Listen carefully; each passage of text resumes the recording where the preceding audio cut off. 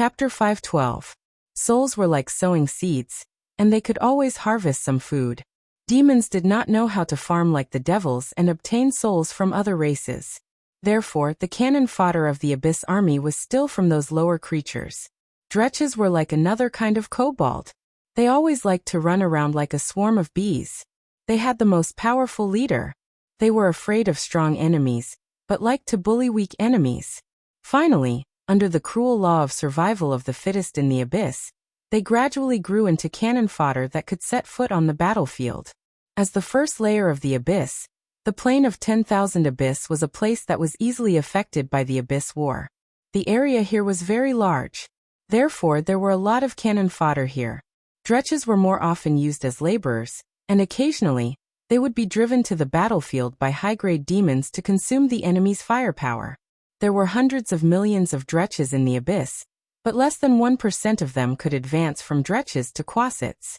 As for those who could advance to flaming demon, the low-grade form of flame demon, succubus, vrok, and hezru, there was less than 1 in 10,000. There were too many types of demons. In the Abyss, only those who had reached the level of 6-armed Marillion were considered to have entered the ranks of high-grade demons. There was very little food on this barren plain. Occasionally, some animals could be seen, but they had been demonized. Even the rats had dark red pupils and sharp fangs. The newborn dretch slowly moved forward. The innate memory of the demon was awakening. Just like the bloodline of a sorcerer, demons would gradually master some spell-like abilities. Squeak. A little strange sound came, followed by the appearance of other dretches. The low perception affected its judgment. The newborn dretch stopped and waited for the enemy to appear. 5 dretches appeared in front of it. The one with dark red skin was the leader, and the other 4 were the slaves it had subdued. The dretch had the lowest level of summon demon ability. The one with dark red skin in front of it was a dretch that had completed its evolution. What is your name? The dretch leader in front of it seemed to have a cunning expression. It ordered its subordinates to surround the newborn dretch in front of it. The newborn dretch did not have much fear. This was not in line with the nature of a dretch because the enemy had an obvious advantage in numbers. It looked at the dretch leader in front of it and said slowly in a slightly low voice, "So long. Demons needed slaves, a lot of slaves. Any slave could be sold to others at a high price, as long as they weren't caught as slaves." The bottomless abyss was a very chaotic place. Night witches and Anababas were often seen on this plain. They were very stingy, evil, cruel, and scheming creatures. However, if you could get their promise, then they would most of the time keep it. Night witches and Anababas would provide slaves and servants for various powerful demons in the abyss. Sometimes they would use abyssal worms as currency, but most of the time they would choose dretches. Over the years, the business level of the bottomless abyss had also been increasing. Sauron. Submit to me. The dark red dretch leader looked at the lone dretch and said in the demon language, "As the servant of Fornicat, you are the servant of Fornicat. This way, we can obtain more food and power." The dretch leader tried his best to convince the other party. As long as the other party agreed, they could sign a simple contract and sell it to the Anababa. That was how it got its power. Sometimes, the Anababa who traded with it would even say that it should be reincarnated as a devil instead of a demon. Submit. A mocking smile appeared on the corner of the newborn's mouth, which made the dretch named Fornicat angry. After several transactions, it had become one of the most powerful dretches in the area. So it decided to teach the newborn a cruel lesson, and then sell it to the Anababa as a slave. The dretches next to it were ready to fight. A lone enemy really stimulated their desire to fight. Roar! The first dretch rushed over. It waved its sharp claws and wanted to cut open the enemy's stomach. But before it could get close, the enemy had already dodged its attack, and then its claws pierced its eyes and cut its throat. Blood gushed out, and the battle seemed to have just begun, but it was already over. A row of data appeared in front of it. Extracting target's demon blood. You've gained 1 point of demon power. Current body cannot absorb soul energy. Soul energy conversion. Feedback 10 slaughter EXP to the body. Demon blood activated. A mutation occurred in his own body. Dretch form ability improved. Claws treated as +1 natural magic weapon. Sauron stared at the enemy in front of him. As if a force was integrated into his body, a dark red luster appeared on his sharp claws, which looked like metal. The mutation of a demon was so amazing that he completed a mutation in just a short time. Not good. One of its companions died in the blink of an eye, which made Fornicat feel a little scared. The Dretch was originally a very timid creature, so it ordered, "Kill it. Let's go together." 2 Dretches roared and rushed up. But their leader, Fornicat, turned around and ran, disappearing in the blink of an eye. It seemed that he was much faster than the other Dretches. They were betrayed. When the 2 Dretches found out that they had been tricked, they had no chance to escape. Sauron jumped gently and cut their throats with his claws. Although his body size had changed and his attributes had decreased, his combat skills were enough to crush these Dretches. He was not interested in wasting too much time in this place. If he wanted to evolve into a more powerful demon form as soon as possible, he must hunt more of his kind. Name Sauron. Race demon. Form. Dretch grade 1 attributes. Strength 12, Agility 10, Constitution 14, Intelligence 9, Wisdom 11, Charm 11. Alignment. Lawful evil. Note: other demons will be slightly hostile to your actions. Demonic power. 3 out of 100. Skills. Sneak 75, Listen 50, Detect 50, Search 20. Ability. Demon Claws, +1 natural magic weapon. Sauron looked at the data page in front of him for a long time before saying to himself, "So weak. It's a pity that I can't give divine power and divinity. Otherwise, I can directly challenge the lower demons. Next time I create a god's avatar, I must make a body with all attributes 18+. The demon body could not absorb slaughter EXP. Sauron did not know why, but as a demon, he could absorb demonic power. The evolution of the Dretch's ability and future mutation were all obtained by the accumulation of demonic blood. Slaughter was the simplest way to evolve. As long as he accumulated enough demonic power, Sauron could change his body into another form. What a strange ability! He looked at his claws with a metallic luster and murmured, "The mutation and plasticity of the demonic blood. It's completely different from other creatures' genetic abilities. It's so easy to mutate, and even transform into another form. I really don't know what kind of power was used to create the demons. No attributes, no abilities, no skills, no divinity, no divine power." Sauron's body, except for his soul, memories and combat skills, did not inherit any part of his body, not even a trace of power. Therefore he was starting from scratch. But it was also because of this that no demon overlord could discover his secret. This demon body was like a piece of white paper. It was born from the bottomless abyss, and all its power was provided by the bottomless abyss. Only white paper was easy to draw. Sauron felt that his consciousness was much sharper. The demon form could not absorb slaughter EXP, and it seemed that he could not level up like his body. After all, this was just an avatar. But it also had its own advantages. Every time he killed, he did not even need to accumulate enough power to level up. He could feel a slight improvement in his ability. His senses were enhanced. After killing 3 Dretch, he had a +1 natural magic weapon, and a slight enhancement of his senses. The demonic blood was really amazing. Chapter 513. The War Chess Plane. When Soren heard the name, he immediately remembered the encounter with the demigod Jin in the Frost Kingdom. At that time, it also mentioned the war chess game. It seemed to be a simulation game that was popular during the Arcane Empire, and had a wide influence. The Arcane Empire had a very glorious civilization, and there were some very popular entertainment activities in it. The war chess game seemed to be one of them. However, this didn't seem to be a simple game. Looking at the structure of this plane, it was possible to play this game to death. Do you want to get rid of it? Fallen Witch's voice sounded in the minds of the two. She communicated telepathically. Although the Thaling has legendary combat power, it won't be difficult for the 3 of us to deal with it together. Soren glanced at her and shook his head slightly. Wait. After that, a faint light appeared in front of his eyes. This was a special ability after having the appearance of a god. Combined with his previous detection ability, He could roughly analyze some of the enemies. Soren felt a trace of divine power from the Thaling in front of him. This Thaling 13 was definitely not a simple creature. It could be regarded as the manager of this plane. Extracting one divine power point. Performing data analysis and simulation on the target. Analysis completed. Obtain some information on the target. Name, Thaling 13 activated Thaling. Demigod Jin, virtual divinity. Race, alchemy construct. Level 20 activated construct Thaling level 5 demigod Jin. Level 5 Arcanist grade 7. Ability, unknown. Domain unknown. Alert. Alert. Alert. Target creature has a virtual divinity in the plane. Divine template activated.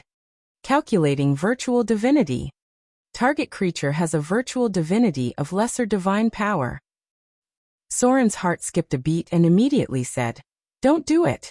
The target has a virtual divinity. It's the manager of this plane.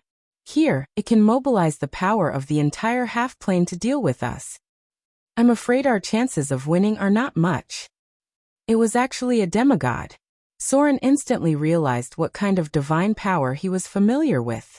The Thaling in front of him was actually infused with the divinity of an elemental spirit when it was created. He wondered what kind of arcanist would be able to create a Thaling of this level. However, it seemed that it had been assimilated by this plane.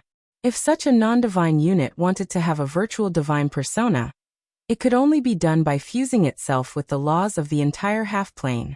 It seemed that its creator used it as an assistant to manage the half-plane. The virtual divine spark was a power that came from the outside world. Many demon lords had virtual divinity, mainly because they had assimilated a part of the power of the abyss.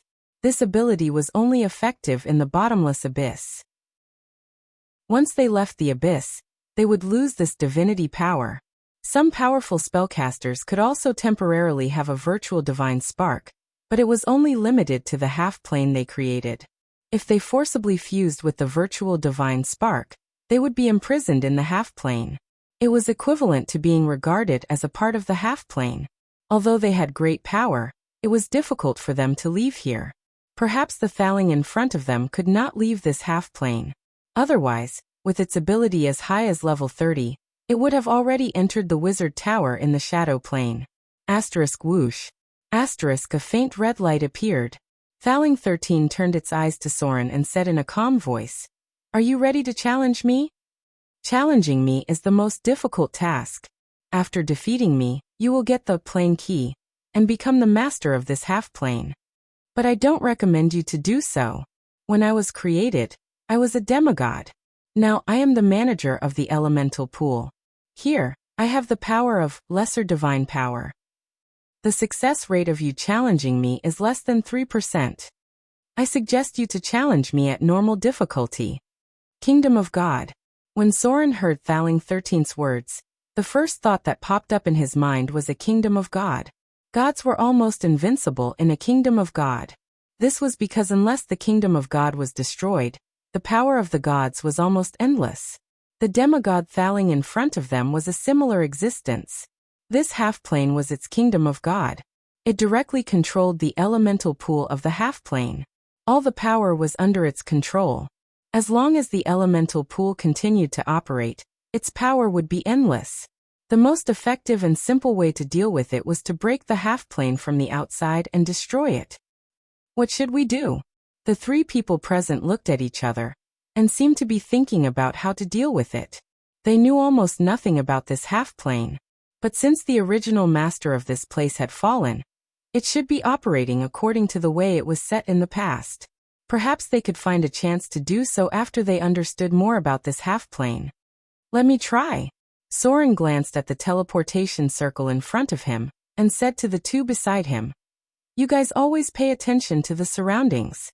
If there is anything unusual, immediately take action." Gloria immediately nodded and said, "Okay." The two legendary witches were ready to fight at any time. As streaks of magical light emerged, Soren looked up at Thaling 13 in front of him. From beginning to end, it was very calm. When Soren stepped on the teleportation circle, it said in a cold voice, "The war game begins." The number of challengers is 1. The challenger's strength is at the legendary level. The difficulty of the challenge is automatically set to the highest level. Thaling 13 will take over the command. Activate the tactical simulation map. A strange light appeared. Soren's figure disappeared and directly appeared in the circle formed by the stone pillars. Then he felt the world around him spin. When he opened his eyes, he was already in another world. No, this wasn't his body. Everything was fake. As a god, Soren instantly understood the essence of this space.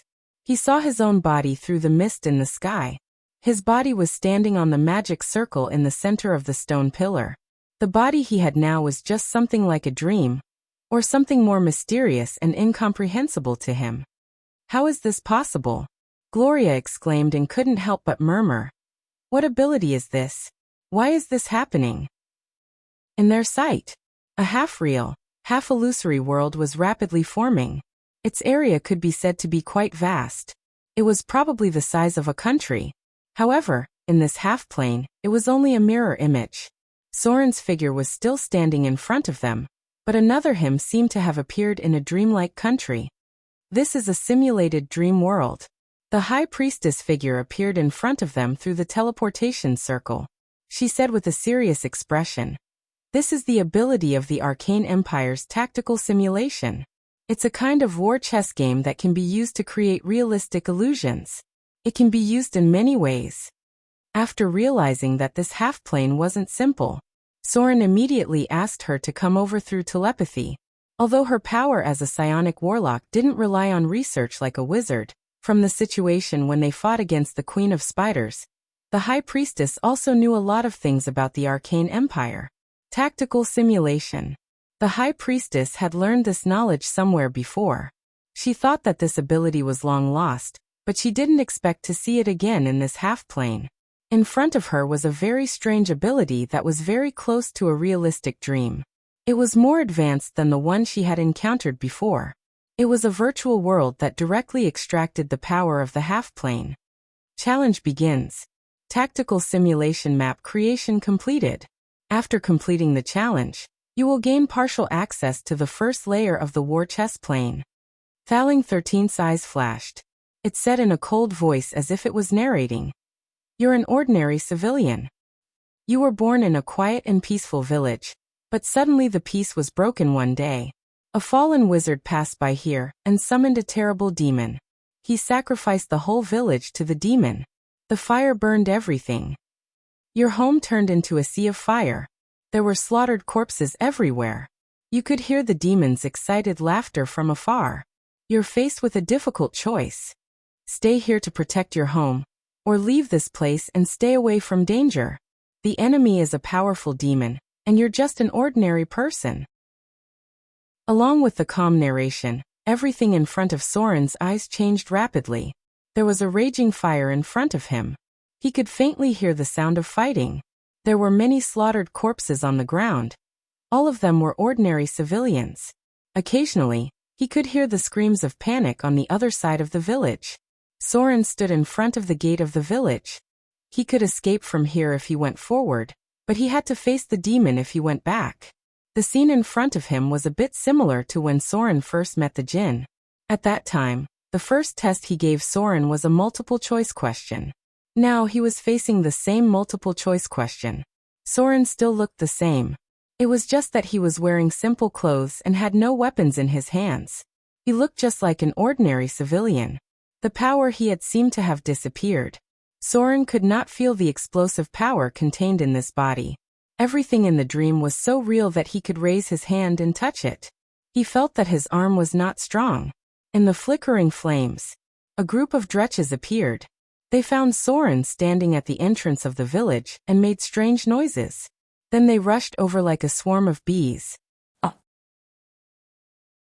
Chapter 5:14. There were not many living creatures on the barren plain. A dretch came to the hill and looked at everything in the distance. After standing in place for a moment, it said to itself, "It's really not easy to do two things at once. Even with my god-level ability, sometimes I don't feel used to it. No wonder other gods rarely send their avatars. I don't know how those professions with true mirror image operate. Sauron continued to walk towards the plain. Soon he encountered a new enemy. It was still a group of messy dretches, but they were eating. The food was black rats and a pile of abyss worms. Abyss worms were not only born near blood pools. After the soul fell into the abyss, it would automatically transform into other forms. Many abyssal plains did not have blood pools at all, but there were still abyss worms. The number of these wild abyss worms was not small. They wandered on the barren plain, and had a small chance of becoming a dretch. Night witches and hags liked to collect these abyss worms because their alignment was neutral evil, and they could transform into dretch and lesser demons. When low-grade demons lacked servants, they would spend a little power to transform the abyss worms into the lowest level of lesser demons. Demons valued quality more, and the abyss worms were only used as a substitute currency. The strange dretch quickly attracted their attention. The dretches who were eating tore the bodies of the abyss worms, and then some rushed towards Sauron. They did not know why, but they hated this dretch who looked like a demon. Note: lawful evil alignment. Poochie. Blood splattered out of the wound. In front of Sauron, 2 dretches quickly fell. His basic attributes were not good enough, so he had to kill more dretches as soon as possible. A series of data prompts appeared in front of his eyes. When Sauron killed all the dretches, a new round of mutation began. Demonic power gathered on his body, and soon a row of data appeared in front of him. Extracting target's demonic blood. You've gained 2 demonic power. Current body cannot absorb soul energy. Soul energy conversion. Feedback 30 slaughter EXP. Demonic blood activated. A mutation occurred in his own body. Dretch form ability improved. You have obtained the innate ability Demon Skin. Damage reduction +5. You've obtained the innate ability Dark Vision. 20 meters. His skin became tough, and his gaze penetrated the darkness. The mutation of demons was so simple. Sauron still could not analyze the potential of the demon bloodline, but he knew that it was a mysterious knowledge even to the gods. Sauron's body turned dark red, and there was a glimmer of light in his eyes. His power has not reached the complete form of a dretch. Sauron glanced at the corpses on the ground.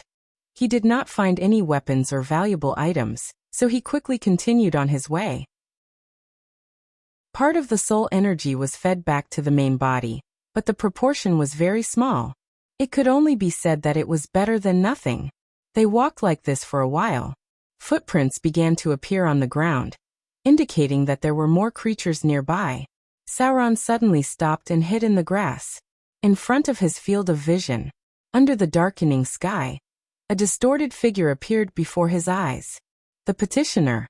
The distorted souls wandering in the abyss were different from the petitioners who entered the kingdom of the gods. Many of the petitioners in the abyss were bad guys who did all kinds of evil in their lives.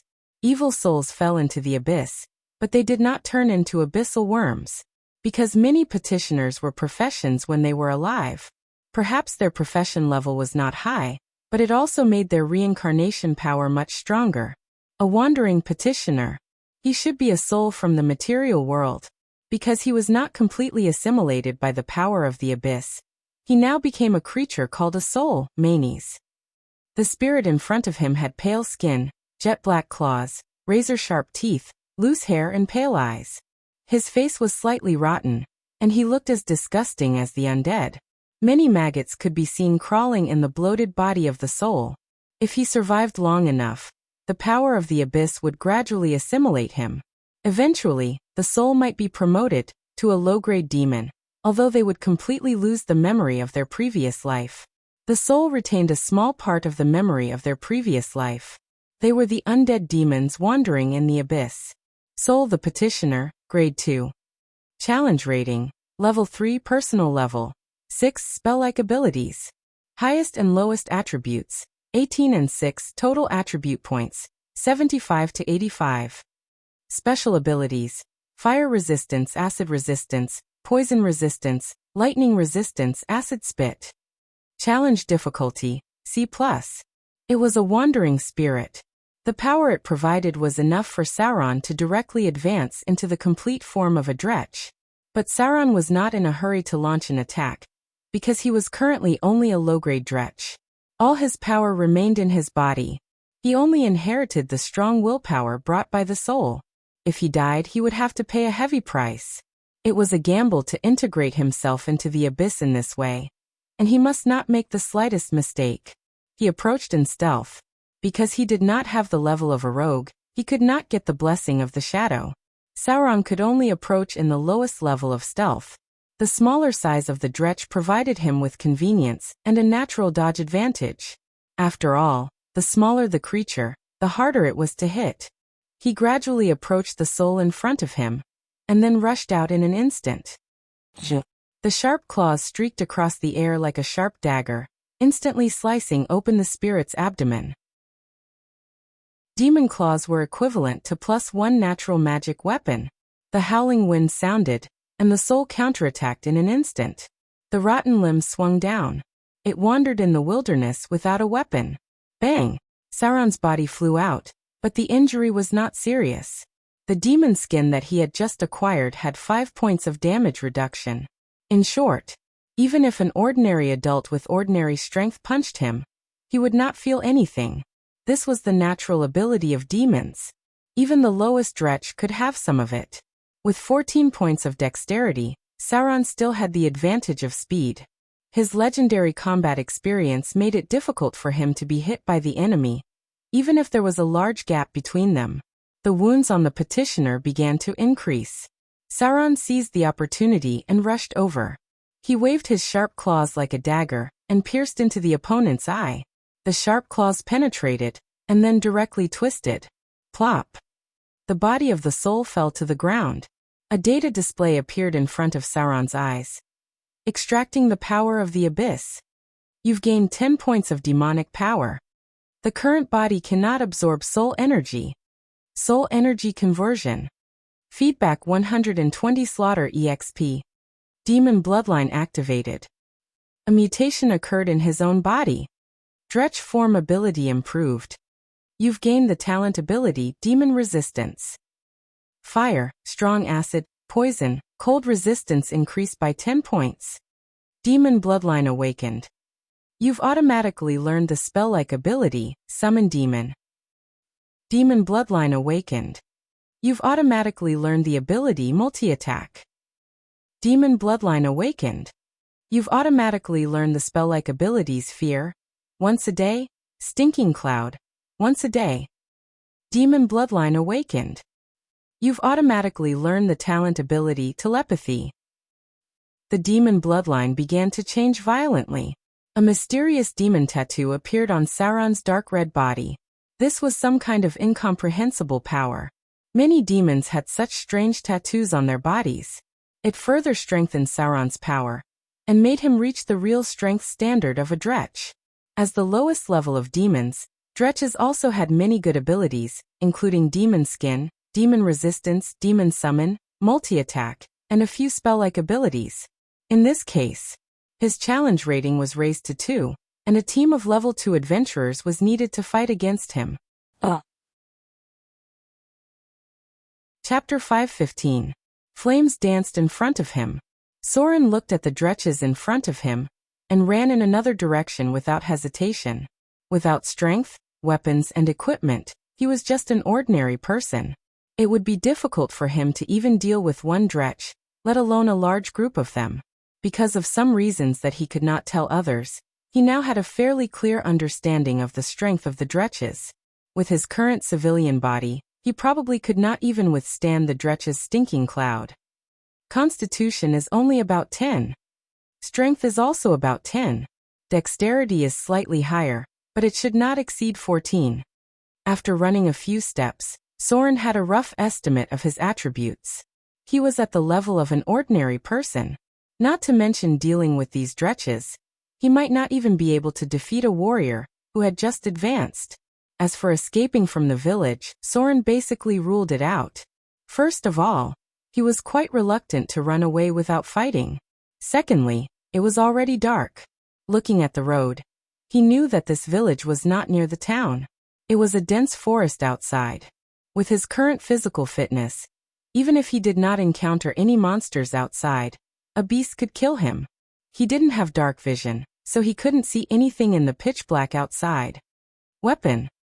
I must find a weapon first.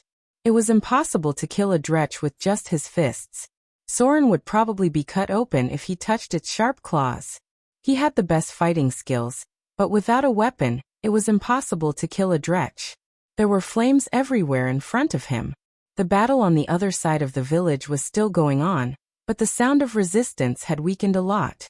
The area of the village was not small, and it was estimated that there were hundreds of people living in it. Many houses were already on fire. Soren could not rush in to find a weapon, and he might be blocked by the dretches chasing after him. There must be a blacksmith in such a village. Soren quickly looked around and said to himself, the primitive environment determines that they need to be self-sufficient, and blacksmiths are the key to maintaining their daily lives. The scenery around him quickly passed by. After sprinting for 100 or 200 meters, Soren felt tired, but he finally saw the furnace of the blacksmith. Sure enough, this remote village still needed a blacksmith. Soren rushed into the blacksmith, but the next moment he was a little dumbfounded. Kitchen knife, sickle, hoe. There was no long sword, no curved sword. The sharpest weapon Soren could find was a freshly forged kitchen knife. Other than that, the blacksmith shop had a sickle and a newly assembled hoe. He could not even find a hammer. He did not know if it was taken by the blacksmith or not. It seemed that Soren still had high expectations for the blacksmith shop in such a village. A blacksmith who could forge weapons would not be in such a remote village. At first glance, the blacksmiths here were the kind of blacksmiths that satisfied the needs of ordinary villagers. When they were free, they would make 2 kitchen knives and sickles for them. I don't care so much. Soren gritted his teeth, picked up the new kitchen knife, and slashed at the dretch in front of him. I can't run anymore. My stamina is not as good as these demons. The more I run, the more I can't hold on. Clang! The kitchen knife collided with the dretch's claws. Then Soren was a little dumbfounded because there was a gap on the kitchen knife. Damn! At this moment, even Soren couldn't help it. He used to have a decent weapon. Even a dagger would be fine. But why was there a gap on the kitchen knife? Poochie! Blood splattered. Even with a kitchen knife, Soren still cut open the stomach of the dretch in front of him. If it weren't for the fact that his weapon was too weak and his strength was only at the standard of an ordinary person, he could probably kill the dretch in front of him. Whoosh! The blood stimulated the demon's desire to attack. A swarm of dretches rushed over and drowned Soren in the crowd. Damn it! Soren suddenly opened his eyes. With a burst of terrible pressure, invisible waves of air raged out. He gently stomped his feet, and the ground within a radius of 20 meters around him completely cracked. With a loud bang, the 20-meter-high stone pillars collapsed directly. The light on the magic circle gradually dissipated. With just a gentle stomp, Soren even destroyed the magic circle under his feet. Falling 13 frowned slightly and said in a cold voice, "Challenge failed. Please don't destroy everything here. Otherwise I will treat you as an enemy." It gently waved its hand, and the cracked ground gradually closed. The collapsed stone pillars rose again, and the magic circle under Soren's feet reappeared. Sure enough, everything here was under its control. Otherwise, it would not be able to mobilize the power of the half-plane at will. Soren was a little tired, but there seemed to be a fire in his heart. He said in a deep voice, "One more time. I just wasted a little bit of time because I just entered." It was simply unforgivable that he died in the hands of a dretch. As long as he had a sword, even if it was an inferior long sword, Soren had more than 50% confidence that he could kill these dretches one by one. But this woman only had a kitchen knife. What was the point of fighting? Soren was so depressed that he wanted to vomit blood. A god died in the hands of a group of dretches. He wanted to hang the person who designed this battle chess challenge. Falling 13's expression was still calm, and it said slowly, "Challenge failed. Your spirit has entered a state of weakness. Forcibly entering will cause your spirit to weaken. Please wait for 48 hours before you challenge again." But the 3 ladies next to you can try to challenge. The light of teleportation appeared. Soren's figure returned to the original place. There seemed to be no change, but his spirit was very tired. Incredible ability. Even Sauron, who had the power of law as a god, could not figure out what means the original creator of this place had used. Unless they cracked the secret of this half-bit wall, it would be difficult for them to figure out the key. Should we try too? Gloria's expression seemed to be a little eager to try. As a spellcaster, she was very interested in this mysterious means, especially since it belonged to the mysterious knowledge of the arcane kingdom. She wanted to experience what it was for herself. The high priestess shook her head slightly and said, "You two can try. It's not suitable for me to enter this place now." She was still injured. If she entered and failed the challenge, the high priestess' injuries would be much more serious. The light of two spells appeared. Gloria, who was eager to try, and Fallen Witch, who was also curious about the knowledge of the arcane empire, entered the half-plane. Everything in front of them changed again. It was the same world that Soren experienced, but the two witches were the main characters. About 5 minutes later, Gloria's figure appeared on the magic circle. Her expression was indescribably gloomy. She silently bit her lips and came to Soren's side. It was rare for her to use a voice like a little girl who was wronged. "I don't have any spells at all." The result was self-evident.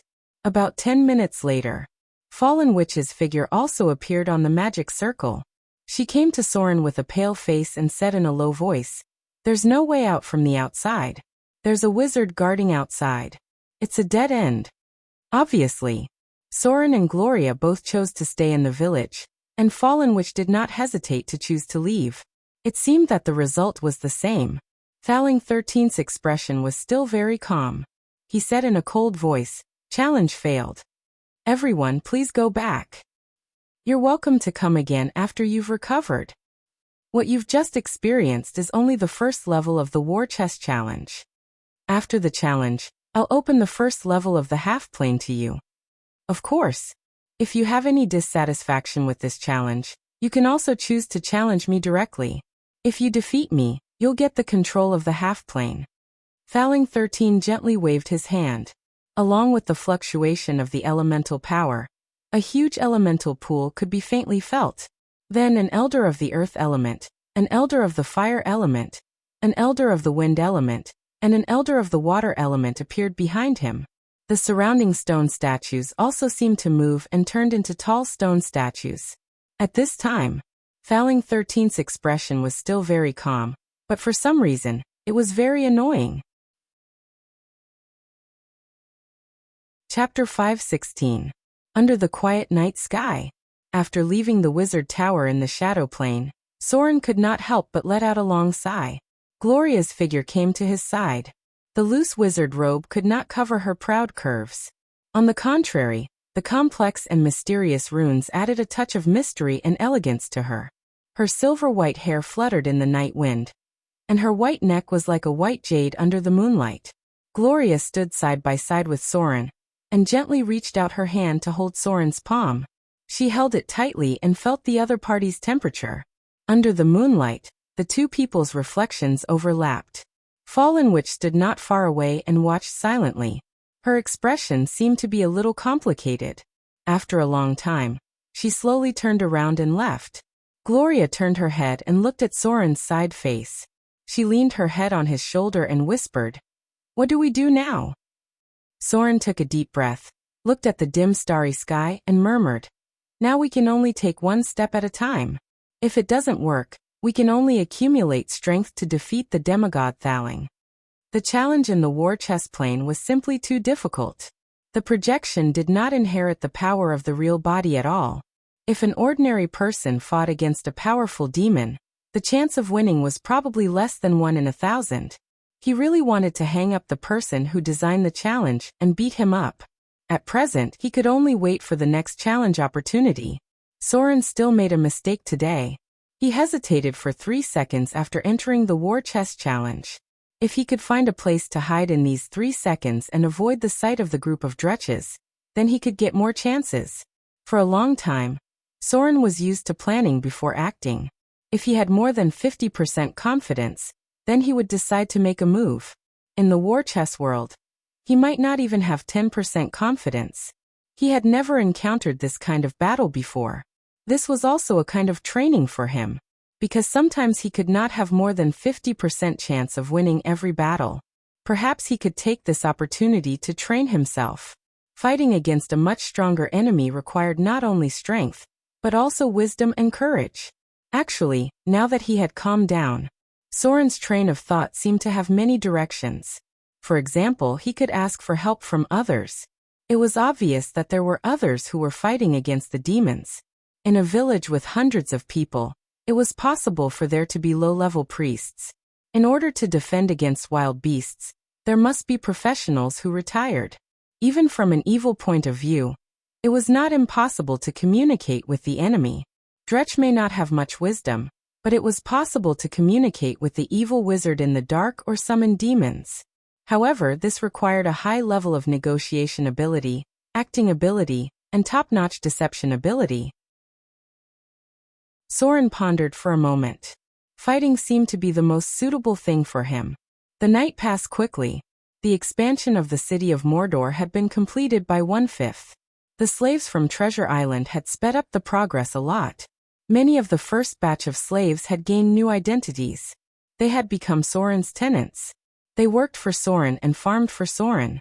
Although they had to pay heavy taxes, after a year, these tenants could still survive and save a little property. The biggest difference in the city of Mordor was that everyone had the opportunity to climb up. But these opportunities were only for those who were willing to work hard and sweat. The military parade was still in preparation, and the drows were busy training them. It seemed that there was a split among the drows. Some of the drows had completely moved to the city of Mordor, while the other part remained in their original place. What a group of stubborn females. Soren did not pay much attention to them now. If these female drows were not willing to submit to him, then they would be left to fend for themselves. In fact, there was a very obvious feminist ideology in this world. The two most obvious groups were the drows and the Amazons. The deep-rooted ideology that had been passed down for thousands of years made them extremely resistant to submitting to men. If it weren't for the fact that he had too many things to do, sometimes Soren really wanted to teach them a lesson. Everything in the city of Mordor was on the right track. With the protection of the gods, all the residents felt very relieved. The powerful force of the city of Mordor was the guarantee that brought them peace. Because peace was never bragged. Peace was fought with force and war. As a new god, Soren still had a lot to learn. Although divine power was a powerful force, his own strength was still very important. Soren began to learn complex arcane knowledge. He was going to improve his arcanist level during this period of time. It would be best if he could master 1 or 2 legendary spells. With the ability of the gods, he learned very quickly. When he mastered the divine ability of arcane proficiency, in the future, Soren's ability would improve even faster. In the blink of an eye, another day had passed. On this day, Soren was going to make a bold attempt, that was, to take this opportunity to travel between planes. Whether as a god or a legendary figure, Soren had the qualification to travel between planes. However, because he could not leave the city of Mordor for the time being, Soren chose to travel by astral world tour. Projecting himself into the astral plane to see how mysterious this multiverse was. Everything had been prepared. After night fell, Soren came to the center of the array. With a little divine power, he activated the astral projection array. Divine power was so useful. No wonder many gods paid more attention to improving their level. As the embodiment of the power of the law, divine power could be transformed in almost any aspect. Before his divine power was exhausted, he didn't even need to use the spell slots. A faint light of magic emerged. With a slight sense of dizziness, Soren's figure appeared in the endless void. The bright galaxy appeared in front of him, and in front of him was a huge material plane. Every time he saw the complete appearance of the material plane, it was so shocking. This was a vast and boundless plane.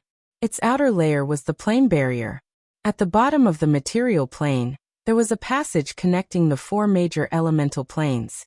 He didn't know who created the material world, but he was sure that he definitely had a very strong power. Soren walked in the void. Because he was only a projection here, He could move easily with his mind because his body was only a spiritual body. Below the endless void was a mysterious dark matter. It was like a vortex formed in the void, rotating at an unimaginable speed. Occasionally, mysterious silver-white dust could be seen, but Soren didn't know what it was. There were too many secrets in the astral plane. It was connected to all the planes. The material plane, the shadow plane, the spiritual world, the underworld, the upper plane, the lower plane, the elemental plane, countless half-planes, and so on.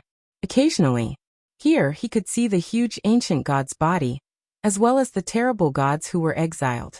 Everything the gods saw was so wonderful. Soren walked under the stars of the multiverse, and he felt more and more insignificant. All of a sudden, he seemed to see something and couldn't help but tremble. A planet. He definitely didn't see it wrong. A planet flew past his sight and disappeared in the blink of an eye. Soren seemed to have seen many planes. This was the first time he saw a structure similar to a planet. He couldn't help but be very surprised.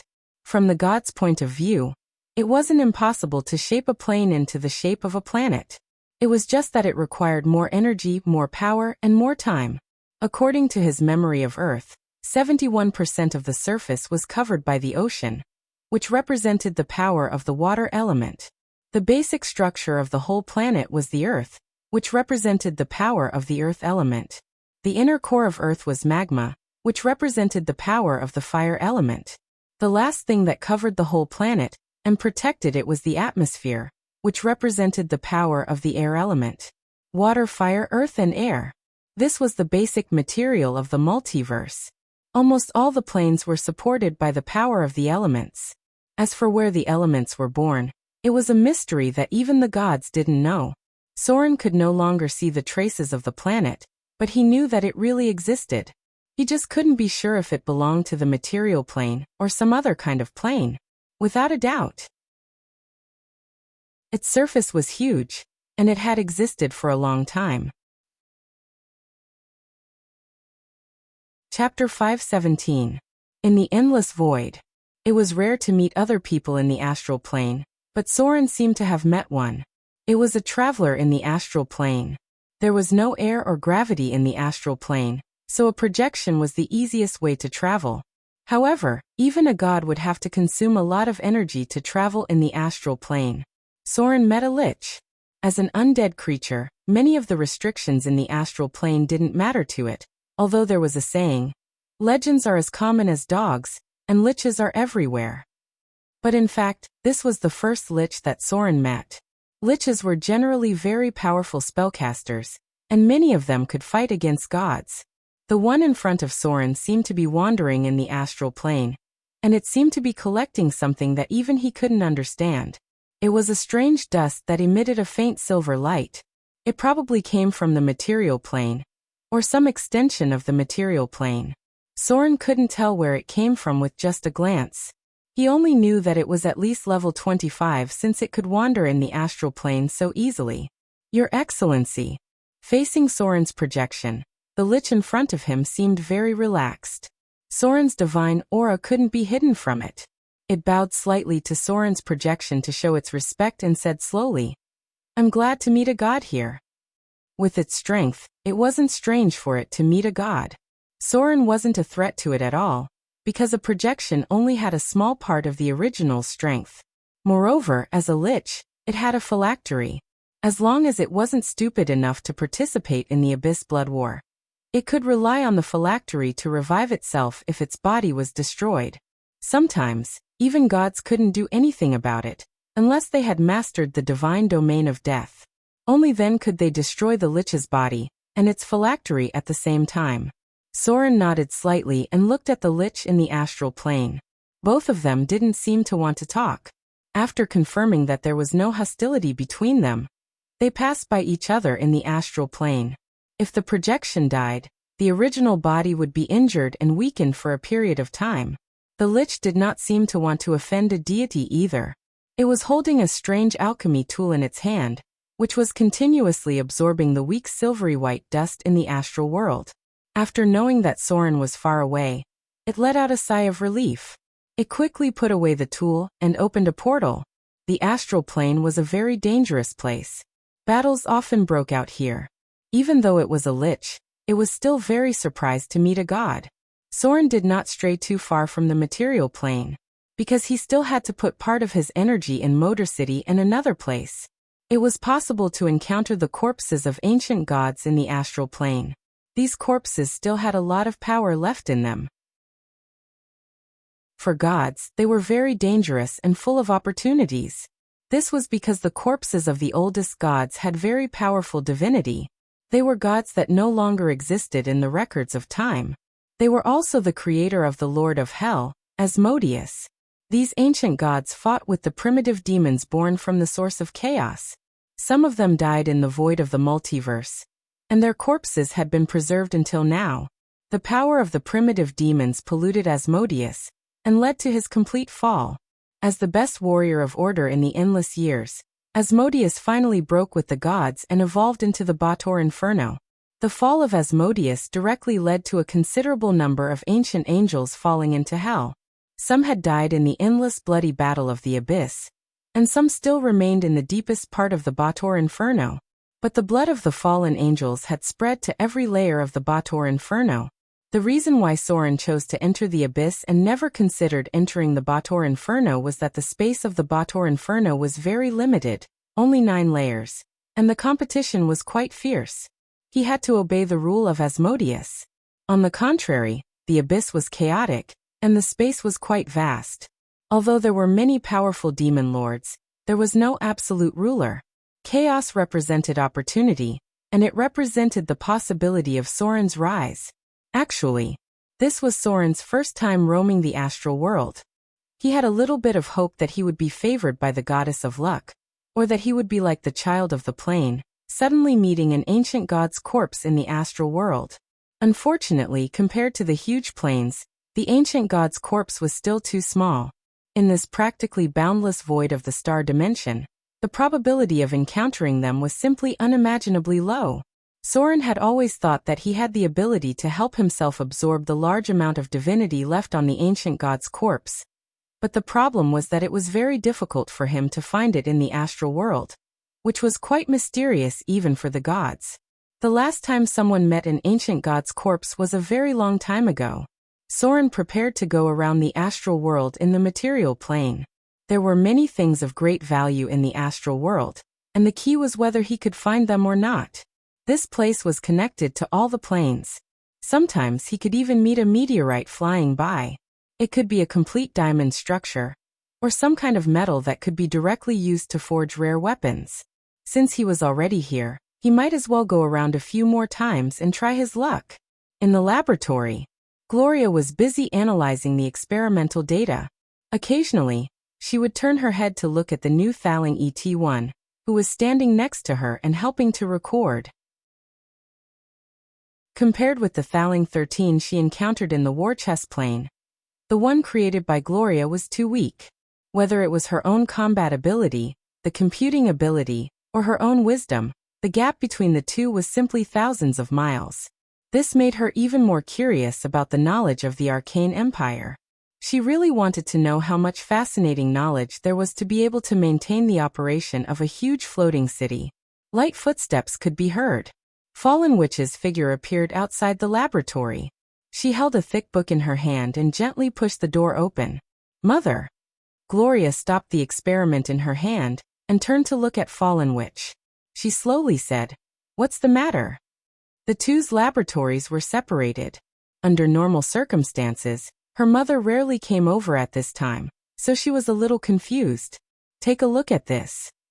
Fallen Witch handed the thick book to Gloria with Mage's hand. She quickly turned to one of the pages and said softly, "This is the information I found about the bloody war in the abyss." Gloria took it doubtfully. There was a large paragraph of text on it. In the years before civilization was recorded, the bloody war in the abyss had already broken out.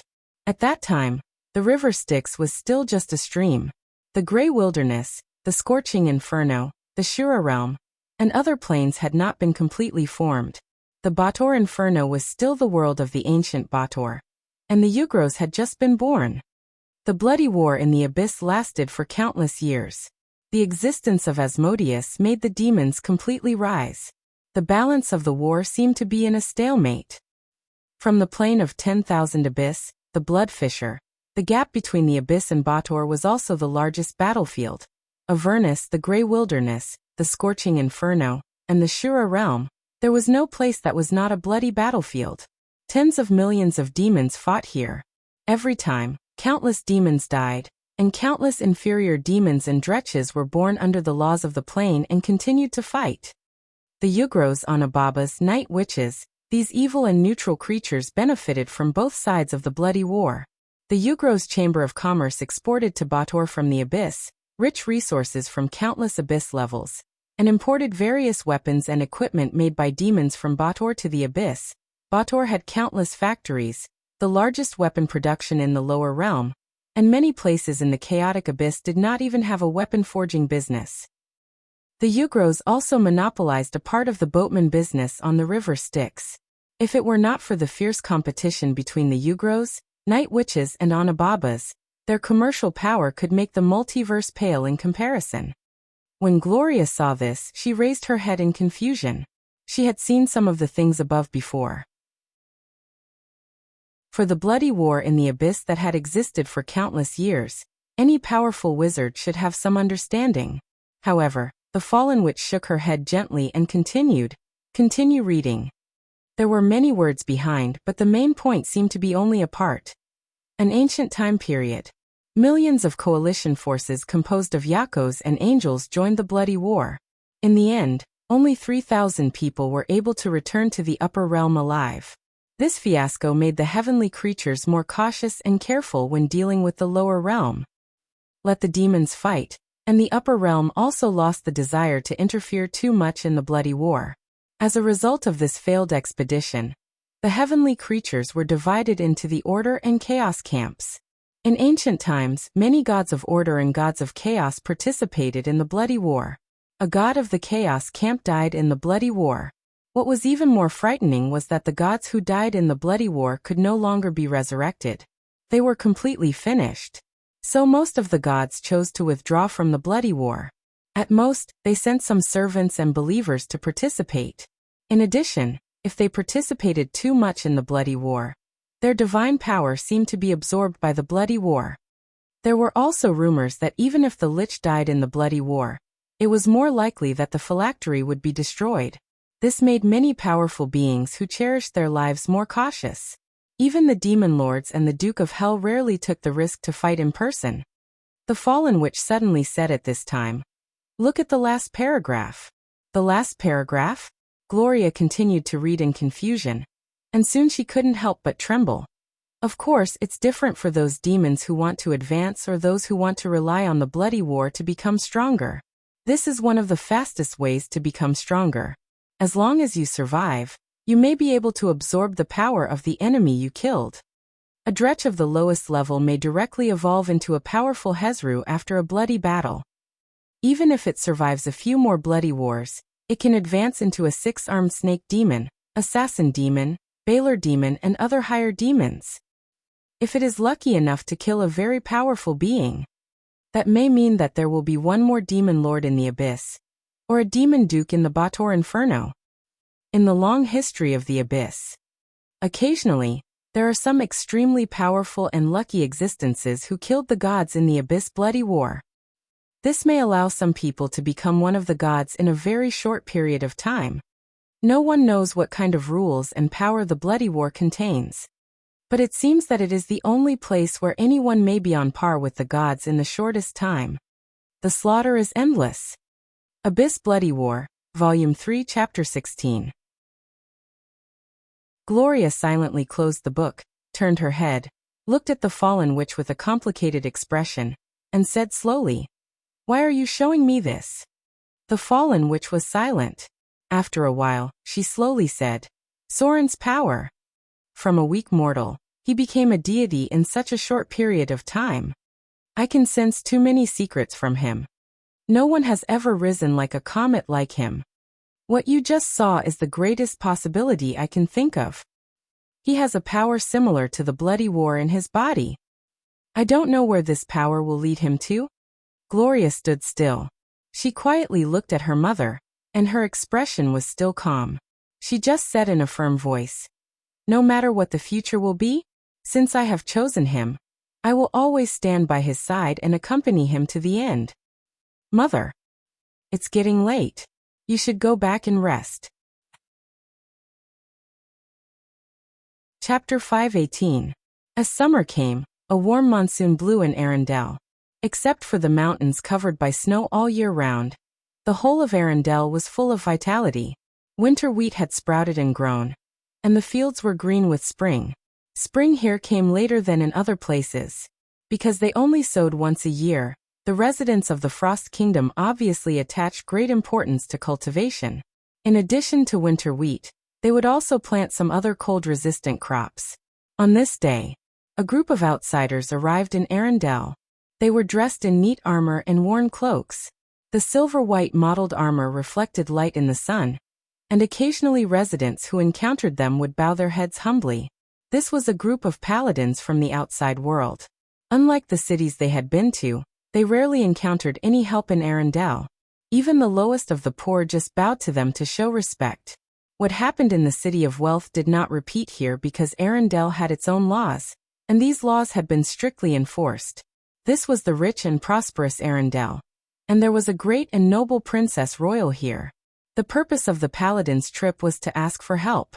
There were very few people in the world who had the ability to repair the Holy Avenger, and the Princess Royal of Arendelle was one of them, because she was a divine sorcerer, a powerful spellcaster with divine power.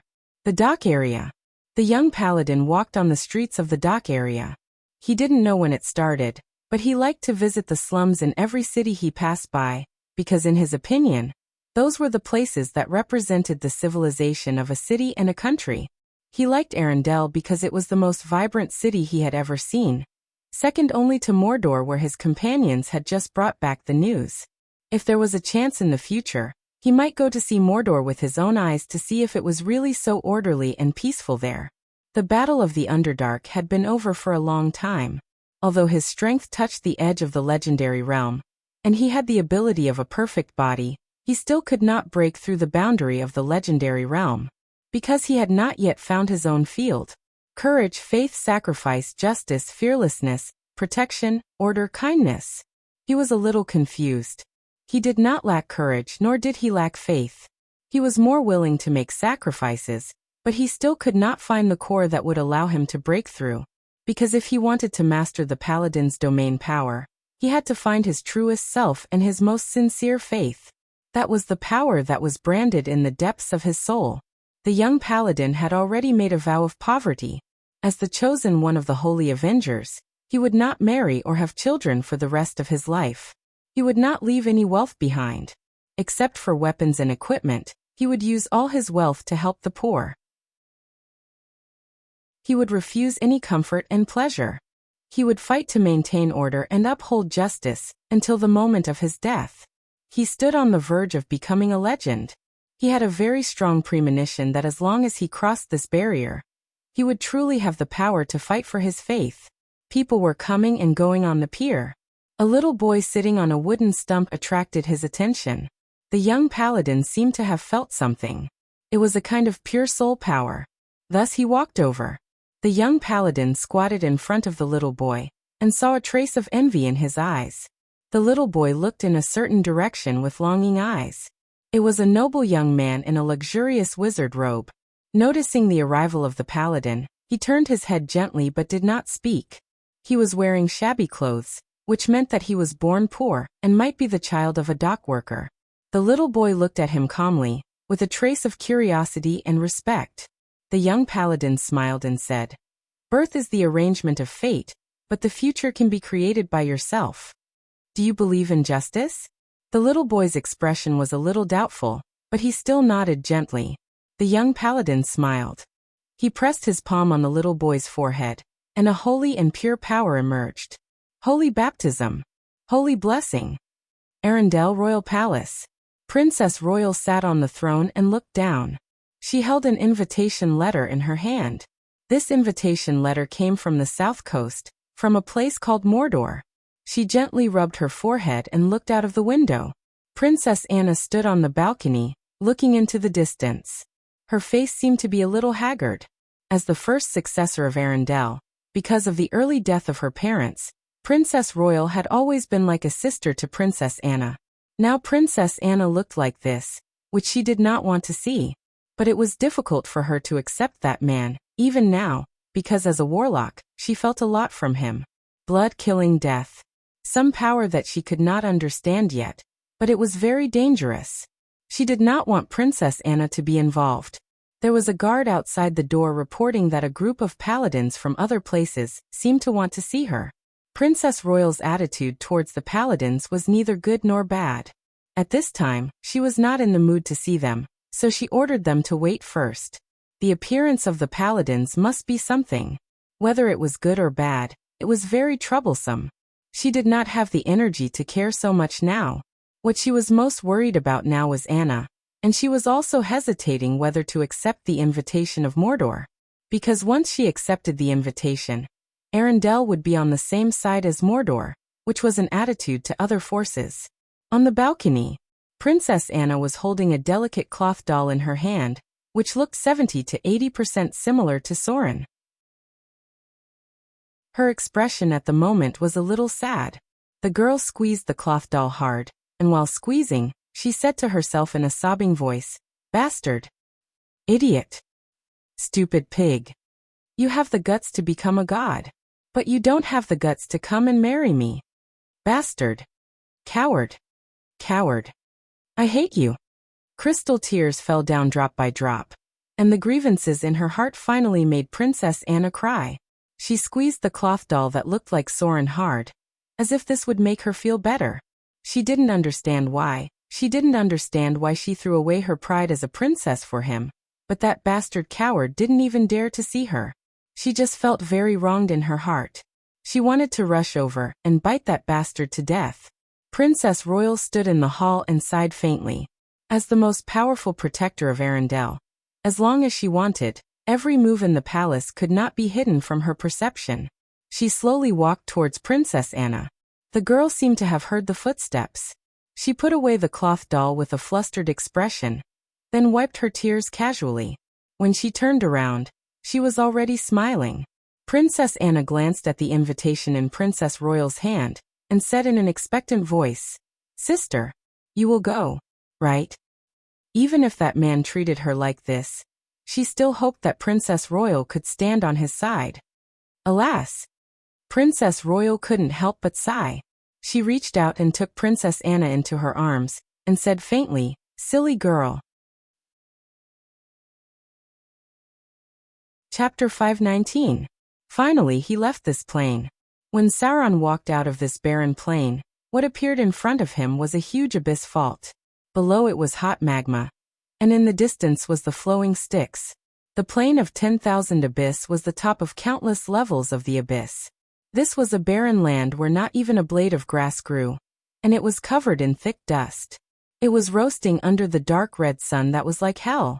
There were 3 landforms in the dusty plain: a huge abyss on the surface, a huge steel fortress, and the Styx. The only master here was the demon king of wind, Pazuzu. As the oldest demon of Orbis, it chose to be neutral in the battle between the Tana, Re demons and the Orbis demons. This powerful demon lord rarely cared about other things. What it was most interested in was luring others to fall, especially an upright paladin. For this reason, it would even do its best to help the paladin when the paladin called for it. The demon king of wind rarely appeared in the eyes of ordinary demons, and it seemed that it rarely participated in the Abyss blood war. It was just the invisible supreme ruler of this land. The evolution of power was close to the limit. Sauron killed a lot of dretches along the way. Now his attributes had become: name Sauron, race demon, form, Dretch grade 1 attributes, strength 14, dexterity 12, constitution 16, intelligence 10, wisdom 12, charm 12. Alignment, lawful evil. Note: other demons will be slightly hostile to your actions. Health, 25-25. Demonic power, 72100. Skills: Sneak 105, Listen 70, Detect 70, Search 30. Abilities: Demon Claws +1 Natural Magic Weapon, Demon Skin Damage Reduction +5, Demon resistance. Abilities, multi-attack. Spell-like abilities, fear once a day, stinking cloud once a day, telepathy. The growth of the demon's power was very interesting. It seemed that in the midst of killing, their abilities could be improved comprehensively. Sauron was close to the strongest form of the Dretch. If he wanted to further improve his strength, there were only two ways. The first was to become a professional. Even demons could also become professionals and learn the abilities of many professions, but it took a lot of time. It was more difficult for a demon to become a professional than other creatures. The second was to evolve into another form. Sauron had to kill some powerful enemies in order to accumulate more demon bloodline power and complete a true mutation. Evolve into a succubus, Hezru, Vrok, or other mid-level demon forms. If Sauron did not like to transform into a demon in human form, he could also use the power of his demon bloodline to transform into a demon-hunting spider, or a demon-hunting spider. He could even turn into an abyssal demon bat. There seemed to be countless possibilities in the genes of demons. It was not difficult to change forms during evolution. Sauron needed the power of the demon bloodline as a catalyst. The natural weakness of the Dretch was too obvious. Even if he was about to break through, Sauron still only had 25 HP.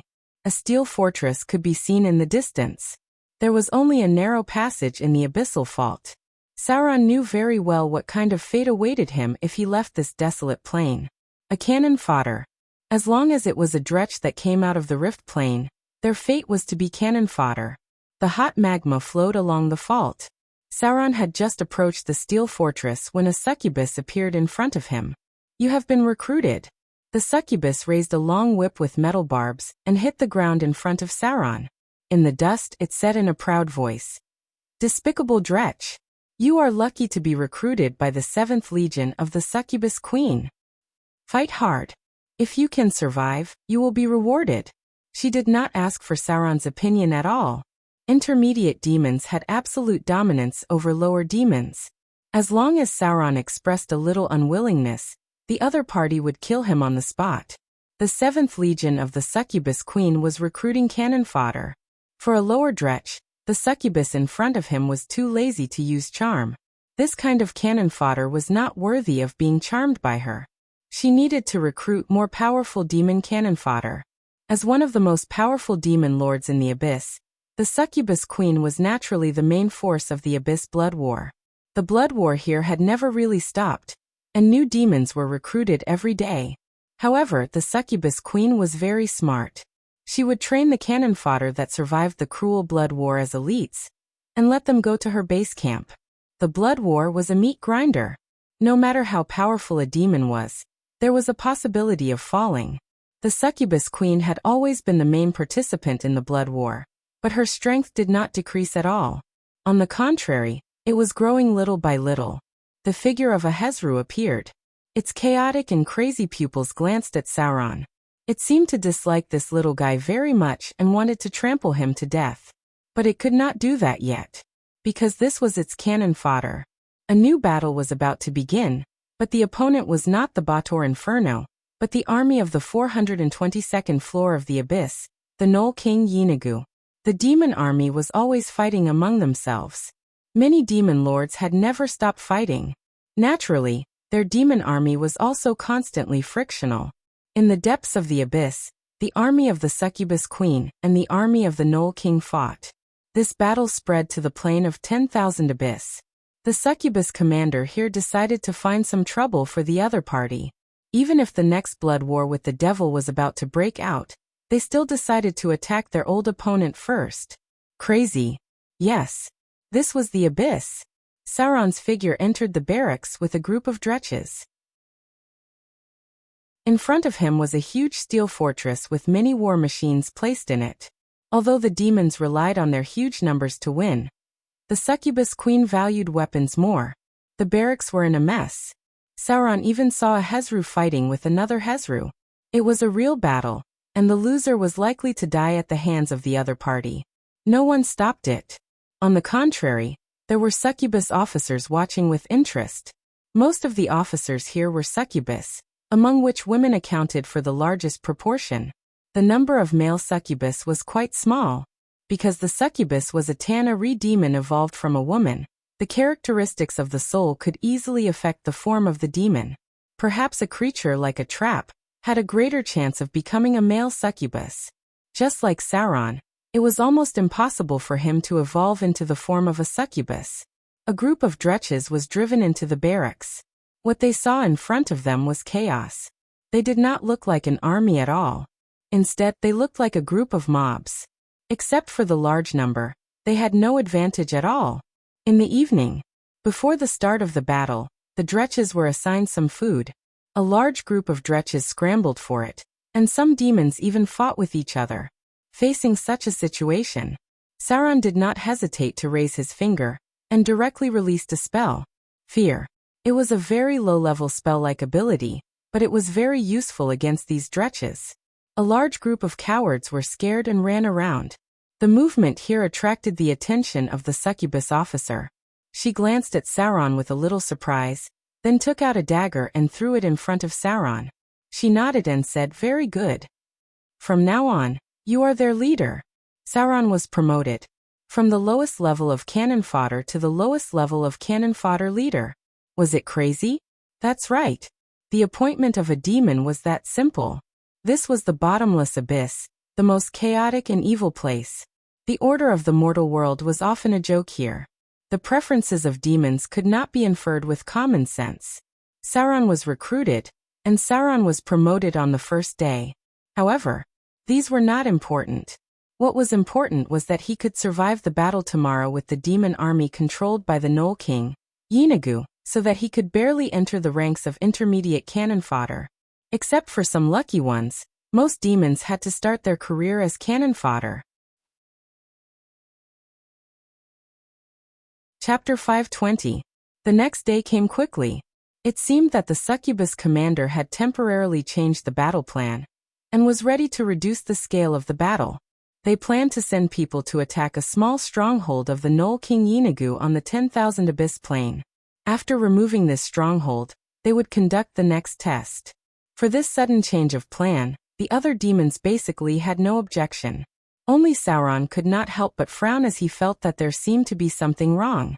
Yesterday, it seemed like they were launching a large-scale attack, but today, they were only probing on a small scale. Something must have happened.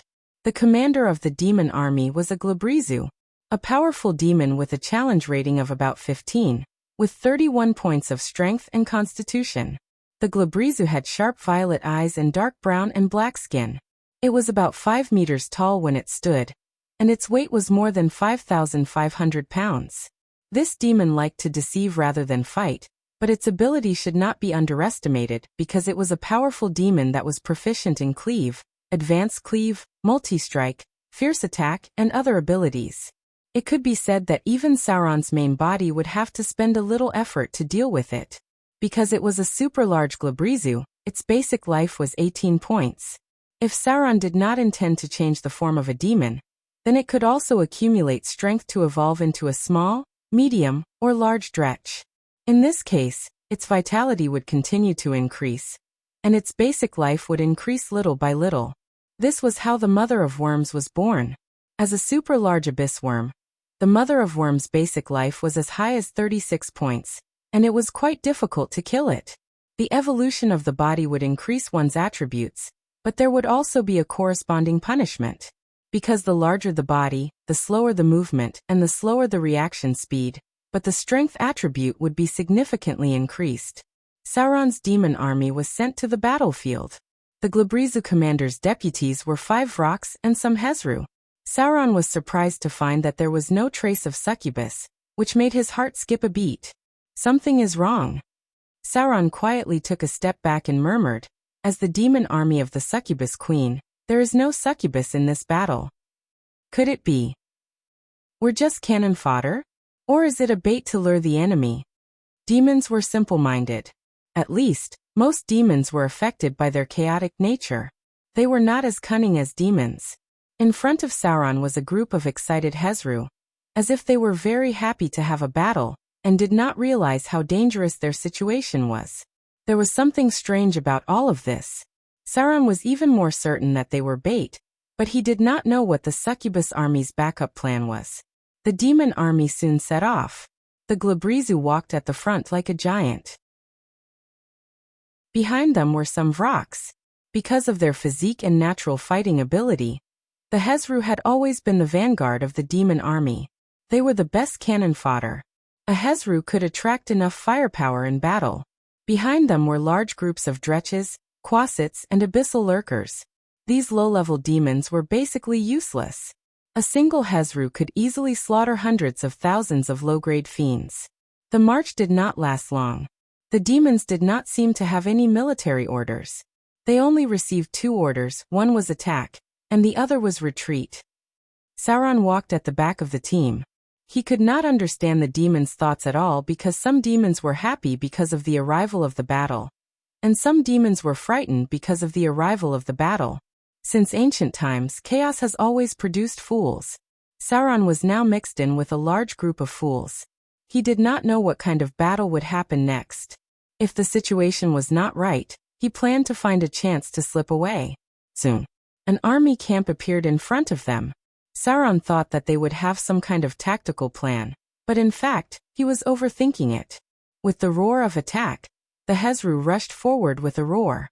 Sauron really wanted to give them some useful tips, but he knew that as a Dretch, if he dared to do so, he would only be trampled to death by the high-grade fiends. A stench filled the air. The Hezru turned on their natural ability. They looked like frogman monsters.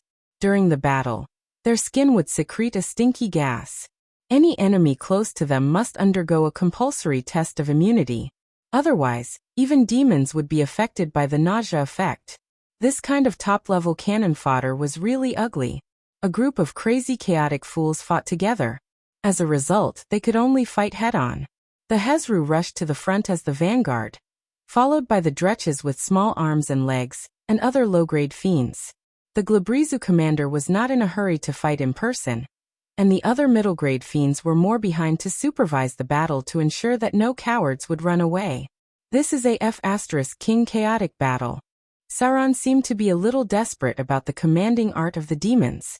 No wonder they had dozens of times the number of demons, but they were still beaten by the demons after so many years. This kind of commanding ability was simply looking for abuse. However, this also proved that Sauron's choice of the abyss was correct because only here could he have the opportunity to rise rapidly. As long as he survived the most difficult early stage, he could easily enter the ranks of the high-grade fiends. Because he had enough confidence in defeating these fools. The army did not have many symbols. In the demon army of Yeenagu, the king of gnolls, the main composition was gnolls, ghouls, undead, and various demons.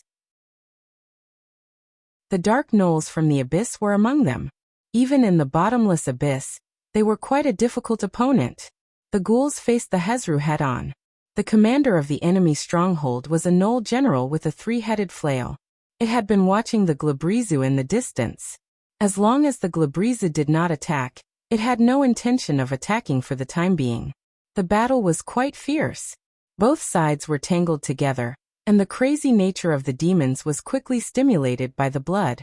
However, Sauron immediately realized that he had overestimated the demons, because as the battle really broke out, a more desperate fact appeared in front of him. The Dretches around him were fighting among themselves. Both armies had a large number of low-grade demons as cannon fodder, and many of these low-grade demons were temporarily recruited.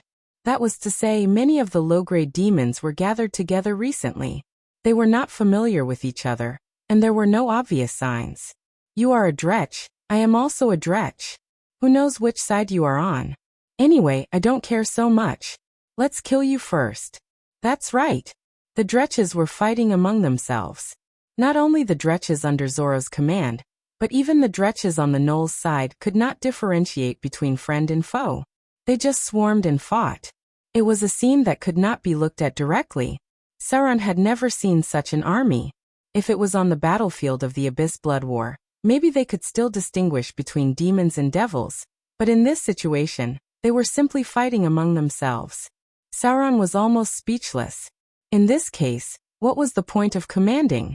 He simply sneaked into the crowd, regardless of whether they were friends or foes, and when he saw someone injured, he would go up and kill them. Anyway, it was already chaotic. Was it crazy? That's right. This was the bottomless abyss. After Sauron killed 20 or 30 dretches in a row, the nearby dretches finally learned their lesson. The dretches in his camp began to move closer to him, and the dretches in the enemy camp gradually fled from him. However, right at that moment, a loud noise rang out beside him. A Hezru demon with crimson eyes and a fiend shrouded in flames approached. The commander of the Dretch army, the Hezru that he saw yesterday. Now it was seriously injured, and there were burn marks all over its body. In front of it was an advanced flaming demon, the initial form of a Baelor. Chapter 521. The Hezru were excellent cannon fodder. Although their strength was only around 21 points, their constitution was close to 30 points. The Hezru could weigh more than 750 pounds. Although they were not as strong as the large demons, they were still a great threat in a battle. The Hezru that was leading Sauron was an advanced demon. It was a large demon that weighed more than 1,200 pounds.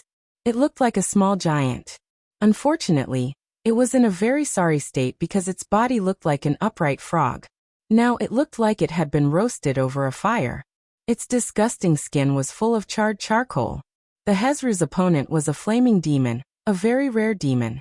Under normal circumstances, the demon's evolution path was like this: Dretch Tana, Abyss Lurker, Quasit Succubus Tana, Vrock Tana, Hezru Tana, Glabrizu Tana, Soul Judgment Tana, Six-Armed Naga Tana, Baelor Tana. This was the evolution of the humanoid demons. Other than that, there were also the dangerous demon-hunting spiders and demon-hunting spiders. Baelors were the most powerful high-tier fiends. However, Baelors were not Baelors. They were the most special type of fiend in the abyss, because they had a terrifying source of power in their bodies. The power of fire and destruction.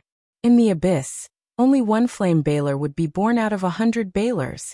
If the Baelor that Sorin had encountered before was pulled out to fight, it could wipe out both sides on the battlefield, whether it was the Succubus Legion or the Null Legion. This was because the Flame Baelor was one of the few high-grade demons that could directly challenge the Abyss Lord, and could even defeat the Abyss Lord. There were only two ways to evolve into a Flame Baelor. The first was to evolve into a legendary Baelor, and then find a way to evolve into a Flame Baelor.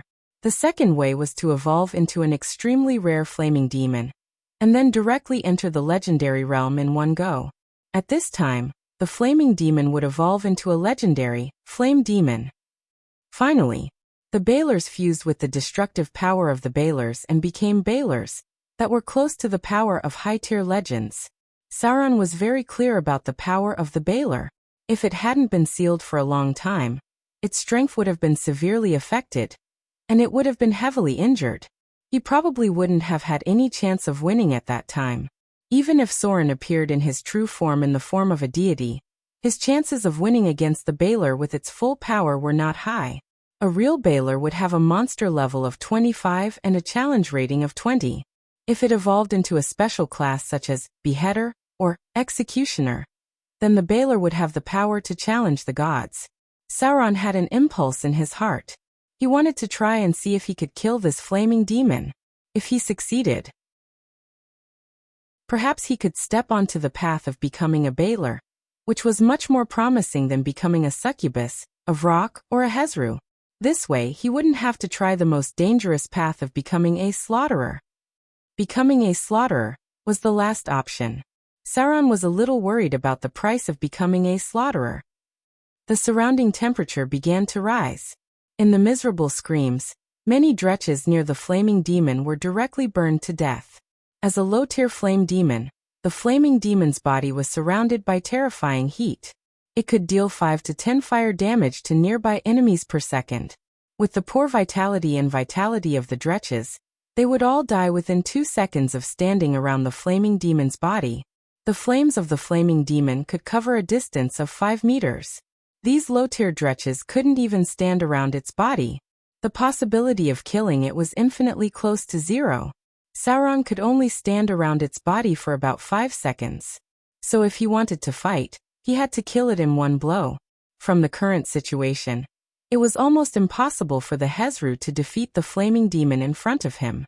The difference in injuries between the two was too great. The Hezru was close to a seriously injured state, but the flaming demon was only slightly injured. As long as he was close to the flaming demon's body, the Hezru would continue to suffer damage. If only I had icing death. Sauron couldn't help but have a pity in his heart. If he could have the legendary curved sword, he wouldn't have to worry about the burning damage on the flaming demon's body. This was the most dangerous and fatal point of the flaming demon. As long as it was not a creature immune to fire, they would be incinerated continuously. But speaking of which, even if he left icing death here, he probably wouldn't be able to use it in his current demon form.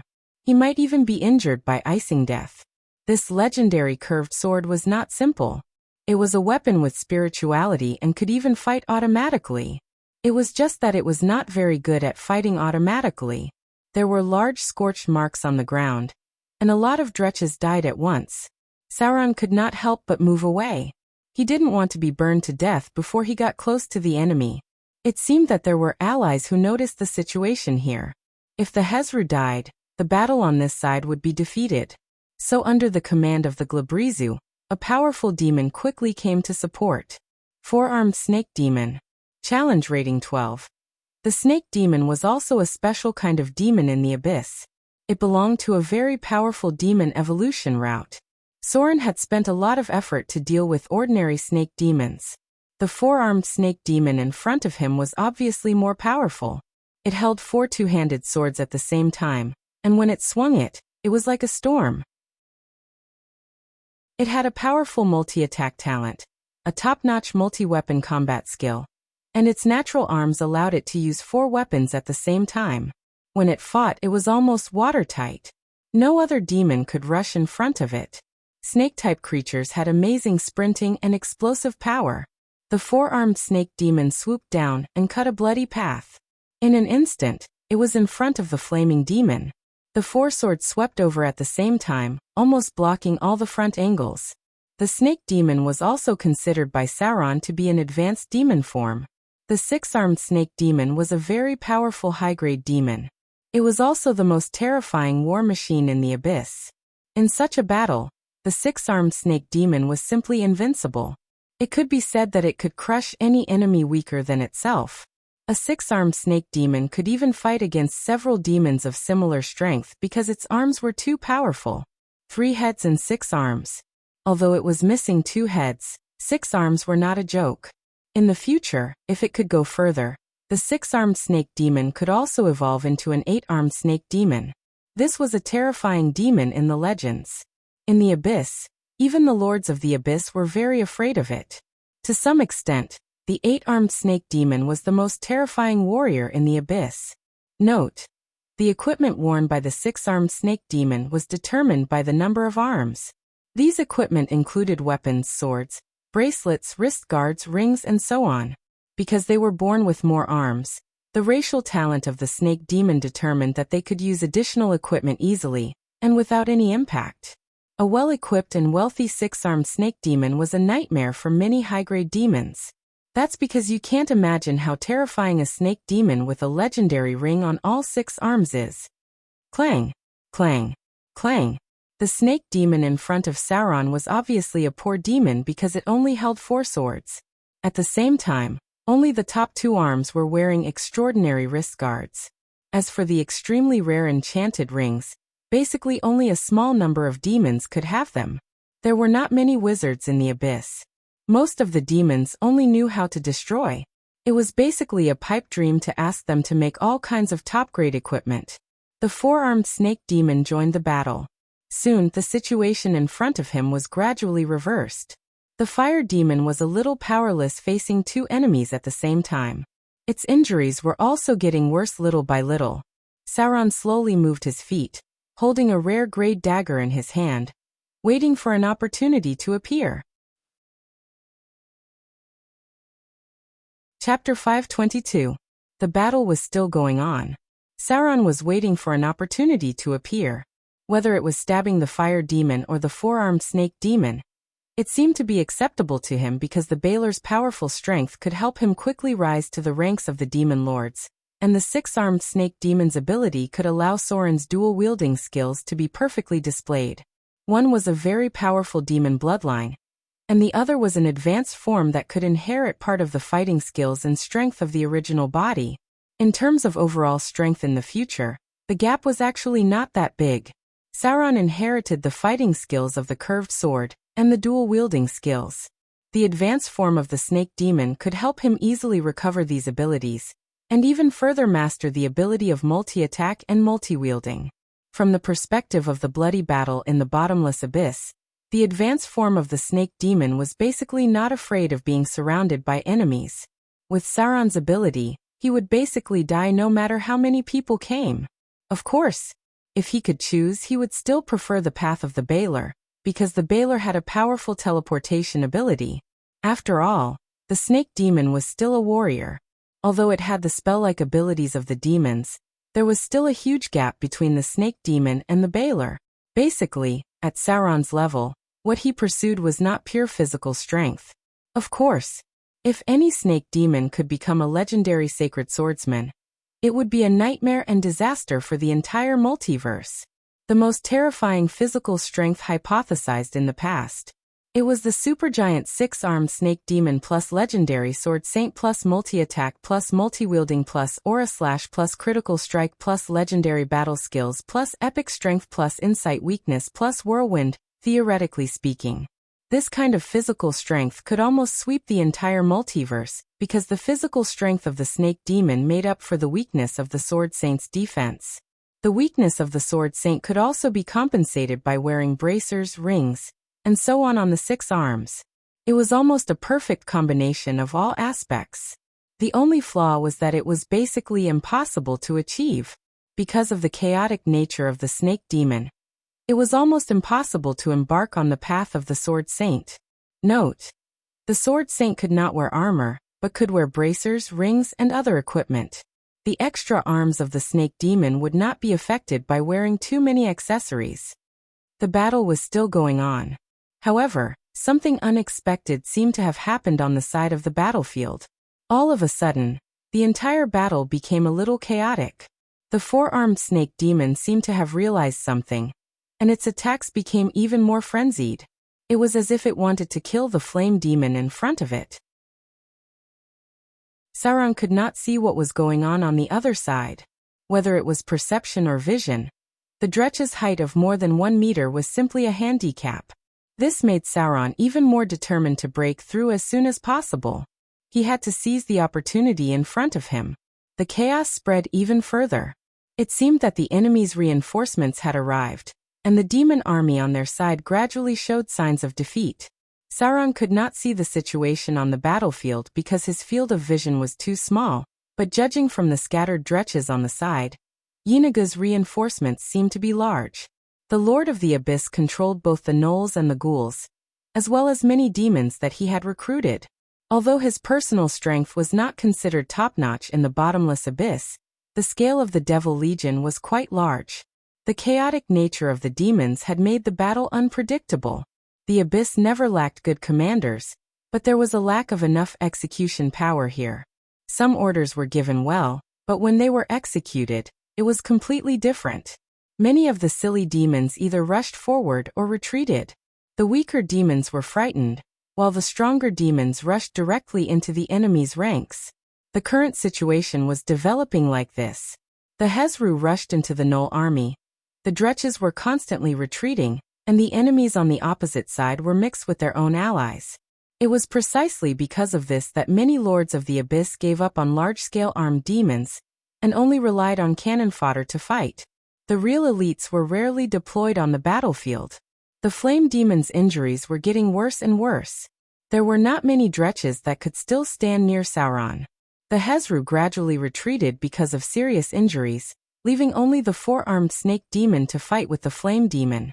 From the current situation, the four-armed snake demon had a higher chance of winning because the flame demon was about to die. Boom! A violent explosion came from the side. As if it was forced by the four-armed snake demon in front of it, the flame demon's body suddenly burned violently. Its body gradually expanded, and terrible flames raged in all directions. It wanted to self-destruct. As the initial form of the Baler, although the flame demon did not have the ability to self-destruct, it could self-destruct before it died and drag the enemy down with it. The four-armed snake demon's injuries were already very serious. In this case, if it was affected by the self-destruction of the flame demon, it would basically die. Now, Sauron's figure flew out, almost squeezing out all his potential. At this moment, for him, it was a gamble. If he won, he could get the possibility of becoming a Baler. If he lost, this demon's body would be completely destroyed. Not only would all the arrangements in the abyss be ruined, but his body would also be seriously injured and fall into a weakened state for a long time. When it was time to fight, he had to fight. In the scorching flames, Sauron rushed directly to the flame demon in front of him. The terrible flames burned its skin. If it weren't for the fact that demons had a certain degree of fire resistance, perhaps his whole body would have been burned. The severe pain stimulated his nerves.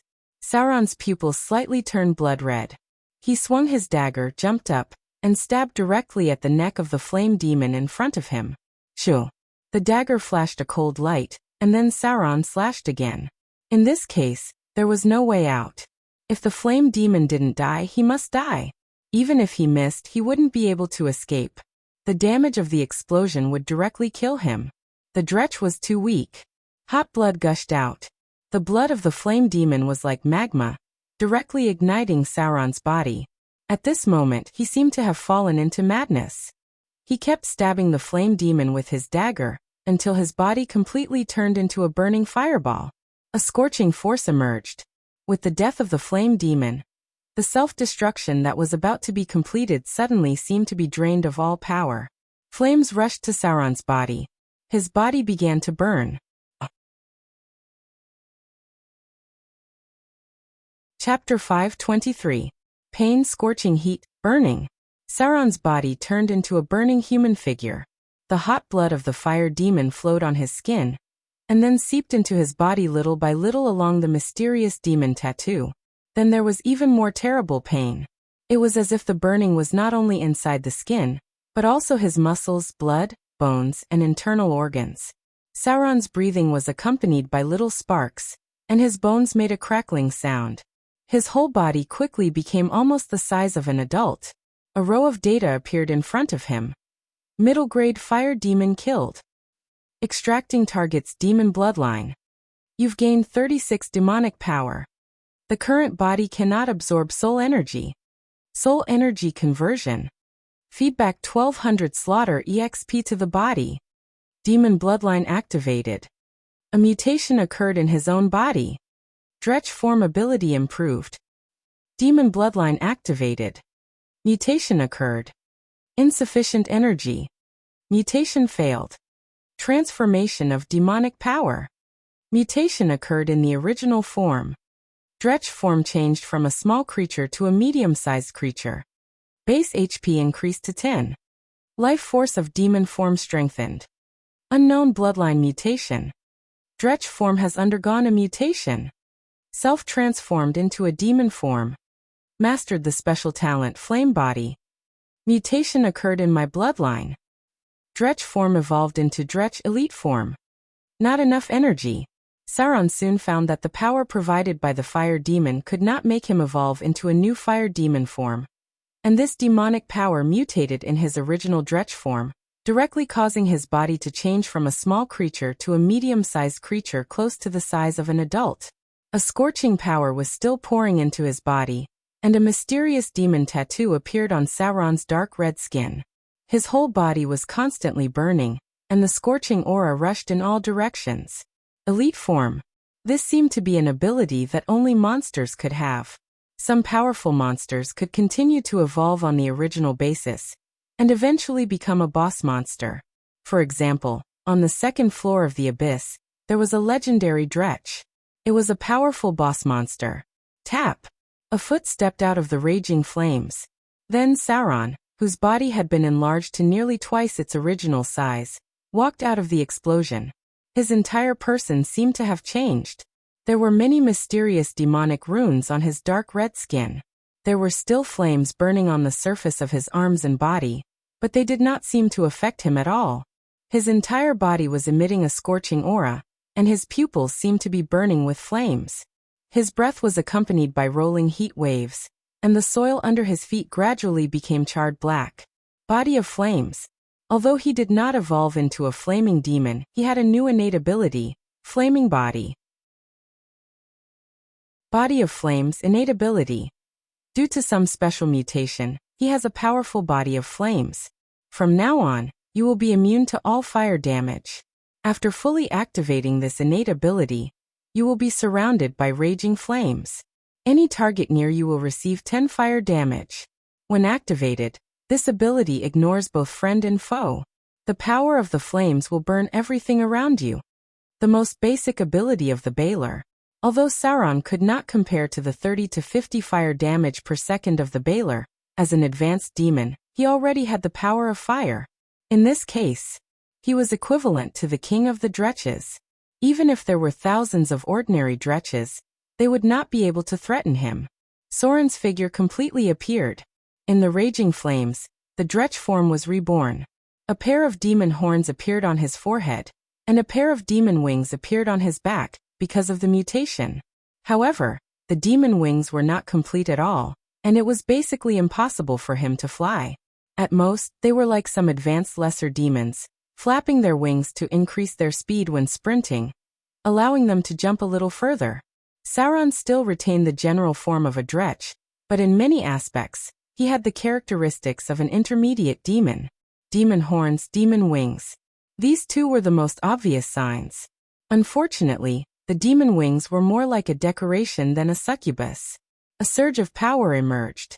After completing the mutation, Sauron was directly promoted to Grade 2, and his creature level reached 8.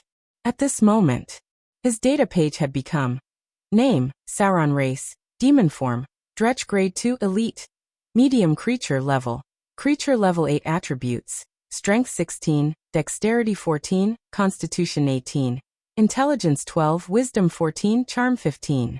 Alignment, Lawful Evil. Note: other demons will be slightly hostile to your actions. Health, 3680. Demonic power, 01000.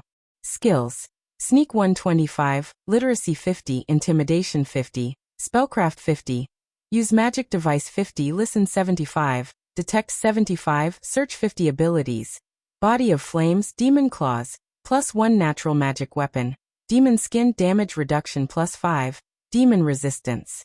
Abilities, Multi-Attack.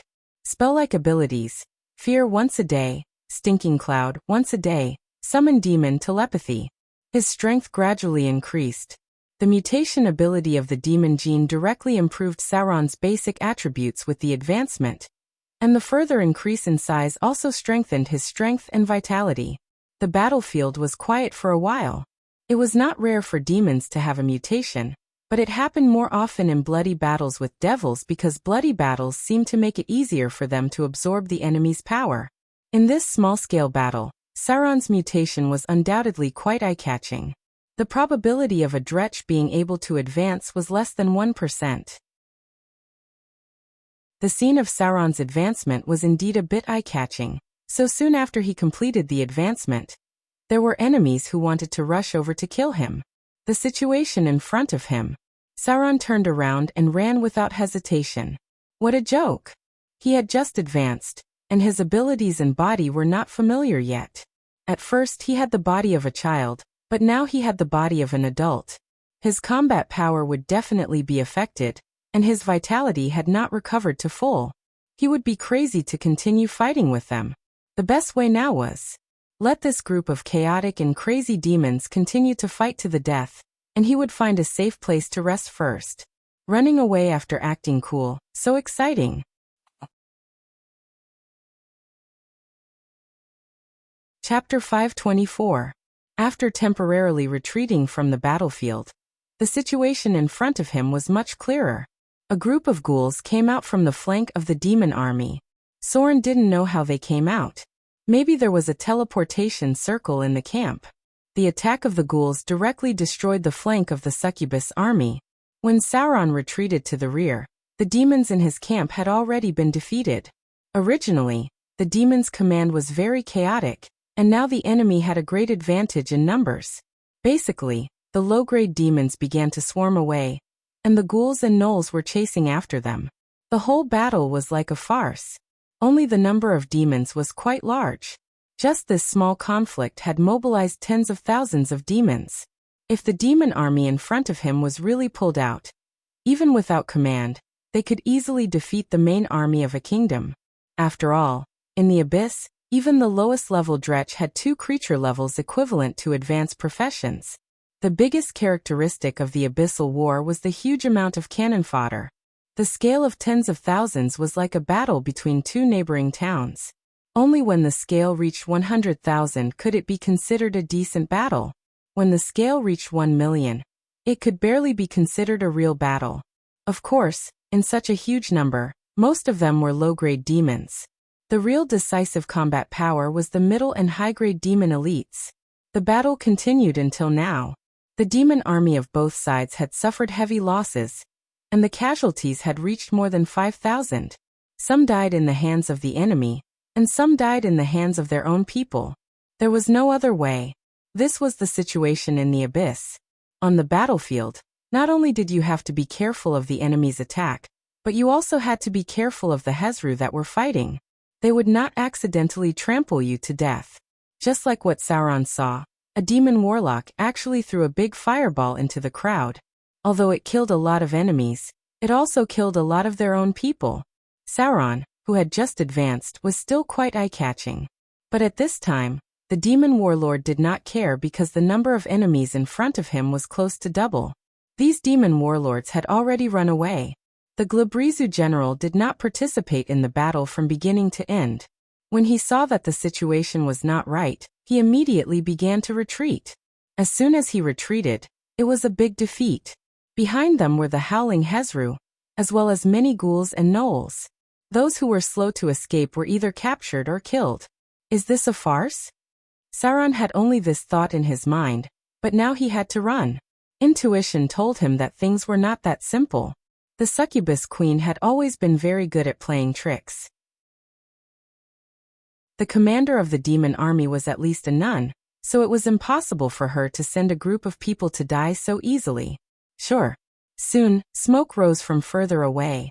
It seemed that another battle had broken out. At this time, the Glabrezu in front finally stopped, then turned around and rushed directly to the Gnoll army. Then he saw the light of a teleportation circle on the side. The first to appear was a succubus wearing metal tight armor. In the entire abyss, only the succubus could meet the aesthetic standards of humans. These demons born from the abyss wore metal armor seductively, and the metal boots made of black iron reflected light. They were neatly arranged in a battle formation. The one at the front seemed to be a succubus executioner. The long whip with metal barbs in her hand directly hit the enemy until the bones were white. The figure of the berserk demons appeared. Their heavy bodies began to crash into the enemy. The succubus warlock cast one spell after another, and the demons with weak will were charmed on the spot and rushed to their allies. The succubus army that appeared by teleportation began to counterattack. They neatly arranged in a circle and divided the battlefield into 2.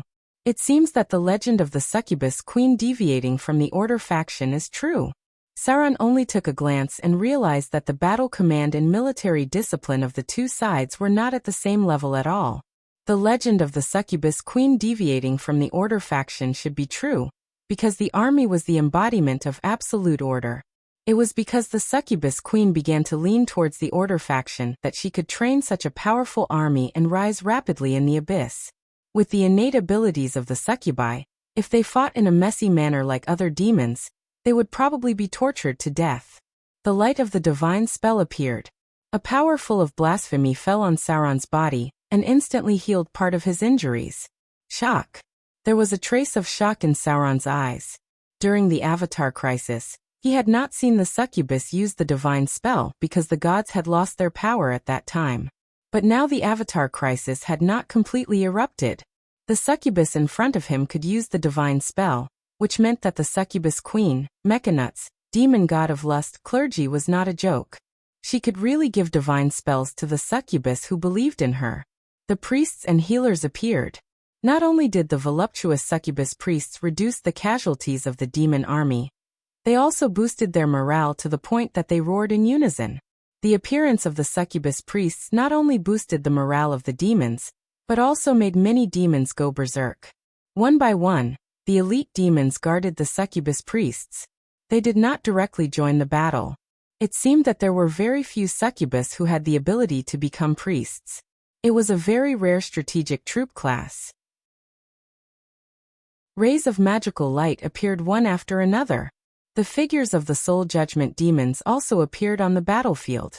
3 huge demon-hunting spiders rampaged like tanks. These giant spiders weighing 6,500 pounds were simply nightmares of the low-grade demons. Their strength of more than 31 points was directly crushed. Middle and high-grade demons joined the battle and surrounded tens of thousands of enemies with less than 100 or 200 in number. The figure of a glorious nun appeared. She flew in the air and looked at her feet. It seemed that she wanted to eat all the demon army of Yeenagu, the king of the gnolls. This was an encirclement battle. Even Sauron was a little surprised by such a change in the situation, but this did not prevent him from continuing to harvest heads. Body of flame. Sauron's body was burning with flames. In an instant, he turned into a burning human figure. The nearby demons kept their distance because even they would be hurt by the body of flame. Sauron's figure rushed out. This was a feeling he had never had before. It was a very refreshing battle. He only needed to avoid those powerful demons and circle around the low-grade demons a few times, and he could burn many enemies into charcoal. Chapter 525. The balance of the battle had completely tilted. Victory basically belonged to the succubus army. What they had to do next was to kill all the enemies. Sauron found that his initial judgment was wrong. In terms of large-scale battles, the Baelor's group combat ability was not much weaker than the 6-armed snake demons. As long as they activated their innate ability, those cannon fodder could not even get close to them. With the Baelor's fire damage of more than 30 points per second, few enemies below the higher demon level could withstand it. The only drawback was that it was not effective against the demons because many of them were immune to fire damage. That was the characteristic of the Bator Inferno. Many of the Bator Inferno's natives were not afraid of fire. Seeing that the enemy had been defeated, Sauron finally gave up on dealing with the low-grade demons and turned to target some more powerful enemies, such as a seriously injured Hezru in front of him. The flaming body drove the enemies away, and also made the allies not dare to approach. Zorro easily got the chance to solo a Hezru. Facing such a huge demon, he was very cautious because in terms of attributes, the other party still had a crushing advantage. His weapon had become a +1 rare grade longsword. There were equipment everywhere on the battlefield, but unfortunately, they were all inferior goods. The demons were still as bad as ever in making equipment for thousands of years. The +1 rare weapons that could be seen everywhere in the Bator Inferno might be a relatively rare thing in the Abyss. Sometimes, the demon army's equipment needed to be purchased from the Bator Inferno, through the neutral evil Onababas and night witches. Then in a bloody battle, the demons would leave corpses and equipment all over the ground. The demons would happily accept the souls of these enemies. They would also recycle these obsolete weapons and equipment, and sell them to the demon army through the night witches and Onababas, earning some shiny disaster coins, gold coins. From the current situation, the demons always had a higher chance of winning the Abyss Blood War. This was the suppression of IQ. Sauron moved around the Hezru in front of him at high speed. As an experienced rogue, he knew very well how to deal with such a large enemy. Rumble. Sure enough, the Hezru in front of him began to become impatient and attacked him first. Clang. With a splash of blood, Sauron skillfully twisted his body to avoid the attack. He then stabbed his sword into the Berserker demon's chest. A disgusting viscous liquid splashed out, and the Berserker demon let out a pained growl. The whole battle was like toying with the Hezru. The Hezru did not even hit Sauron once from the beginning to the end. If it were not for the fact that its vitality was too tenacious and its attributes were too low, it would have been killed by Sauron. By the time Sauron killed a Hezru, the battle around him was almost over. A succubus officer was looking at him with interest, his eyes filled with lust. From a demon's point of view, Sauron's advanced form looked pretty good. Pa pa pa. A crisp applause sounded. A succubus officer wearing a metal-tight armor and a pair of black iron boots came in front of Sauron. He looked at him teasingly and smiled. Very good. From now on, you are the captain of the 16th Battalion of the Succubus Legion. Someone will assign you subordinates when we go back. The battle was over. The Succubus Legion returned with a great victory. This time, they defeated an army of their old rival, the Gnoll King, which made the demon army very happy, so rewards were quickly distributed. The hags and hags came to the steel fortress at some point. They brought wine, food, and slaves, ready to take advantage of this opportunity to make another fortune. These neutral and evil creatures had always been active between demons and demons. They always found opportunities to make money or exchange something that could make them stronger. Of course, dealing with demons was risky. Devils were very good at keeping their promises, but demons never cared so much. Therefore, the goods of the hags and hags were quite expensive. Sauron was promoted again. After returning to the steel fortress of the Succubus Legion, he had thousands of demons under him. Most of them were low-level dretches, and the only one that could be used was a Hezru. Unfortunately, the chaotic nature of the demons was not very pleasing to the eye. This Hezru seemed to underestimate Sauron's strength. Its simple mind directly showed that it wanted to kill Sauron and replace him. It was a little speechless.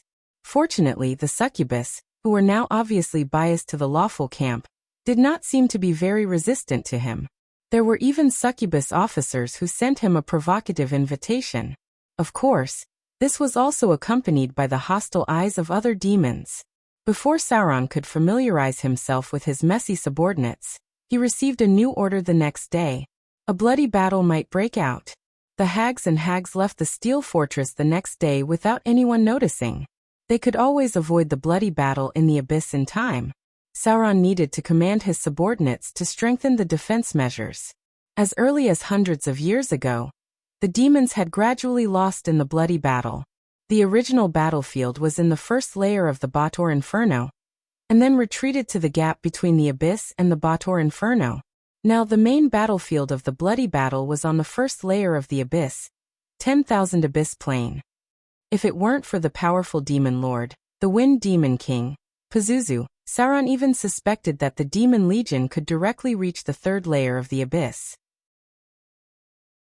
The demon lords who were constantly fighting among themselves could not win against the Lord of Hell, Asmodeus. This terrible existence was still accumulating strength little by little.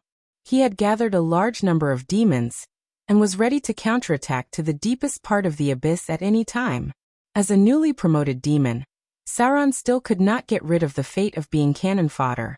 However, if he could safely survive this bloody battle, maybe he could get rid of the fate of being cannon fodder. Of course, the premise was that the demons could defeat the devils this time. He was not sure about this at all. After all, war was not a matter of one person. His personal ability could be said to be quite insignificant in the bloody battle. However, under normal circumstances, as long as the demon army did not fight among themselves, relying on their huge number of people, they could always fight to a draw with the devils. 2 days passed in the blink of an eye. Sauron suddenly heard the battle alarm at night. He almost got up and got ready for battle. Then when he stepped on the wall, Sauron could not help but curse. Damn it! The black mass of ghosts in front of him was not the devil army, but countless ghouls and gnolls. The revenge of the demons. The army of the Gnoll King, Yeenagu, chose to retaliate against the succubus army at this juncture. They wanted to attack them at night to avenge the destruction of the army. At this moment, Sauron finally knew why the demons always lost. Chapter 526. In front of him were demons, gnolls, and undead.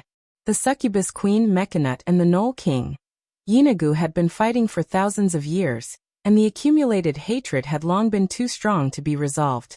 Facing the active attack of the succubus army, the army of the Gnoll King, Yeenagu did not hesitate to counterattack. The surprise attack in front of him was obviously to directly flatten this steel fortress. Judging from the number of enemies in front of him, the Gnoll King, Yeenagu, mobilized nearly 100,000 demons, which had a strength gap of nearly 5 times. Each layer of the abyss was not small. It was equivalent to an independent plane. As the rulers of the bottomless abyss, many demon lords had territories larger than a continent, so they had huge populations and armies under their command. A true battle between demon lords might be comparable to a small-scale planar war. The figures of the gnolls from the abyss appeared in the darkness. These vigorous enemies had good stealth ability. By the time they were discovered, many of them had already climbed up the wall of the steel fortress. By the time Sauron arrived, the battle had already begun, and there were many demons running around in the camp. Roar! But something happened that made Sauron even more speechless. His adjutant, the Hezru, after killing an abyss gnoll, jumped down from the wall and rampaged all the way into the enemy's army. It laughed excitedly as it killed. Then it was surrounded by several ghouls and gnolls at the same time, and its injuries became more serious. Then it died just like that. That's right. It died. What the hell? That's right, Sauron's adjutant died at the beginning of the battle. What's there to play? What made him feel even more desperate was that this kind of thing was not only happening around him. There were many middle-grade and high-grade demons in the steel fortress who rushed to the bottom of the wall to fight with the enemy. Sauron was speechless. Fortunately, the enemy's demon army was almost the same. One of the berserk demons seemed to be having a great time killing the demons, but it still wasn't satisfied even after reaching the city wall. It didn't have any intention of occupying the city wall, and directly jumped into the steel fortress. Then it was a little dumbfounded because it was also surrounded by many demons. Body of flame. Sauron's dark red skin began to appear on his dark red skin, and the raging flames wrapped him in it. Then he was like a torch, causing the nearby demons to avoid him. The Balrog used a special weapon. Sauron did not have a long sword that could burn flames, so he could only temporarily use a +1 long sword against the enemy in front of him. The fire illuminated the surroundings. Zorro suddenly became very eye-catching, and then a lot of attacks came. However, perhaps he was born with a strong ability to adapt, or perhaps he had already expected such a result. Zorro quickly jumped off the wall and rushed to the enemies who had run into the camp. Running away after showing off, so exciting. Sauron seemed to be a little used to it. The demon army outside saw a human-shaped flame suddenly appear on the wall. It was so eye-catching in the dark night and looked very cool. Many demons could not help but scream and prepare to kill this guy first, but they did not expect him to turn around and shrink back. Want to run away after showing off? Not so easy. Many demons rushed toward Sauron's wall. Some even climbed up the wall and looked around for the guy who wanted to run away after showing off. After finding the target, they jumped down excitedly. Sauron never thought that his taunting ability was so powerful. Just showing up on the wall attracted 7 or 8 middle-grade demons to chase him. He did not know if these enemies did not like his cool appearance, or if they thought that killing him would bring unexpected gains. Sauron was originally in the lawful evil camp. In the bottomless abyss, it was easy to attract the hostility of demons. Now that he had a flame-like appearance, it seemed that he could attract a group of monsters. A row of data appeared in front of him. Killed middle-grade Hezru. Extracting target's demon bloodline. You've gained 21 points of demon power. Current body cannot absorb soul energy. Soul energy conversion. Feedback 900 slaughter EXP to the body. Ability upgrade. Creature level increased to level 10. You've advanced to grade 3. Demon bloodline activated. A mutation has occurred in his own body. Dretch form ability upgraded. You've automatically learned the spell-like ability Command Demon, casting level 10, under the Elite template. The effect of your spell-like ability, Summon Demon, has increased. After killing another Hezru, Sauron's creature level increased again, and directly entered the ranks of grade 3 demons. The demon bloodline accumulated by Sauron was still not enough for him to undergo a mutation. It could only improve the power of the Dretch form again. However, because he had an elite template, Sauron's growth obviously exceeded the limits of ordinary Dretch. His spell-like ability was still constantly improving under the accumulation of demon bloodline. Command Demon Spell-like ability. As an elite demon, you can cast the command spell on other demons once. The casting level is equivalent to your creature level. If the command is successful, the demon will completely obey your orders, but if the spell fails, the target may launch a crazy attack on you. This spell-like ability can be used once a day. Summon Demon Spell-like ability. As an elite demon, you have the talent ability to summon more subordinates. You can summon 2 to 6 Dretch subordinates.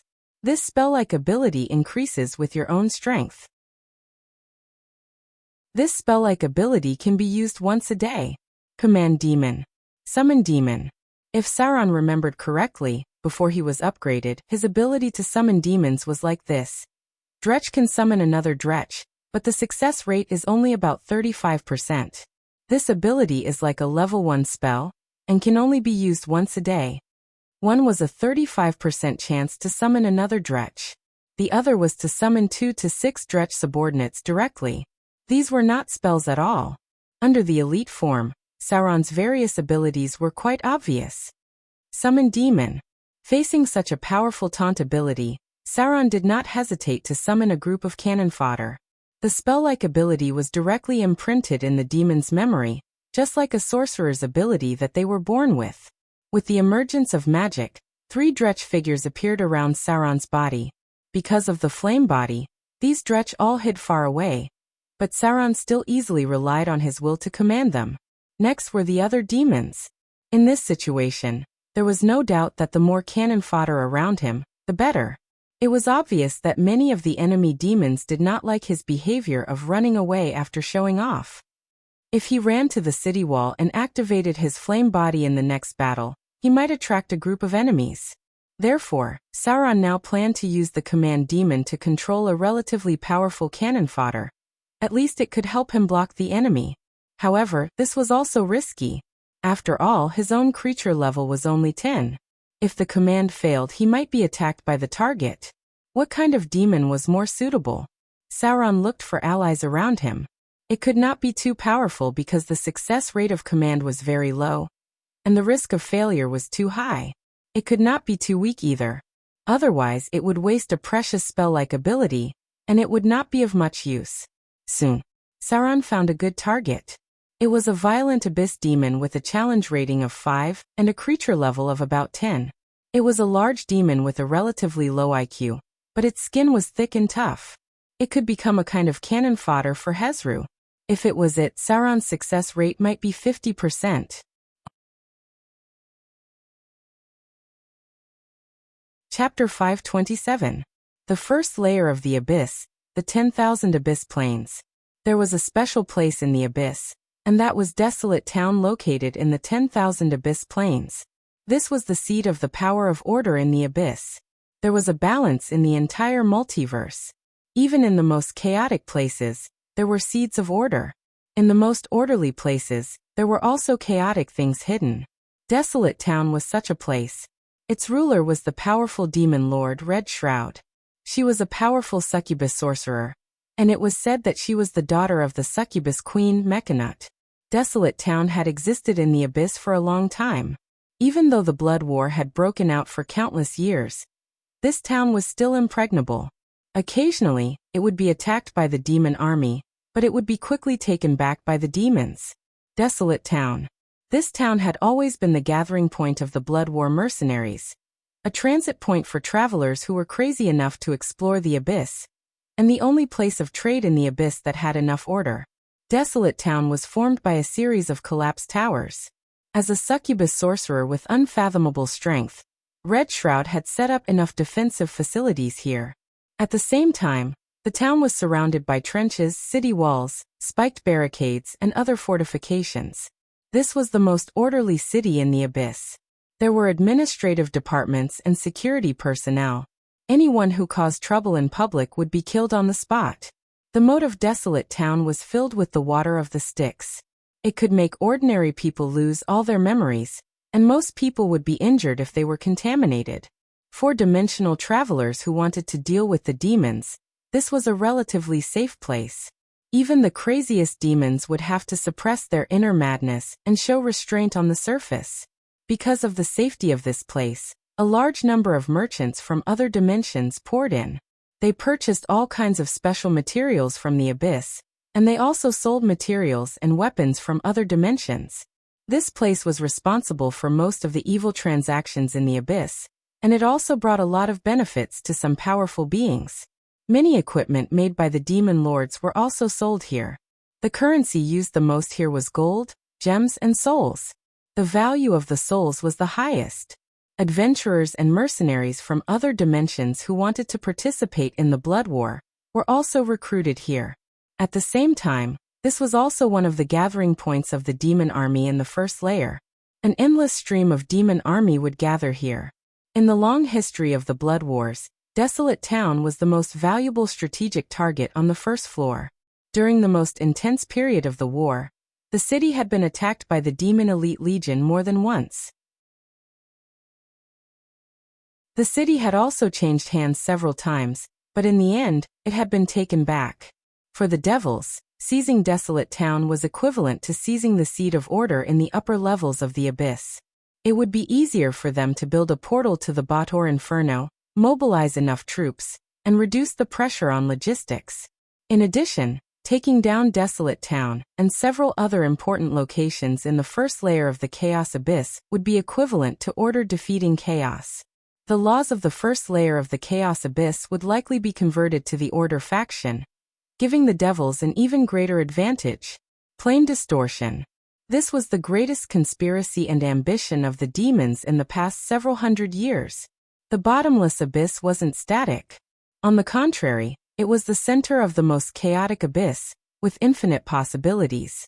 The Bator Inferno relied on devouring the territories of the bottomless abyss to gradually expand. The battlefield between the bottomless abyss and the Bator Inferno had been merged into the Bator Inferno, causing the size of the bottomless abyss to decrease little by little.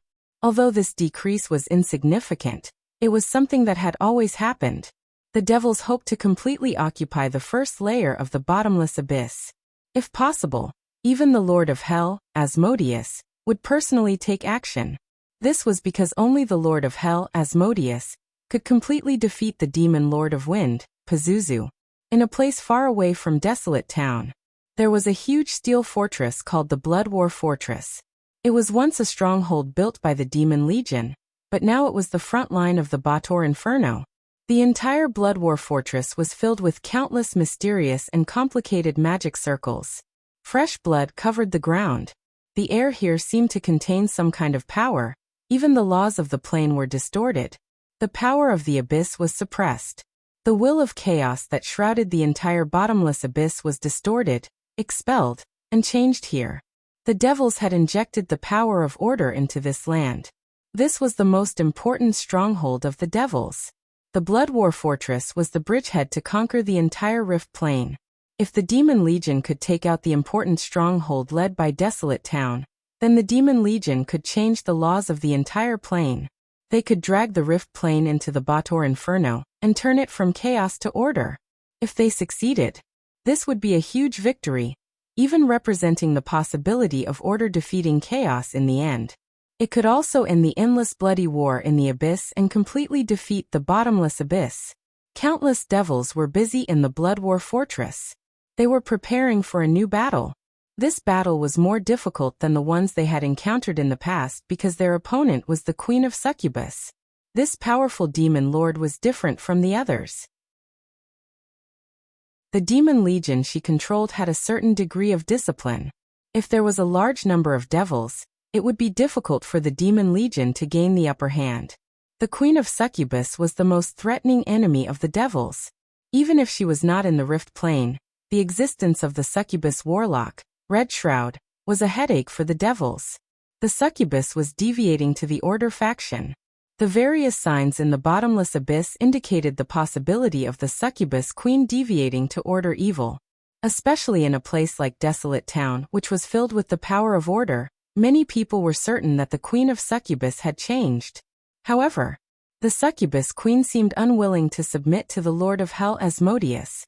Any attempts by the devils to rope her in were met with the ruthless determination and counterattacks of the Succubus Queen.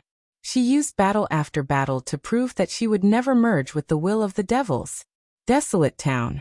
The Red Shroud or Red Shroud was a succubus warlock who liked to wear wedding dresses. No one knew when this succubus ruled this place.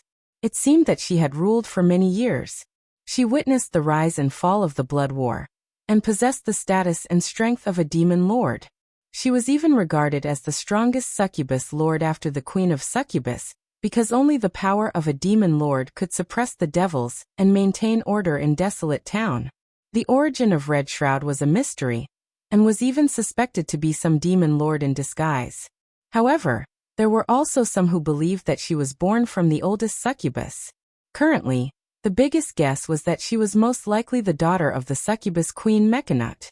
She was only responsible for the most basic gathering of people in this town, and the Blood War. Red Shroud would not participate in other matters, so she did not have many enemies. Her behavior was more rational, and was closer to that of the devils. With Desolate Town as the center, dozens of steel fortresses nearby were the territory of the succubus army. Red Shroud was the highest ruler of the succubus, but the actual ruler was the other daughters of the succubus queen, those powerful, radiance nuns. The devils were trying to change the law of the plane. On the Rift Plane, because of the Blood War, the power of chaos and order intertwined. This change attracted the attention of many powerful evil gods, and made them realize that the law of the plane was not completely impossible to change. In the bottomless abyss, in the Bator Inferno, many evil gods were experimenting, trying to change their own god kingdoms into the laws they needed. This change may need the right time because it was very likely to lead to the counterattack of other demon lords, or the anger of the terrible Lord of Hell, Asmodeus. The change was hidden in many conspiracies. It seemed that in the entire bottomless abyss and the Bator Inferno, the only ones who dared to stand out and make blatant changes were the Queen of Succubus, Mechanut, and the Queen of Spiders, Lolth. One was gradually moving towards the lawful evil camp. The other was slowly moving from chaotic evil to neutral evil. The Queen of Spiders seemed to be always brewing conspiracies. She became more rational, but also more dangerous. No one knew when the change would be completed, but the Blood War had reached the current situation, and many gods realized the possibility of changing the law of the plane, even if it required a considerable amount of power.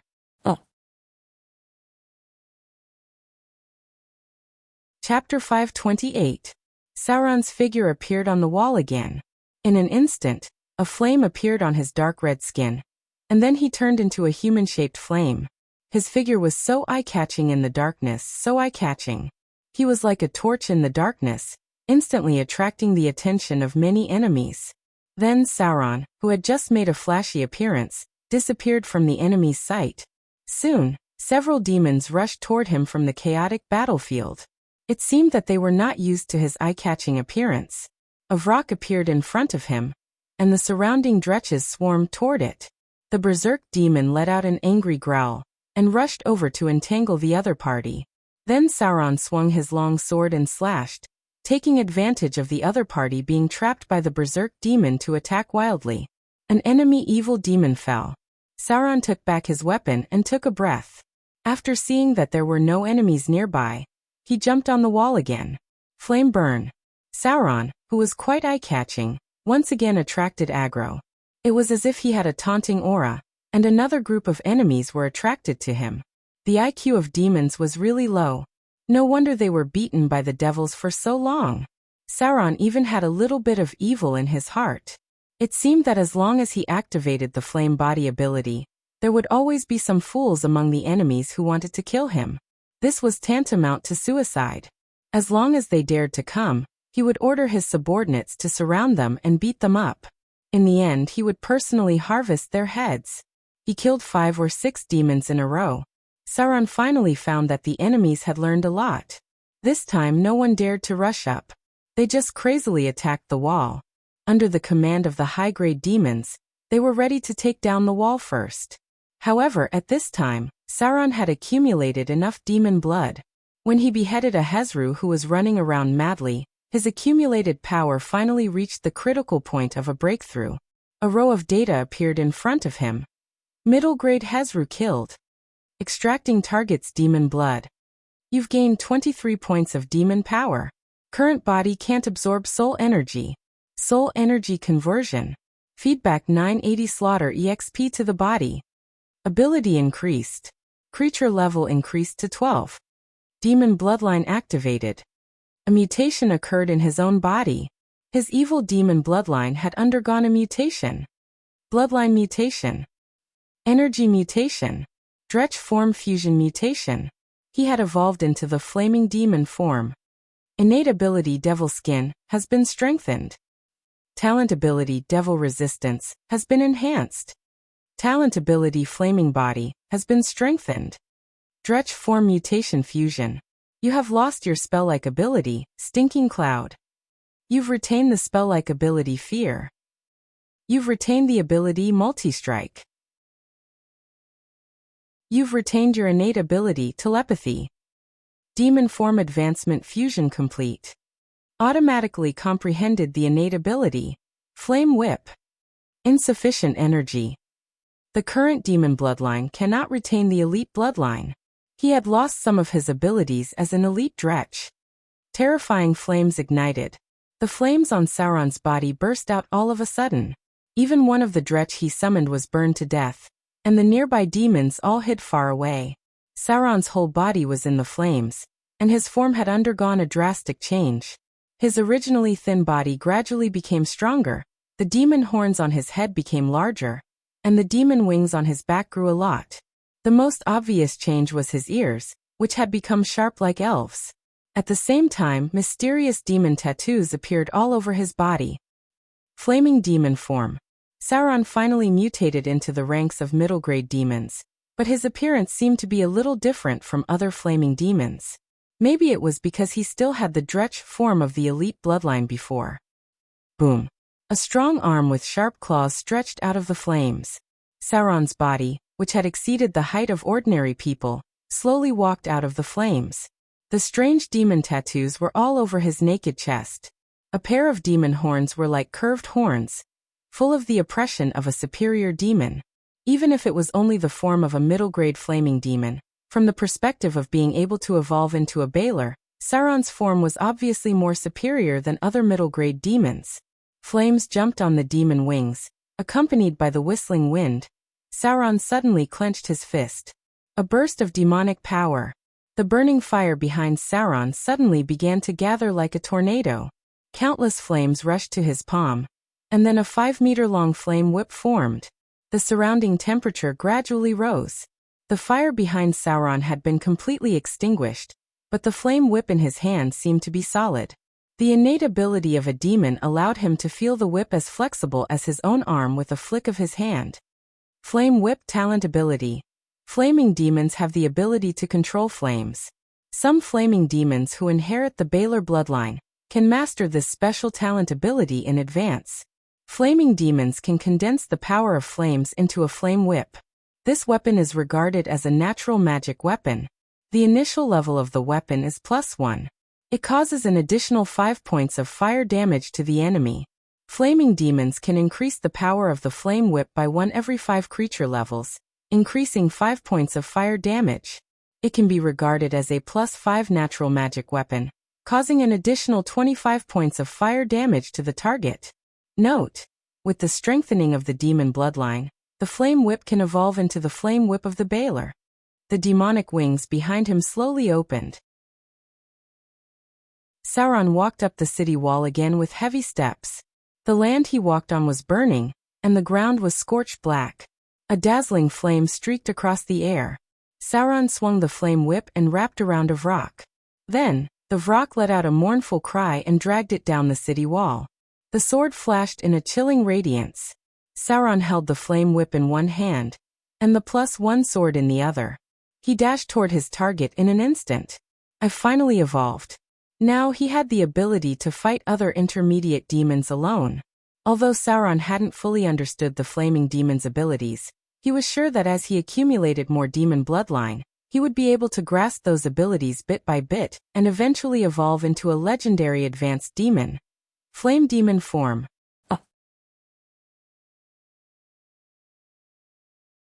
Chapter 529. Another intermediate demon fell under Sauron's sword. With the emergence of demon power, the demon tattoo on Sauron's body changed slightly again. There seemed to be a strange rune on his strong arm. At the same time, a new data prompt appeared. Killed mid-tier flow demon. Extracting target's demon bloodline. You've gained 24 demon power. Current body cannot absorb soul energy. Soul energy conversion. Feedback 1050 Slaughter EXP. Ability upgrade. Creature level increased to level 13. Demon bloodline activated. Evolution mutation occurred. Flaming demon form gained ability upgrade. You've learned the spell-like ability Fireball. You've learned the spell-like ability Burning Hand. You've learned the talent Strange Weapon Mastery, Whip. You've learned the talent, Weapon Mastery, Long Sword.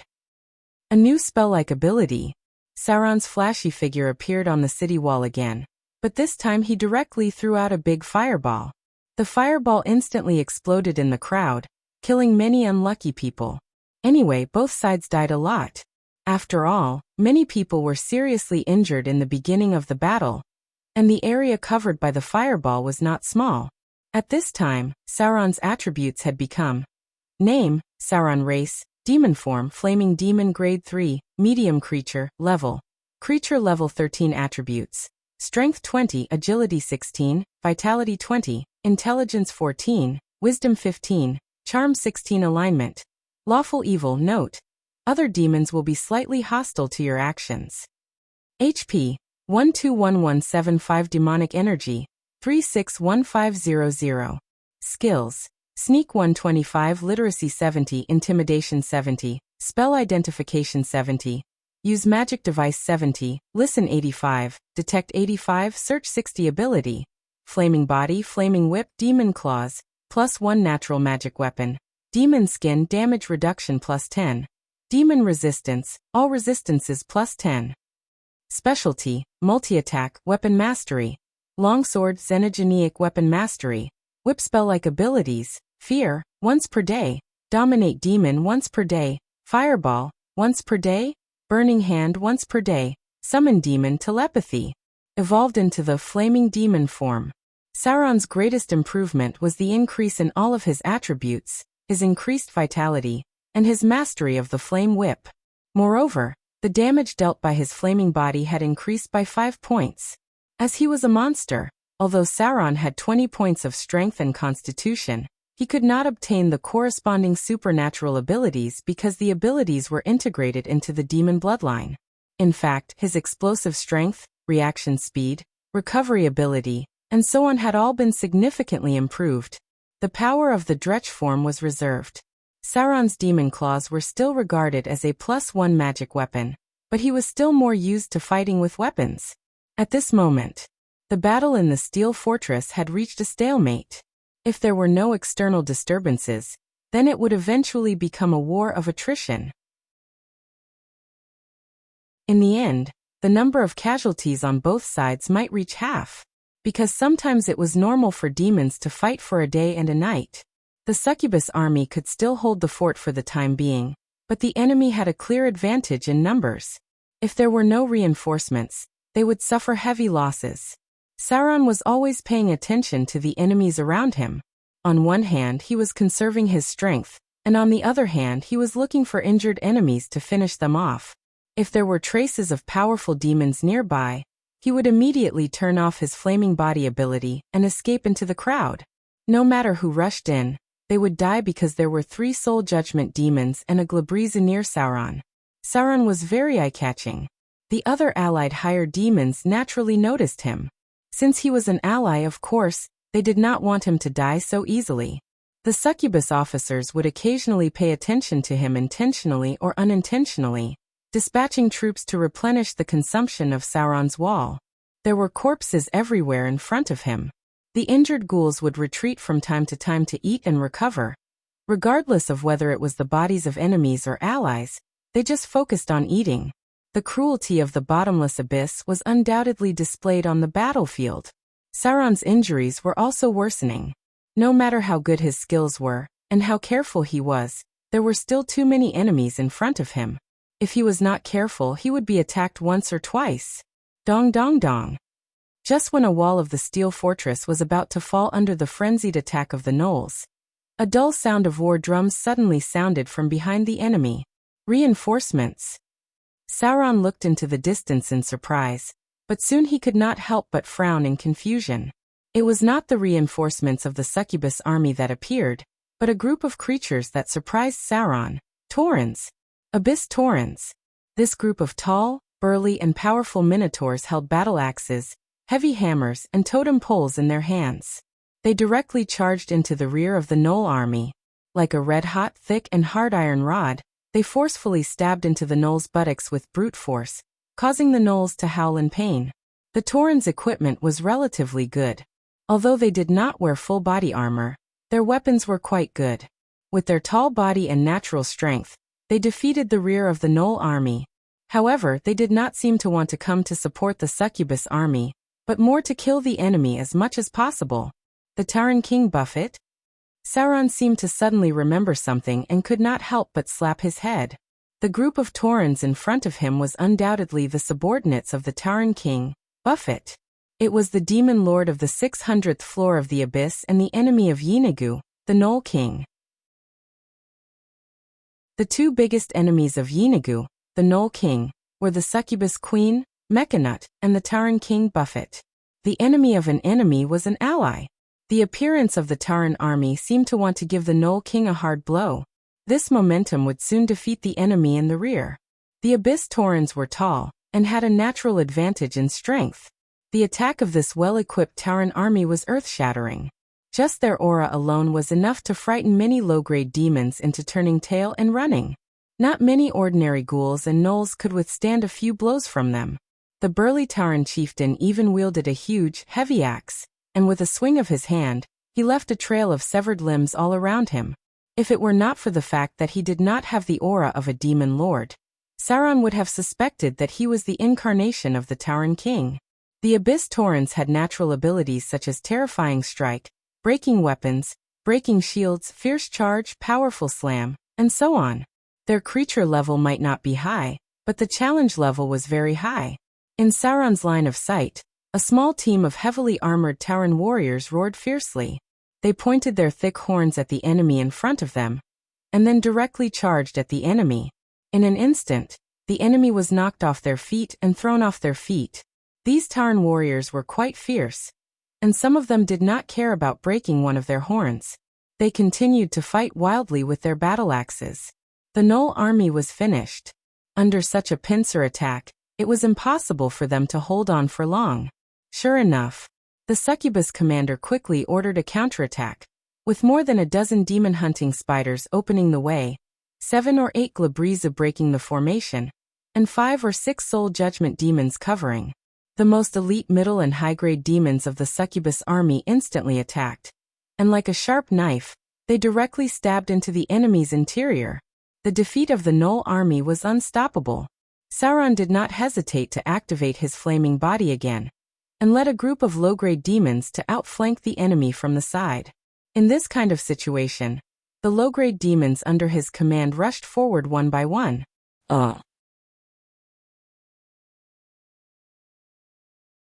Chapter 530. Northern Tower. When she heard a very rhythmic knock outside the door, the Eye of the North slowly raised her head. With a faint magic aura, the wizard's hand put all the documents and files on the dugga behind her. Inside the dugga were volumes of documents, on the side were notes recorded by many witches, and at the back were books kept by the council. The knowledge stored here was quite precious. Their value may even surpass all the wealth of a kingdom. Therefore, this room was covered with fireproof and dustproof magic circles. At the same time, it was directly included in the protection of a huge magic lock. "Come in." As the voice of the Eye of the North sounded, a middle-aged witch with a serious face came in. She bowed slightly to express her respect for the Eye of the North, then put a thick document on the desk and said slowly, "Your Excellency, the Eye of the North. This is the transaction record with the South Coast for half a year, including weapons procurement, trade cooperation, and construction of fortifications. Our profit in the first half of the year was about 300,000 Kindler. the largest of which was the sale of extraordinary weapons to the city of Mordor. The Eye of the North took the document and glanced at it, then nodded and said, "Very good." The Witch Council was quite rich. But they were also very short of money because it took too many resources to cultivate a witch. The internal application of the Witch Council to transfer resources to build a low-level wizard tower had been filled in 30 years. Although they had a large amount of land in the north, the finances of the Witch Council had always been tight because of the high consumption of internal research. Now the profit of trading with the city of Mordor was comparable to most of the territory's income, which made the Eye of the North feel satisfied with her wise decision. As long as this trade line could be maintained, the Witch Council would have more and more funds. They would be able to cultivate more talented juniors and build 1 or 2 new wizard towers. "Your Excellency." The middle-aged witch with a serious face took out another document and said in a deep voice, "This is the purchase list of the city of Mordor for the second half of the year. It feels a little strange, so I brought it over for you to have a look." Strange? Eye of the North immediately took it and looked at it. At first glance, there didn't seem to be anything strange, but when she compared it with the purchase list of the first half of the year, she quickly found something strange. There was a problem with the weapons purchase order. The Northern Witch Council had the ability to mass-produce +1 rare-grade weapons, which was the accumulation of hundreds of thousands of years. The Mordor city had always had a large number of weapons orders from the Witch Council. These mass-produced +1 rare-grade weapons were sold to the Mordor city at a relatively cheap price, and the number had always been quite large. It could be said that it was the largest arms trade in the entire material plane, and it often exceeded the trading limit of 100,000 Kindler. Sometimes, because the transaction amount was too large, Mordor City directly used unminted gold to pay. The elite troops of Mordor City had been replacing them with +1 rare-grade weapons in batches, and the Northern Witches had long known about this. However, since they had a good relationship with each other, and the Parliament could earn quite a bit of profit, no one cared too much about it. The problem was with the weapons order. According to the preliminary statistics of the Northern Witches, the weapons purchased by Mordor City were enough to arm most of the elites. According to common sense, the demand for weapons purchase in the second half of the year should be reduced. But in fact, the weapons purchase orders of Mordor City in the second half of the year did not decrease, but nearly doubled compared to the previous year, and there were even signs of further orders. This was not strange enough. What was even more strange was that most of the weapons ordered by Mordor City in the first half of the year were one-handed weapons and small and medium-sized weapons, but the weapons ordered in the second half of the year were all medium-sized and above, including a large number of heavy weapons, such as two-handed swords, beheading swords, two-handed axes, two-handed greatswords, heavy warhammers, large polearms, and so on. Such weapons seemed to be rarely popular in the army, and even adventurers did not use them much. However, some races with natural divine power liked to use such heavy weapons. There was obviously something fishy about this. However, the Eye of the North did not want to delve into it. Anyway, it was just a +1 rare weapon. As long as the Witch Council could make enough profit, it would be fine. After all, if this batch of weapons continued, their profits in the second half of the year might directly double. She guessed that Soren was planning to resell weapons. As for who he was selling to, she could not guess. It might be a force in the Outer Islands, or it might be some other race. Anyway, Mordor City could not directly consume such a large number of orders. No problem. The Eye of the North raised her hand and handed back the orders for the second half of the year. She slowly said, "Let the factories below speed up their work." Some of the low-grade witches also assign some enchantment tasks to them, and a part of the profits can be distributed to them.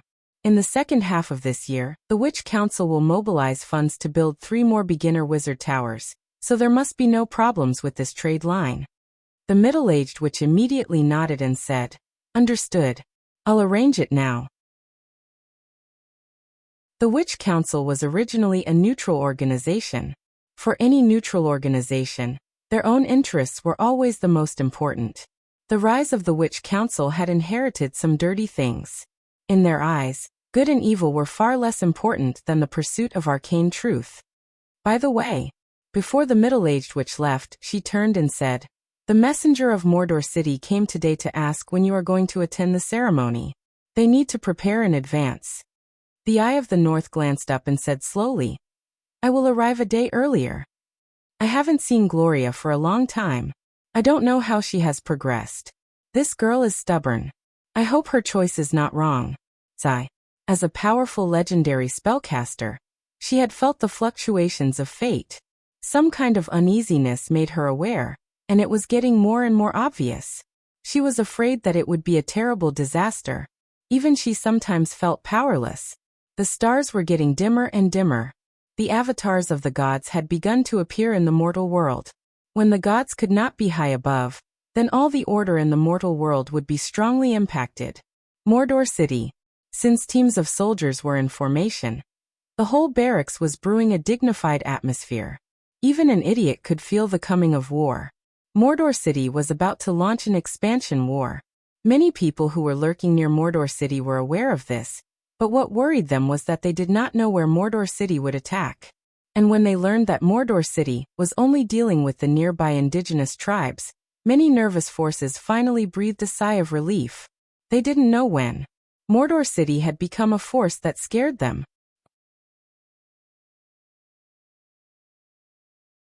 Chapter 531.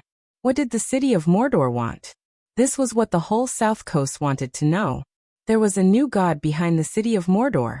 He also had a close relationship with the Lady of Wealth, the goddess of sea, and the goddess of misfortune. He had a huge pirate army in the secular world, occupied the richest shipping routes in the material plane, had a close relationship with the Witch Council, and the powerful Princess Royal of Arendelle seemed to have a good relationship with him. All these added up made many people feel uneasy, and every move of the city of Mordor attracted their attention. However, Mordor City's movements never stopped. It was either moving here or there. They had collected a lot of information, but the most important information had not been found. They could not guess what Sauron, who was standing behind Mordor City, wanted. Now, some people have called the city of Mordor a kingdom built on the outer islands with the territory of the sea as its territory.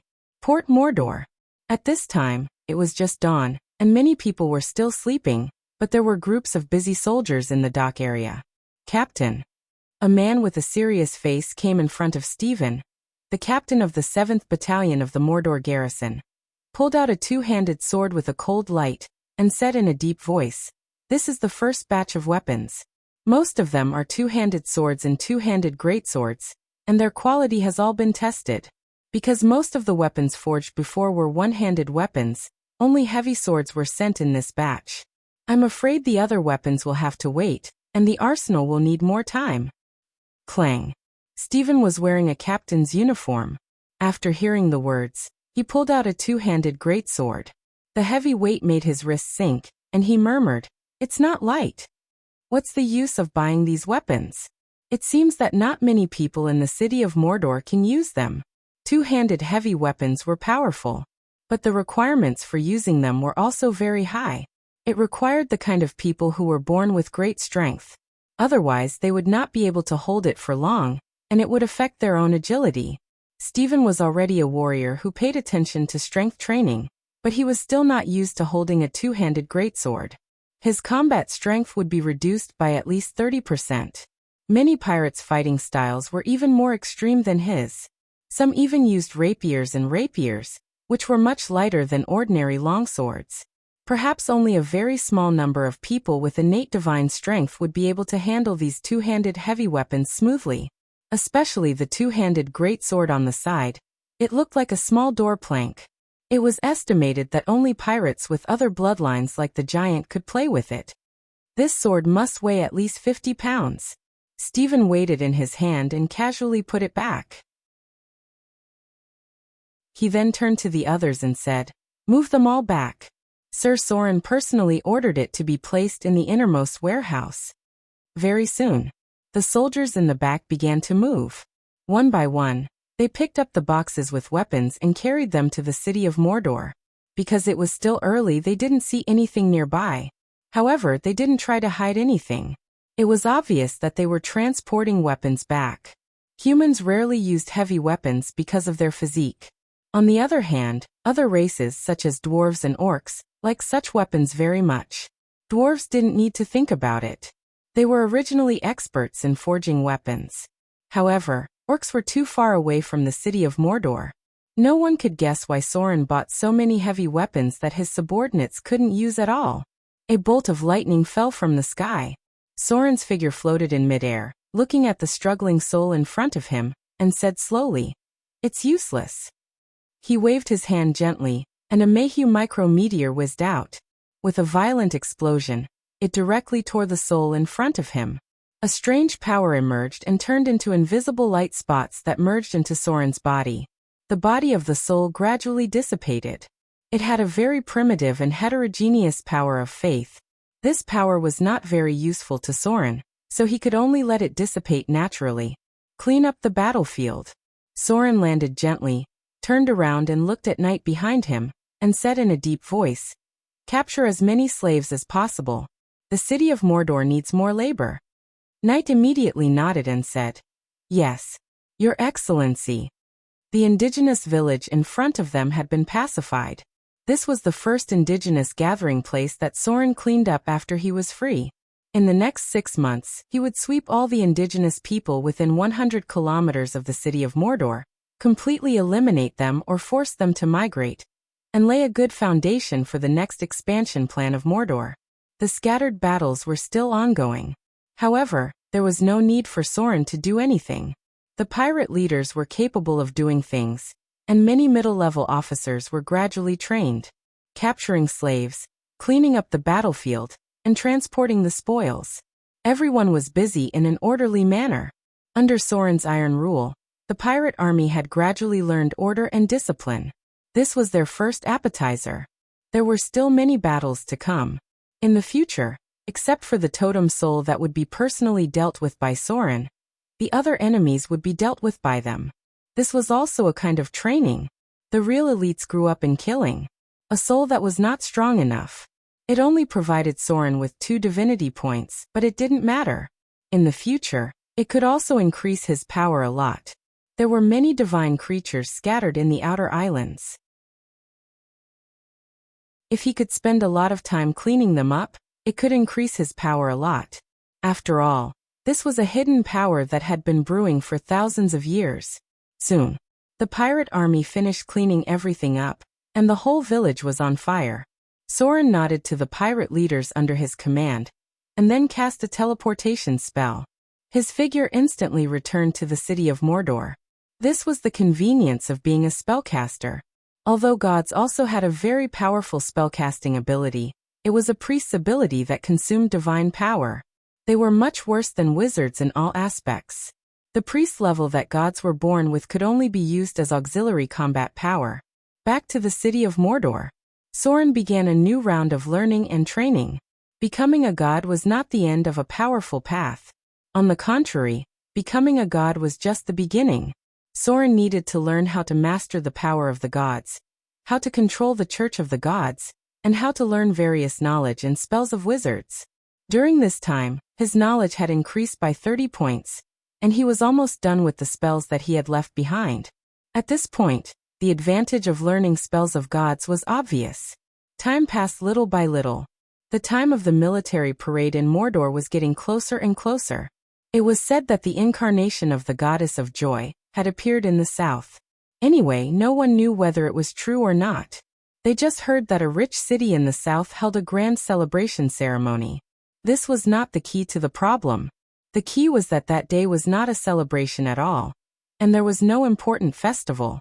The whole city held a 3-day celebration in front of them, which was simply puzzling. If there was anything important, it was that there seemed to be traces of liches in the material plane. These liches were all academic nerds. If it was not a big deal, liches basically rarely appeared in the eyes of mortals. They were originally undead creatures with a long life to squander. Most of the time, they hid in their lairs to do academic research or to plan some terrible conspiracies. Under normal circumstances, a lich might not appear for decades or even hundreds of years. But now that liches were seen everywhere, the meaning was not simple. The more powerful the existence, the more difficult it was to move around, and the greater the restrictions. Other things aside, if a lich suddenly appeared in Mordor and said that he was here for sightseeing, Sauron would not believe it even if he was beaten to death. The most likely possibility was expulsion or a direct war. The appearance of liches made many human kingdoms nervous. The elves also set up a cordon near the forest. The undead were dangerous to any living creature, and liches were even more dangerous.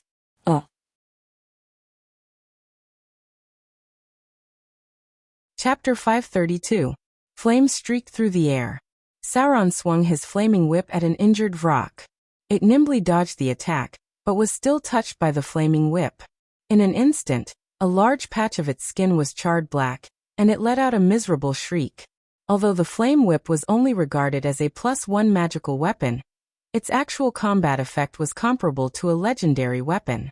As long as the creature was not completely immune to fire damage, or had amazing resistance, it would be easy for it to slowly grind them to death. Sauron's advantage was his attack range. He didn't aim to kill the enemy in one hit because the battlefield was too chaotic.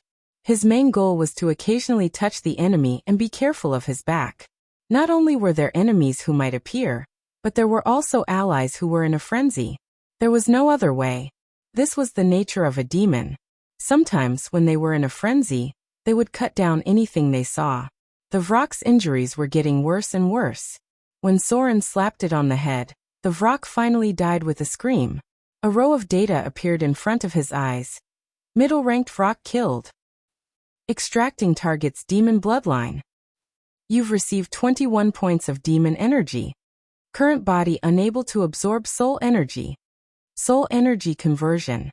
Received 950 slaughter EXP. Ability increased. Creature level increased to level 14. Demon bloodline activated. A mutation occurred in his own body. Flaming demon form gained ability. Demon domination gained ability. Fireball cast level increased. Burning hand cast level increased. It had to be said that leveling up in the Abyss was just too fast, especially in the Blood Wars. Any demon here could be a mini-boss, but here, they were just cannon fodder. The Blood Wars were the easiest place to nurture a legend, but it was also the easiest place to die. In the Blood Wars of the Abyss, leveling up was as fast as dying. There were many creatures joining the Blood Wars every day, but not many could leave alive. Across the multiverse, only the most insane mercenaries would join the Blood War. There were other demons around Sauron who were advancing. For example, after a berserk demon successfully killed an injured Hezru, its demon bloodline immediately accumulated to the limit, and it became a new Hezru in a violent change of form. Unfortunately, it was quickly killed by a demon-hunting spider because it was blocking the spider's path. The mutation speed of ordinary demons was far slower than that of Sauron. Perhaps it was because their efficiency of fusing with the demon bloodline was not high. A timid fiend might need to kill a large number of enemies to level up, but Sauron only needed about half of them. This was the power of the soul. Maybe it was because the killing power was still working on Sauron, or maybe it was because of the original soul of a god. It was hard to say exactly what it was, but Sauron's speed of advancement was indeed much faster than ordinary demons. In the bottomless abyss, demons with fast advancement represented pure enough souls. It seemed that the soul power was easier to evolve here. The purer the soul, the easier it was to transform into powerful demons and devils. Sometimes the Demon Lord and Devil Guild directly molded pure souls into high-grade demons and devils. But if it was a poor soul, it would be destroyed in an instant. Sauron carefully avoided the high-grade demons. With his current strength, it was still difficult to deal with high-grade demons. His chances of winning were less than 50%. He didn't like to do things that he was not sure of. The gnolls and ghouls were also not in his consideration. Although these creatures also had the power of demons, they were far less powerful than real demons. Sauron had now discovered an obvious thing. That was, if he killed demons, he would get more demonic power. But if he killed other creatures in the abyss, he would get more slaughter EXP. Now, the total amount of slaughter EXP he had given to the main body was 10 to 20,000. Although each demon was only about a few hundred to 1,000 points, the number of enemies was huge. Sauron had just killed 5 or 6 demons in a row. The enemy had been defeated. Sauron was seizing the time to chase the enemy, but he couldn't chase too far ahead. It was easy to be surrounded. He only killed the enemies on the side of the battlefield. The demon bloodline had accumulated to the current level. Sauron had felt that the breakthrough was right in front of him.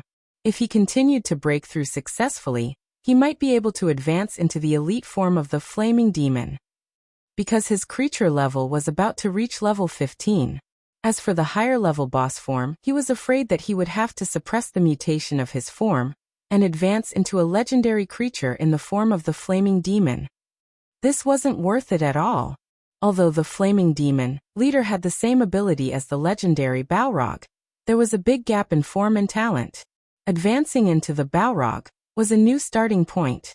Keeping the flaming demon form all the way to the boss level meant that he would continue to strengthen himself. It was not clear which advantage was more obvious. Sauron's goal was not only to become a boss-level demon, but also to become a demon lord of the bottomless abyss. In this way, the higher his starting point, the better. The enemy finally escaped. The succubus army did not pursue with full force because they also suffered a lot of casualties. After losing so many demons, it would take at least 10 days to half a month to replenish. The Taurens, who were in high spirits, clashed with the succubus army. Both sides suffered a little loss, but the loss did not increase. Under the Tauren chief's roar, many of the Taurens who were in a frenzy retreated and ran away without saying a word. The relationship between the Tauren king, Buffett, and the succubus queen, Mechanut, was not good. It was just a matter of using and cooperating with each other. Moreover, the relationship between the Tauren king and Sangyi was unclear. This mysterious and ancient Orbis had always been feared by the succubus queen. The Gnoll king, Yeenagu, the succubus queen, Mechanut, and the Tauren king, Buffett. Among these 3 demon lords, the succubus queen was the strongest, but her army was not enough. The succubus was a demon from the womb, and was an important asset in the abyss. The army of the succubus queen mainly relied on other demons. The Gnoll king, Yeenagu, was not very powerful, but he had an ancient Orbis corpse behind him. No one knew what he got from it. And because he had conquered the Ghoul king, he had the largest number of troops. After all, it was much easier to create undead. Among the army of gnolls, ghouls, and demons, the Gnoll king, Yeenagu, had the most suppressive force. Finally, there was the Tauren king, Buffett. The Taurens under him had good fighting power, but the Taurens had never been a productive race. Most of the time, it was beaten by the Gnoll king, Yeenagu. Today, it was a fierce counterattack. This was the distribution of forces in the nearby area. No one knew if it was a coincidence or if the other demon lords were happy to see it, but they directly gathered together and fought to the death. As for the other demon lords, the forces that participated in the bloody war were in other places. You did a good job. The succubus officer once again appeared in front of Sauron. The other party looked at Sauron's naked chest, which was engraved with a mysterious demon tattoo, as if it had a strange charm. The succubus officer crossed his legs, stuck out his tongue, licked the corner of his mouth, and said in a seductive tone, "I admire you very much. From now on, you will be in charge of this military camp. If you are interested, you can come to my tent tonight. I don't mind bringing you some wonderful pleasure." Ha ha ha. The succubus officer smiled and left. Sauron was promoted again. The nearby demons were still hostile to him, but this time it seemed to be a lot less. The reason was only because Sauron had become stronger. Chapter 533. The war in the bottomless abyss was endless. When Sauron didn't remember to count the demon army under his command the next day, he heard the news of the bloody war, but he was not surprised at all. It was as if he subconsciously felt that this was the right thing to do. This kind of attitude really made people speechless. War, war, war. Since Sauron came to the abyss, the battles he experienced had not stopped. A surprise attack on Yeenagu, the king of gnolls, had just ended, and in the blink of an eye, the enemy's revenge army had arrived. It was not easy to defeat the army of Yeenagu, the king of gnolls, and temporarily get a breather. In the blink of an eye, the order for the entire succubus army in the Steel Fortress to participate in the Abyss Blood War was issued. This order could not be violated at all because the Abyss Blood War was the most important battle. As long as they received the order, they must all participate. No matter how many troops they had, if they dared not participate, they would be punished. The sky was still dark. The succubus army began to gather cannon fodder on a large scale. At this time they no longer cared about the quality. Even the newly advanced dretches were needed. Anyway, in the Abyss Blood War, there were hundreds of thousands or even millions of demons. They had just experienced a battle, and it was impossible to let them fight on the main battlefield. It was good to bring more cannon fodder to make up the numbers. This time the order of the Bloody War was personally issued by the succubus queen, Mechanut.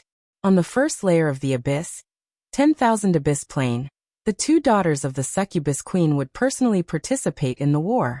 The glorious nun would lead a huge demon army to besiege a blood war fortress that the devils had taken away. It was said that the devils were brewing some conspiracy again, and their task was to destroy the devil's power before their conspiracy was completed. War after war broke out. No one knew when this never-ending war would end, and no one could guarantee that they could laugh until the end. Everyone's luck would run out one day. That was why the demon lords would not participate in the bloody war in person, because if they died in the bloody war, they would really die. There was no way to resurrect them. Whether it was the demon lords or the devil dukes, they rarely participated in the bloody war in person. Death in the bloody war was permanent death. No powerful existence was willing to take this risk easily. The huge and bloated army took 2 days to arrive at the battlefield. Many low-level demons fell behind on the way, but new cannon fodder was soon forcibly recruited. 1/3 of Sauron's low-level demons secretly ran away, but they were quickly replenished. Even the cruel punishment couldn't stop these low-level demons from wanting to escape from the Abyss Blood War. Fear made them want to find the slightest chance to escape. It wasn't just Sauron's demon army, it was the same for the armies of other high demons. Even the middle-grade Hezru was a little listless. It seemed that they were not as excited as they were when they started fighting Yennegu. Even these idiots who liked to go on a rampage on the battlefield were not optimistic. One could imagine how terrifying the bloody battle was. The succubus army arrived. The huge demon army gathered on a plain, and in front of them was a majestic blood battle fortress. The succubus queen, the Knoll king, the Tauren king, the faceless lord, the undead monarch. The army of demon lords began to gather, and the number of demons suddenly reached a terrifying scale of nearly 1 million. But Sauron seemed to have noticed something, and this discovery made him shudder. The demons didn't bring much supplies. The total supply of the demon army was probably not even enough to guarantee the supply of 200,000 people. In other words, in the next battle, more than half of the demon army gathered here might die. It was simply heartless. Even the logistical supplies were telling Sauron how terrible the casualties would be in the next battle. The first day was very quiet. But when the second day arrived, the war broke out. The huge demon army gradually approached the blood battle fortress in front of them. In their field of vision were war machines glowing with cold light. The demons were well equipped, and there were a large number of munitions factories in the Bator Inferno. The first line of cannon fodder was the low-level undead. The second line of cannon fodder was the low-level demons. The third line of cannon fodder was the low-level demons and undead. The demon army directly put on the posture of cannon fodder in a war of attrition. They were simply sending their enemies to death, relying on their huge numbers to consume the enemy's combat strength first. Because of the 2 battles just now, Sauron's succubus army had suffered serious losses. So they didn't participate in the first battle, and Sauron also had the opportunity to observe the enemy. After all, this time they were dealing with the insidious and cunning demons. Many demon lords temporarily put down their hatred. The Knoll army was on the other side of the front line. Because of the outbreak of the blood battle, they had to cooperate with the other demon lords. Sauron thought that this would be a difficult siege, but he was wrong. When the demon army gathered outside the blood battle fortress, the scene that unfolded before his eyes almost overturned his understanding of the past. The heavy steel gates of the blood battle fortress actually opened, And then he saw teams of elite demons walking out of the fortress. They were disciplined and swift, and at a speed that the demons didn't even dare to imagine. They stood in formation outside the blood battle fortress. A difference of more than 10 times. The devil army faced the demon army that was more than 10 times their number, and they chose to fight the enemy outside the fortress in the open field. 1 against 10. What gave the demons so much confidence that they dared to give up the strong fortress in the face of more than 10 times their number, and fight head-on? No wonder the demons were retreating in the blood battle.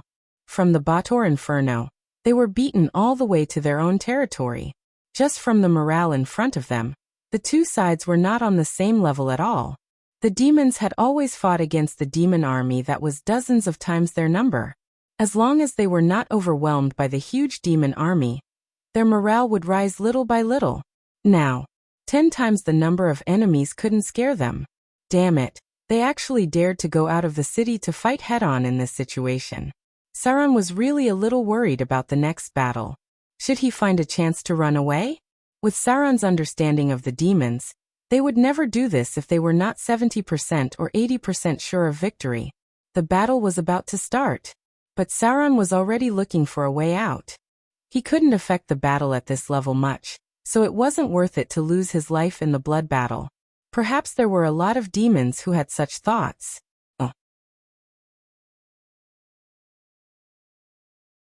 Chapter 534. Strict orders were given, and order was maintained. That was Sauron's first impression of the demon army. The army was the embodiment of order, and as the evil demon army, they were the embodiment of order. It could be said that if not for the endless demon army in the abyss, the Bator Inferno would definitely have the ability to attack other planes and even the upper plane, Mountain Paradise. The demons kept advancing in the Blood War, but they also kept falling in the Blood War because the number of enemies was too large. Facing enemies that were more than 10 times their number, the demons would always make mistakes. But even so, the Lord of Hell, Asmodeus, still accumulated some power. It was an absolutely elite army of devils. He was ready to throw them into the war that would decide the fate of the Abyss and the Bator Inferno. After thousands of years of blood war, the Demon Lord knew how to transfer the elites to the rear, and Asmodeus knew this very well. So there had always been a legend that in the depths of the Bator Inferno, there was a terrifying demon army that could fight all the way to Mountain Paradise. Asmodeus rarely interfered in the blood war in the Abyss. He only let his underlings attack the Abyss, and no one knew if he had other plans. Dong, dong, dong.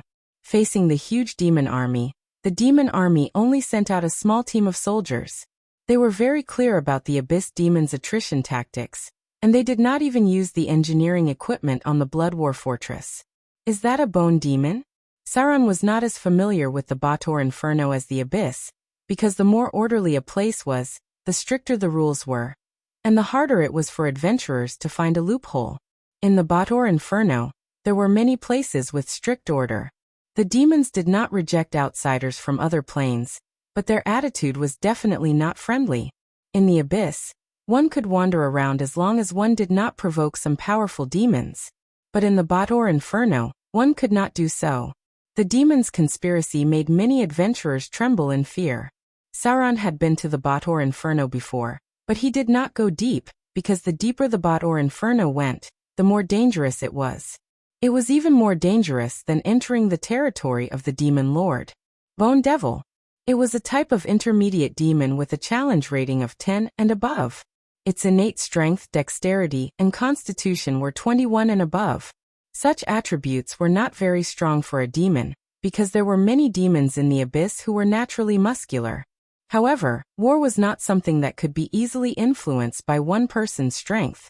War was a life-and-death battle that emphasized discipline and cooperation. A group of bone devils faced the demon army that outnumbered them by 1,000 times. Almost none of them showed fear on their faces. On the contrary, their eyes were filled with contempt. Ice Wall. Ice walls rose on the battlefield. This was the innate spell-like ability of bone devils. They liked to cut up large groups of enemies like this. The huge demon army was divided into chaotic groups, and some even started killing each other. The only ones that weren't affected were the undead cannon fodder. More and more demon lords preferred to use undead instead of demons. Although the low-level undead did not have high intelligence and could only accept simple orders, it was still much better than the demons rushing up in a chaotic swarm. Fear aura. Another innate ability of bone devils was that they possessed a special aura halo. Fear aura innate ability. Bone devils can launch a fear aura with a radius of more than 3 meters in an instant action. Any affected creature must forcibly pass a will immunity check. Otherwise it will be affected by the same effect as fear, equivalent to a casting level 7. Creatures that successfully pass the immunity check will no longer be affected by the fear aura of the same bone devil within 24 hours. Other demons are immune to this aura. The immunity difficulty is affected by charm, a weakened version of fear aura. It was not as large as the Son of Fear, and the effect of fear and the difficulty of immunity were completely incomparable. However, it was more than enough to deal with these low-level demon cannon fodder. The bone devils rushed directly to the army that was thousands of times stronger. Any low-level creatures that were close to them fled in fear. Dretches were originally timid creatures. As a result, they lost any effect at all. The bone devils were completely slaughtered. Even after killing more than 10 times the number of enemies, they did not have any casualties. Flames fell from the sky. The Devil Legion seemed to want to eat all these demon cannon fodder. In Sauron's sight, the battlefield was burning with raging flames, and the figures of the demons were easily shuttling through it, because most of them were immune to fire damage.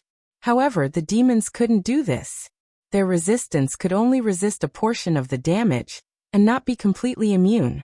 Only a small number of demons and special forms like Sauron could be immune to fire. This was the most common tactic of the demons. The battlefield was turned into a sea of fire, and then all the enemies were destroyed little by little. The low-level undead were burned to death in large numbers. Most of the low-level demons had lost their morale. They trampled on each other to escape the battle, but they were ruthlessly killed by the demon warlords behind them. This was a bloody battle.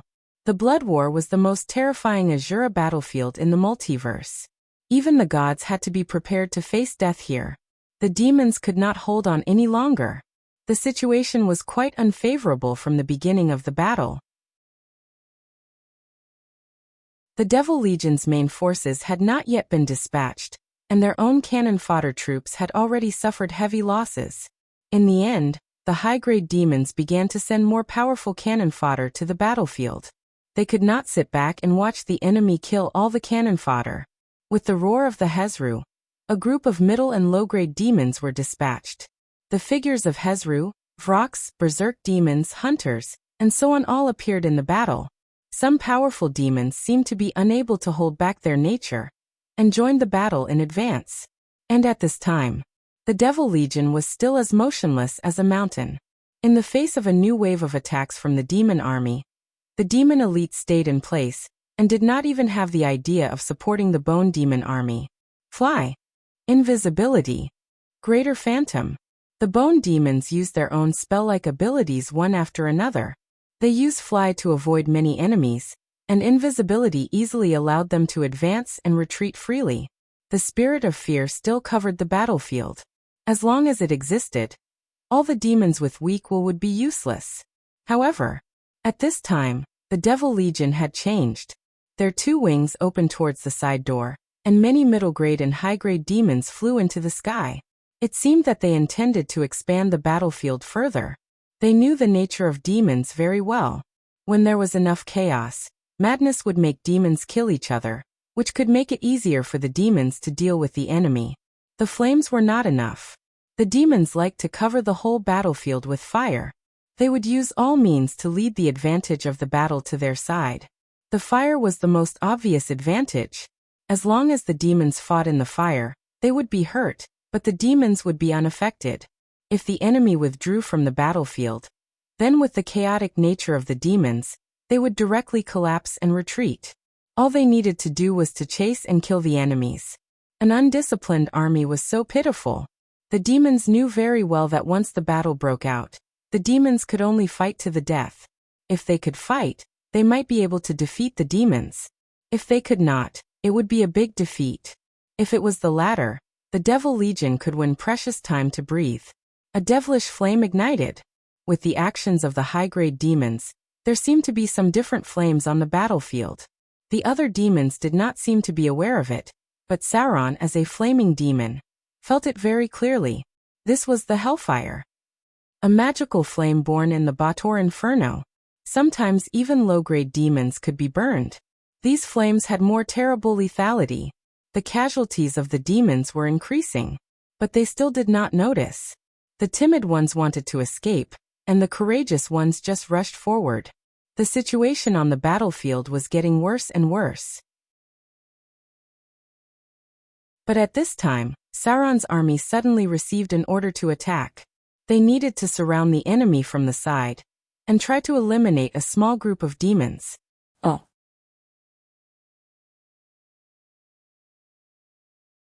Chapter 535. The situation on the battlefield had begun to change. The flank where Sauron's army was preparing to attack had sent out new demons, but it was not a very powerful demon, but a group of chain demons. From the outside, the chain devils looked like humans, but their bodies were wrapped in spiked chains. These spiked chains were their clothes, weapons, and armor. Chain demons had special combat skills. They could control 4 chains at the same time. The effect was sometimes equivalent to a long whip, which could entangle the enemy. The challenge rating of chain demons was 6. Although their attributes were not very strong, they were still very troublesome to deal with. The Blood War Legion led by the demons rarely saw the lowest level of lesser demons and imps because bringing these cannon fodder would further increase the logistical pressure of their expedition to the abyss. Moreover, these souls that were not good enough might not be able to advance. Therefore, the lowest level in the Demon Legion was close to the strength of chain demons. In battles where cannon fodder was needed, they would directly use the ability of summon demons. In this way, if the cannon fodder survived, they could directly advance. Cowardly gaze. The situation of the battle was very bad from the beginning. Before the Demon Legion led by Sauron rushed to the enemy, many dretches had already turned and fled. As a demon that was not very powerful, the chained demon did not have the ability of Fear Spirit. But it had a weakened version of Timid Gaze, and it still had an obvious suppressive effect on some low-level cannon fodder troops.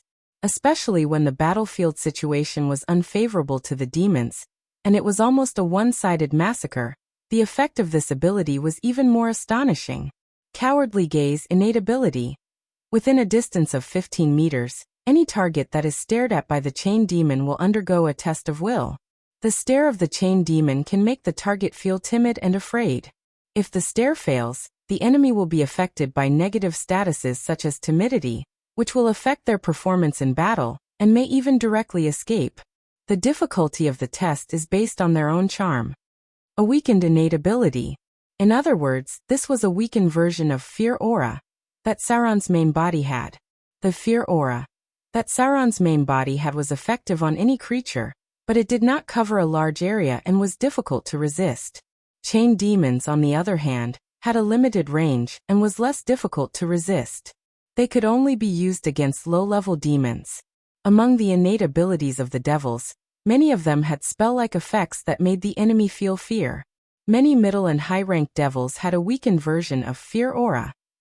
A single chain demon was enough to fight a large number of cannon fodder. Sauron did not have enough intermediate demons as support, and many dretches had already escaped before they even reached the enemy. The situation on the battlefield was very bad. There were raging flames everywhere. Although these flames could not hurt Sauron, they were quite effective against low-level demons. The frenzied slaughter continued. The Devil Legion didn't seem to be worried at all. They only sent out less than a third of their troops, leaving the rest as reserves, ready to face the real attack at any time. The elite troops made up of middle-rank and high-rank demons were the key to the victory. The battle could only rely on Sauron and the dozen or so intermediate demons that he had gathered in advance. A few days ago, the revenge of the Knoll King, Yeenagu, caused heavy losses to the Succubus Legion. Although Sauron was promoted again, in fact, the demon army he commanded did not improve much. Most of these intermediate demons were simple-minded berserk demons and Hezru demons. There was not much skill in commanding them. He could only simply order them to rush in a certain direction. Flame whip. A scorching flame cut through the air. Chained demons were not completely immune to fire damage, and the flame whip itself also carried substantial physical damage. A long sword cut through the cold light. After advancing into the flame demon form, Sauron replaced the original long sword with a large sword that was close to a beheading sword. The demon form of the bottomless abyss was very different. Sauron's current form would not be punished too much if he controlled a two-handed weapon. In the future, the true form of the flame demon would be a small giant 2 or 3 meters tall. The huge beheading sword would be used as a long sword in their hands. Pucci. The head of a chained demon was cut off. The combat power of the demons was not as terrible as imagined, but their cooperation was quite tacit. Sauron had just found a chance to kill a chained demon, and his army was almost defeated. The chained demons knew how to use their advantages and abilities to fight. They knew how to cut and surround important targets. On the other hand, the demons could only rush forward in a mess without any command at all. Killing a chained demon inadvertently attracted more enemies. It seemed that the demons intended to turn around and behead Sauron. A row of data appeared in front of him. Killed a middle-grade chained demon. Extracting the target's soul power. You've gained 32 points of soul power. You've successfully absorbed the target's soul power. Your flame demon form has been upgraded. Strange. When Sauron killed the first demon, a row of strange information appeared. He absorbed the bloodline power of the demons when he killed them. It seemed that there was no way to absorb the soul power. So Slaughter EXP would be fed back to his body. But now he seemed to be able to directly absorb the soul power of the demons after killing them. This soul power was directly used to strengthen his demonic power, and a chained demon with a challenge rating of about 5 could provide a source of power comparable to a demon with a challenge rating of about 9. Double EXP? Why was this? Was it because of the conflict between demons and demons? Or was it because of the mysterious power in the Bloody War? Sauron did not know why, but at least he knew that killing demons could bring a more amazing improvement than demons. Because in front of him, an extremely lucky Dretch killed another injured chained demon under the siege of a group of berserk demons. Then it directly evolved from a Dretch to a new berserk demon. 2 levels in a row. That Dretch skipped the form of a low-grade demon and reached the standard of a middle-grade demon in one breath. Incredible. It was so easy to improve in the Bloody War. It seemed that as long as a low-grade demon successfully killed any demon, it could directly advance. Plop. There was a sound of falling to the ground. The berserk demon that had just advanced suddenly split in half, and another dangerous demon appeared behind it. Barb demon, Barba demon. These demons were about 2 meters tall, and weighed about 250 pounds. They were very ferocious. They were rare demons with an innate intelligence of only 6 points. But this did not mean that they were not dangerous enough. Because the weapon used by the barb demon was a machete, it could cause long-lasting purgatory wounds after hitting the enemy. At the same time, they carried toxins. Any enemy that was attacked by them could be infected with a disease that could not be treated by conventional means. Only magic could expel the disease.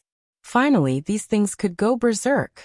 The barb demon had the talent ability berserk. They could activate berserk at least twice a day according to their own ability. This ability was similar to the berserk state of the barbarians. In the berserk state, the barb demon's strength +4, constitution +4, will +2, and morale +2. At the same time, it slightly reduced its own defense. This berserk state had no sequelae. It was similar to the epic berserk state of the legendary barbarians. The only drawback was that the increase in ability was not as good. A faint light of magic emerged. The figure of the barb demon suddenly appeared behind Sauron, and swung its machete directly. Greater teleportation. The barb demon had a dangerous spell-like ability, and the effect was equivalent to greater teleportation. Now it appeared directly in front of Sauron. In this case, Sauron could no longer hide his direct strength. A raging fire appeared on his bare chest in an instant. The demon tattoo emitted a faint flame and suddenly turned into a real, flaming demon form. The demon legion wanted to behead him.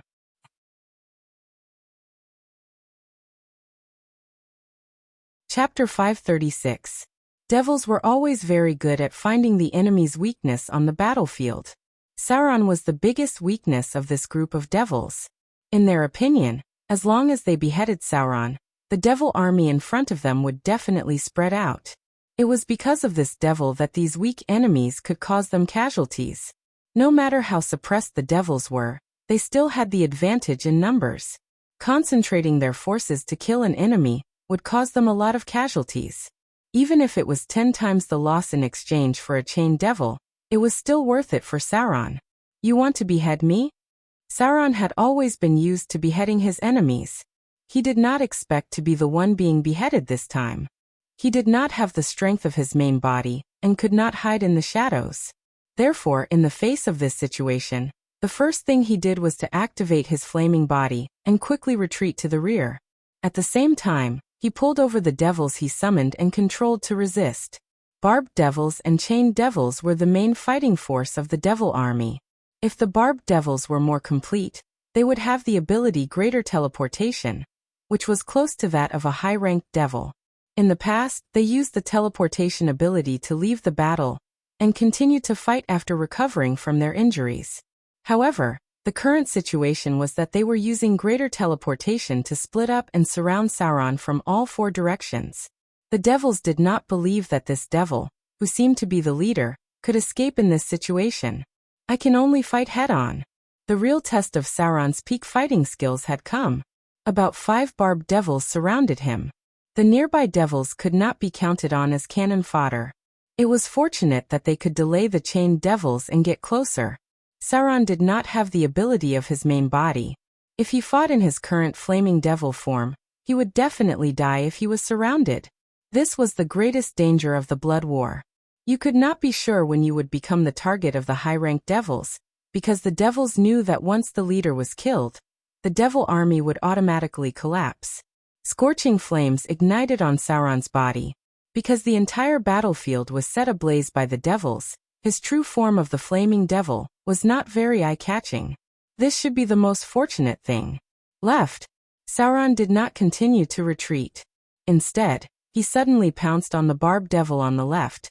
He flicked his wrist and lashed out with the flame whip. At the same time, he flapped the demonic wings on his back to jump higher. He crossed a distance of nearly 30 meters and slashed at the enemy in front of him. The attributes of the barbed demons were not very strong. Their greatest ability was to go berserk. Sauron had gained some advantage in size after advancing to a flaming demon. Relying on the demon wings, he could achieve instant high-speed dash. Clang. Sparks flew. Sauron slashed his sword at the barbed devil in front of him. The barbed devil brandished his long sword to parry the attack, but to his surprise, the moment his attack was parried, Sauron lashed out with the flame whip, wrapping around the barbed devil's body and locking the upper half of his arm. The flame whip was not a pure energy form. The flame whip summoned by the fire demon was regarded as a natural magic weapon. It was a summoning equipment with a form. One of the signature abilities of the Baelor was to use the flame whip to entangle the enemy. Poochie. Blood splattered out of the wound. Sauron would never miss such a good opportunity. He instantly waved his sword and slashed at the enemy's head.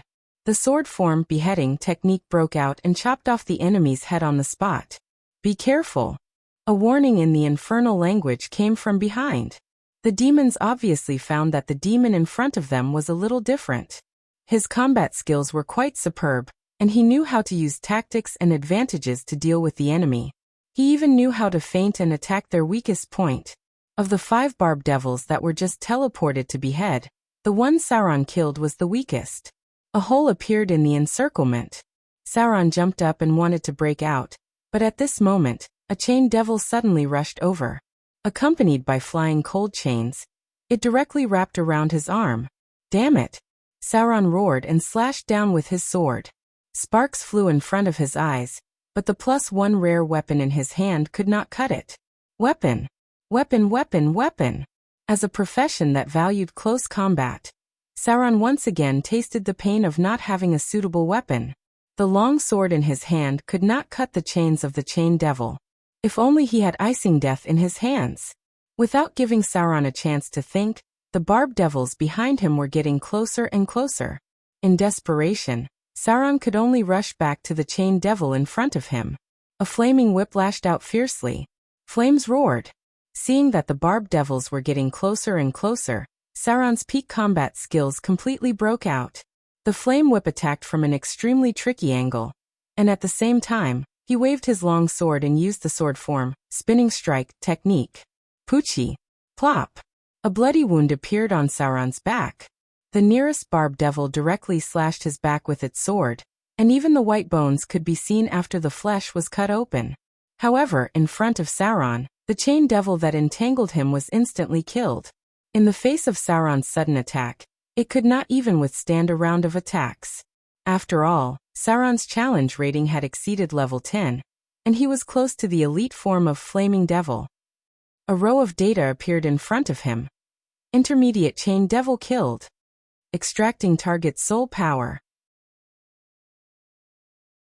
You've obtained 36 points of soul power. You've successfully absorbed target soul power. Your Flaming Devil form has been upgraded. Unknown mutation. Your soul power has undergone an unknown mutation. Part of your ability has undergone a fusion mutation. Unknown power triggered.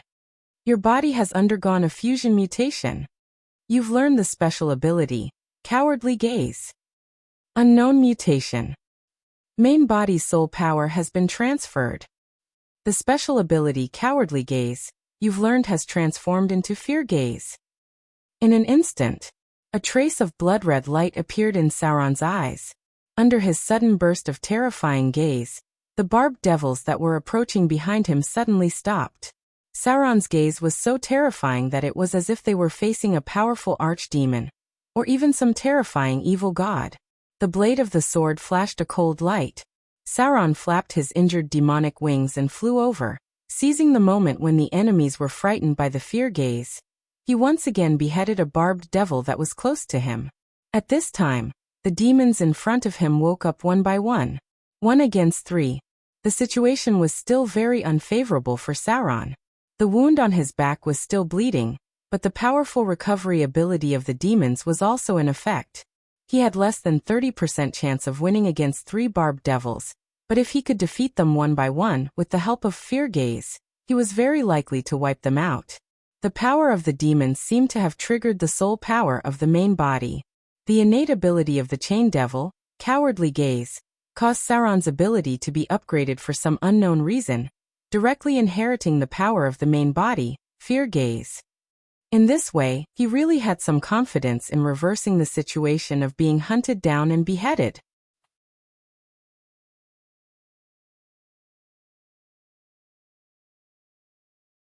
Chapter 537. Summon Demon. Now, even an idiot could tell that the flaming demon in front of them was not the same as the demons in their past memories. Facing Sauron, who was showing signs of advancing, the barbed demon did not hesitate to send out 2 people to contain him, while the other was ready to use the ability to summon demons. The barbed demon could summon some low-grade demons as fighters, and there was also a 50% chance of summoning another barbed demon. As long as they could summon a chained demon or a barbed demon to entangle Sauron, then the advantage would return to their side. Fear Gaze. Sauron glanced at the other party, and the summoning ritual that the barbed demon was performing was suddenly interrupted. It even spat out a mouthful of blood. Very strange. Sauron's Fear Gaze seemed to have inherited some of the effects of the main body, and the difficulty of immunity was extremely high, at least the difficulty of legendary level immunity. When the barbed demons touched his eyes, their expressions were as if they had seen a terrible evil god. Sauron was extremely suspicious that this was related to the divine power of his main body. Although this avatar was in the form of a demon, part of the soul power came from the origin of the gods. Even if it did not inherit much divine power from the main body, it looked like an evil god. This was a connection on the level of the soul.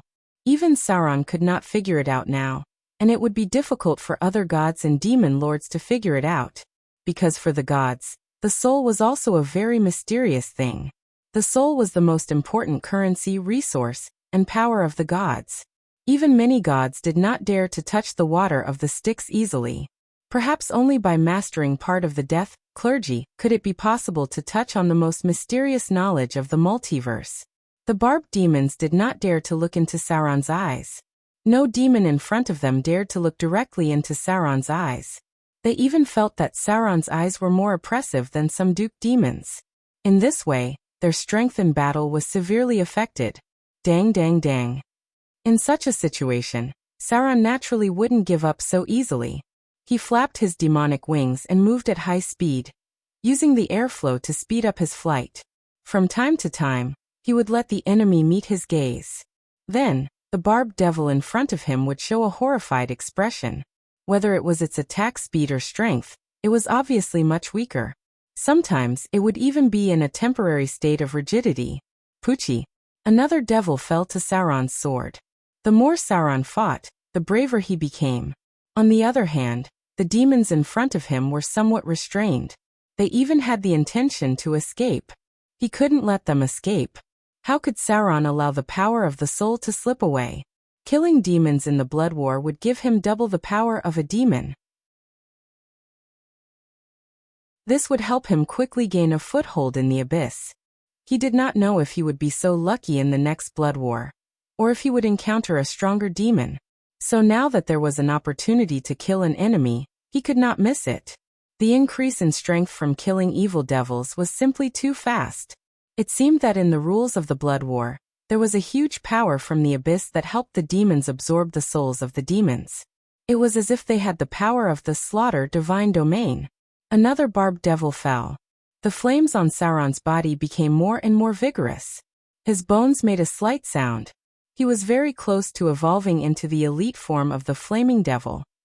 Based on the current situation, as long as the creature reached level 15, it was almost time to evolve. Bang! Not far away, there was the sound of a heavy object being sent flying. A Hezru fell into the flames, and then there was a shrill scream. A tall bone devil directly nailed it to death in the flames with a sharp sword. The flames burned around it, but it was not affected at all. After the bone devil killed a Hezru, it glanced around and quickly found Sauron's figure, as well as the corpses of the barbed devils that fell around him. This was a bone devil more than 3 meters tall. It should weigh more than 500 pounds. The weapon it used was a two-handed sword stained with demon blood. There were almost no wounds on the bone devil's body, which meant that it had not been hurt from the beginning to the end. The bone devil was also known as the Othello devil, which was the backbone of the Devil Legion. The one in front of him obviously belonged to the rank because it had a strange dark red armor on its body. This was the steel forging process from the Baator Inferno.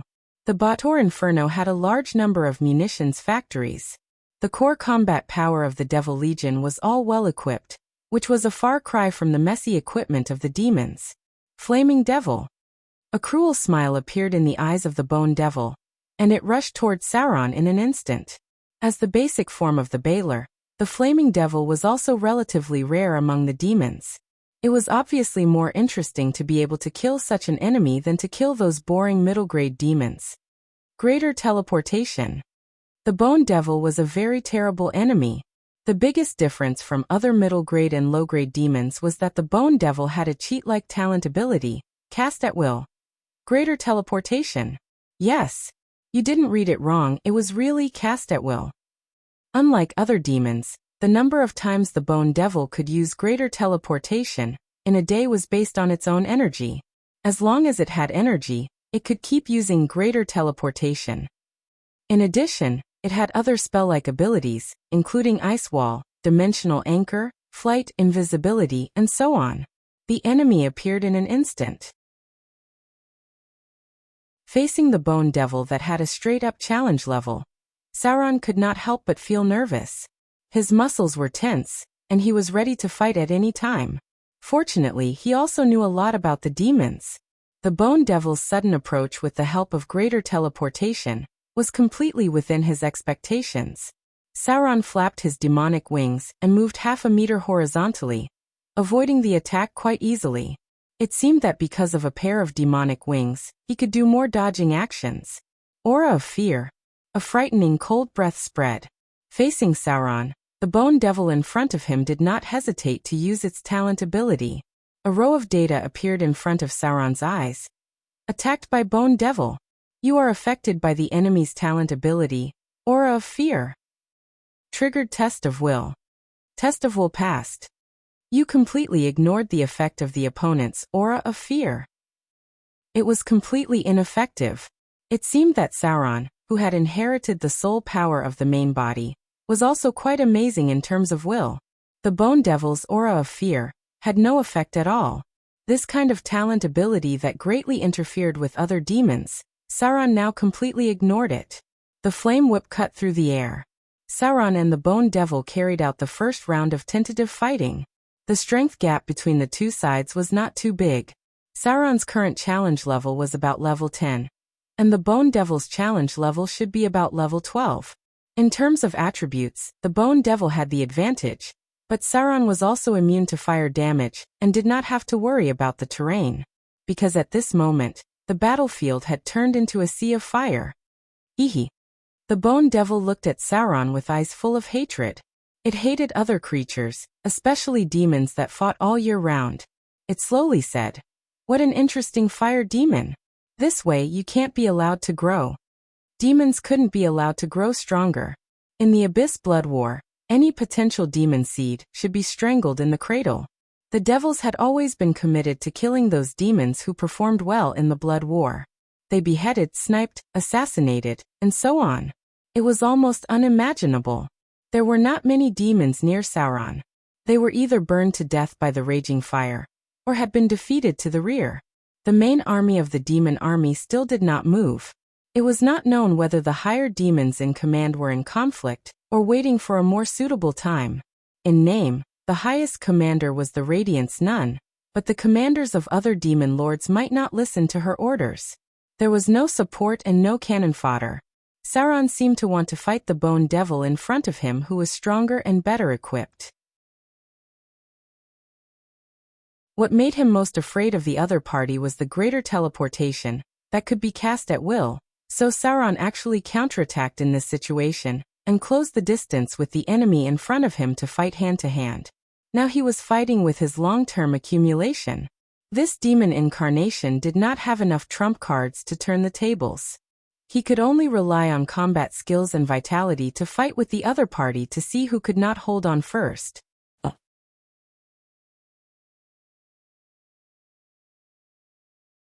Chapter 538. Clang. Clang. Plop. Traces of blood overflowed from Sauron's naked chest. The blood seemed to make the fire on his body more violent, as if adding oil to the fire. There was a trace of horror on Bone's face, and there was a wound on his abdomen. In a situation where it had an obvious advantage in all aspects, it actually lost to the opponent in combat skills, and its injuries were obviously more serious. It did not know what kind of person the demon in front of it was when it was alive, to be able to inherit such powerful combat skills. Perhaps it was a profession close to legendary when it was alive. In this case, it was even more impossible to let him grow. If a mortal's soul fell into the abyss after death, it was still possible to inherit some memories and combat skills.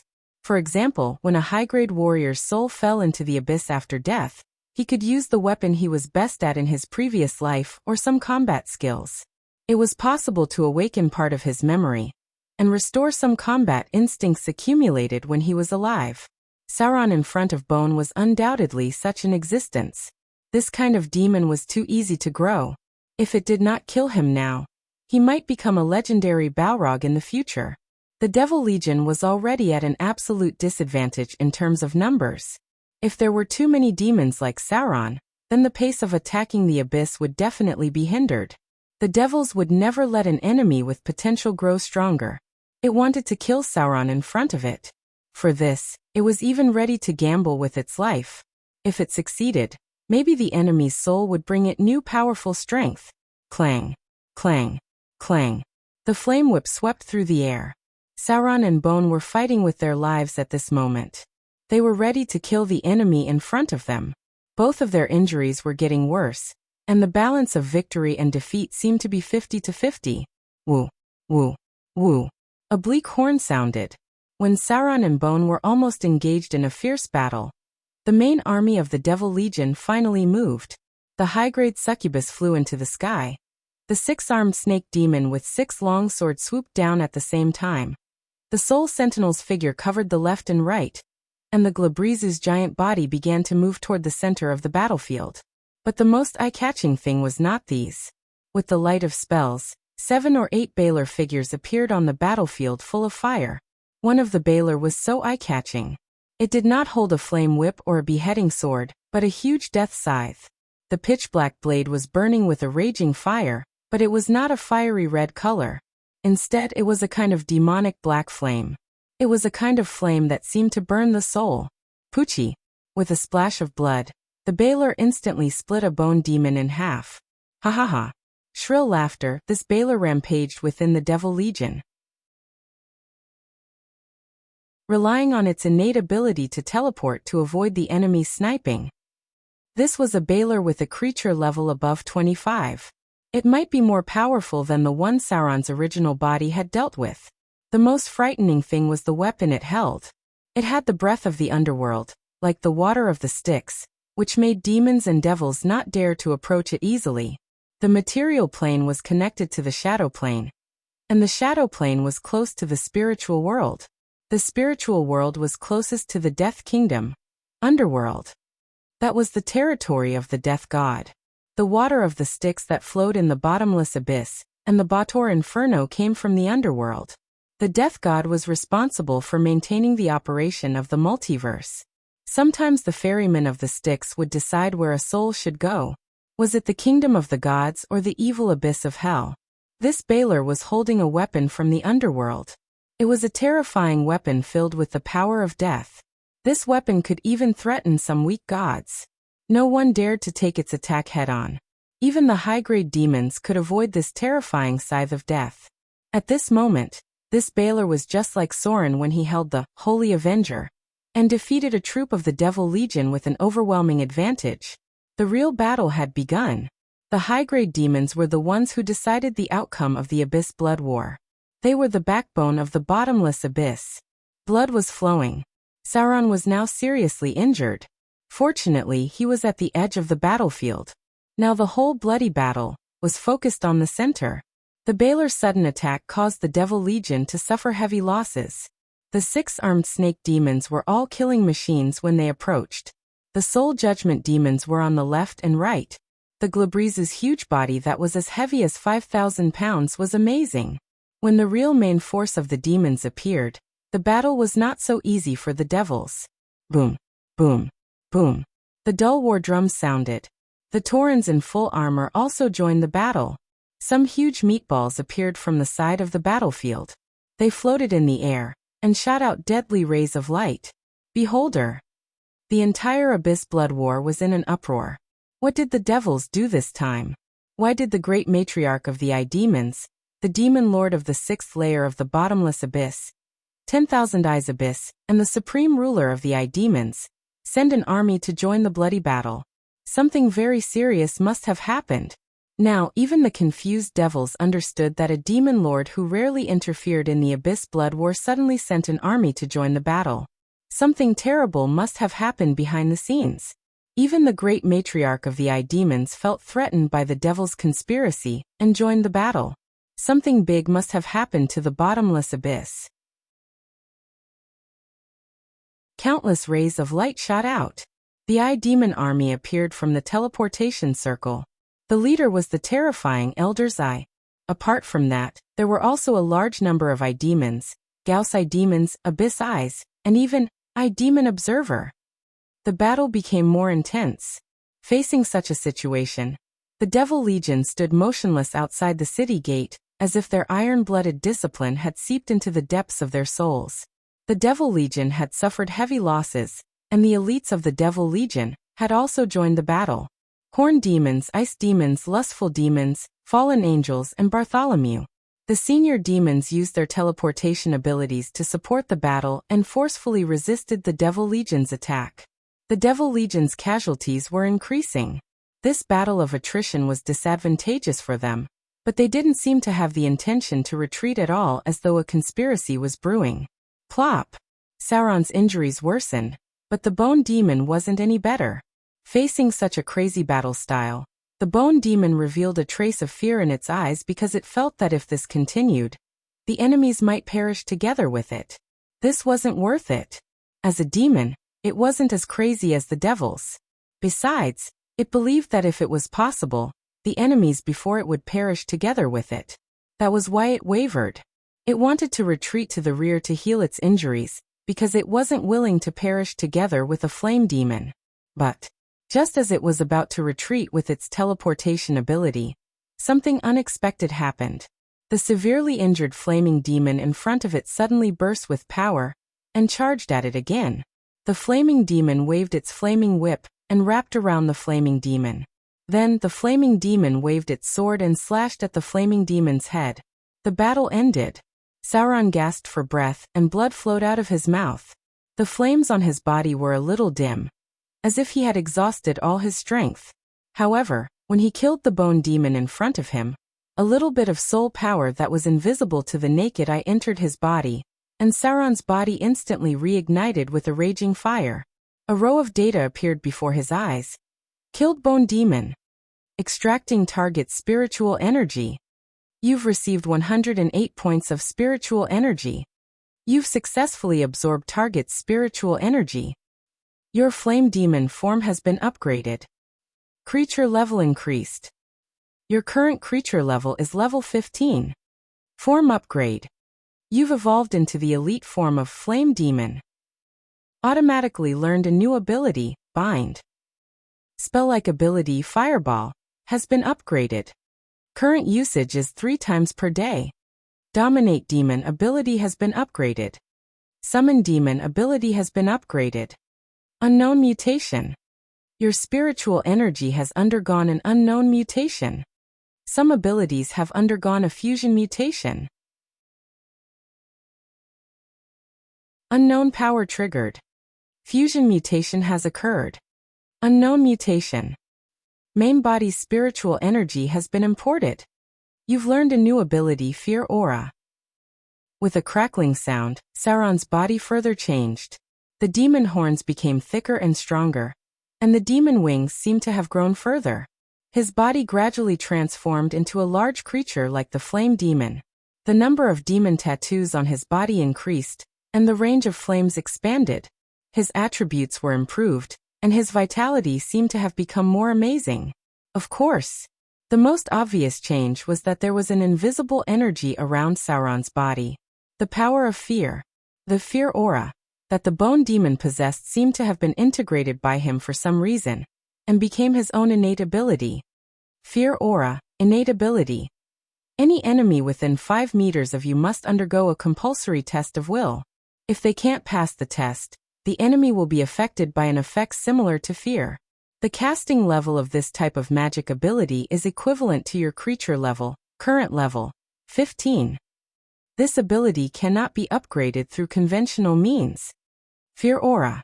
Even Sauron was very surprised that he had automatically learned the ability of Fear aura, and it seemed to be more powerful than the bone demon. Incredible. It seemed that he could get more obvious improvement in power in bloody battles.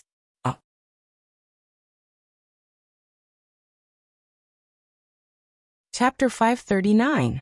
Sauron was seriously injured.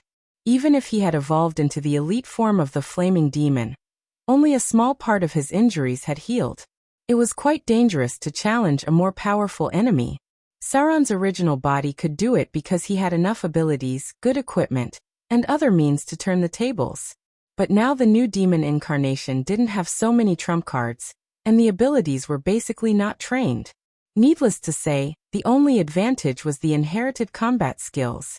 At the most critical moment, Sauron was even almost beaten into a near-death state by the bone demon, but fortunately he survived. After killing an officer-level bone demon, Sauron's ability improved greatly. The flame demon's entanglement ability was a very useful combat skill that could directly trap some enemies with insufficient strength. Sauron's first few battles were with the help of the flame whip. If he evolved into a Baelor in the future, he could directly strangle some weak enemies. For now, the important abilities Sauron still lacked from becoming a Baelor were proficiency in dual wielding, telekinesis, instant ability, powerful cleave, fierce attack, proficiency in attacking first, and so on. These abilities would probably have to wait until he evolved into the Flame Demon form before he could try to master them. Entanglement special ability. The +1 Flame Whip of the Flaming Demon can entangle the opponent like a net attack. The Flame Whip has 20 HP and doesn't need to be folded. Once the whip hits the target must go through a strength test with itself. If you win, you can pull the target to your body full of flames. The entangled target will be temporarily restrained, and enemies whose physique and strength are crushed will trigger an additional test of death. The elite form of the Flaming Demon inadvertently had a part of the power of the Flame Demon. Although the ability to entangle was very useful, what Sauron wanted the most was not this, but the greater teleportation that could only be mastered by middle to high-grade demons. This was the real core ability. If he could comprehend the greater teleportation, Sauron could cut in and leave the battlefield at any time, whether it was healing, killing, or retreating. It would be quite convenient. From the looks of it, he seemed to be a little short of accumulation. Note: most high-level demons and devils have the ability to teleport. After evolving into his elite form, Sauron's basic attributes and HP had been strengthened. His height had also grown close to 2.5 meters, making him look like a small giant.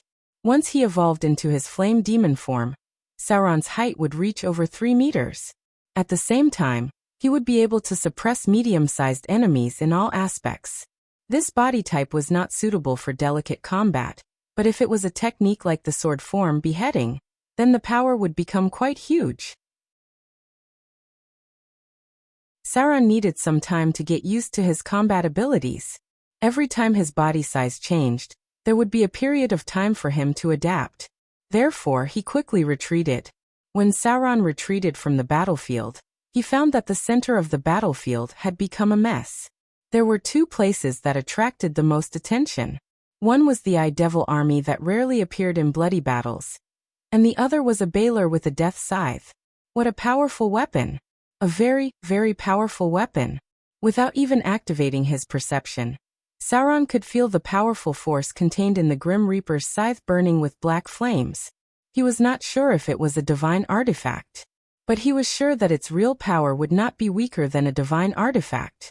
This kind of weapon from the underworld rarely fell into the abyss, and it seemed to be a weapon specially prepared for the Balor after modification. The demon warlord did not stop Sauron from retreating. In fact, there were not many living demons on his side of the battlefield. At this time, he had a little time to heal himself, and at the same time, he retreated to the rear of the army and checked his attributes after his evolution. Name: Sauron. Race: Demon.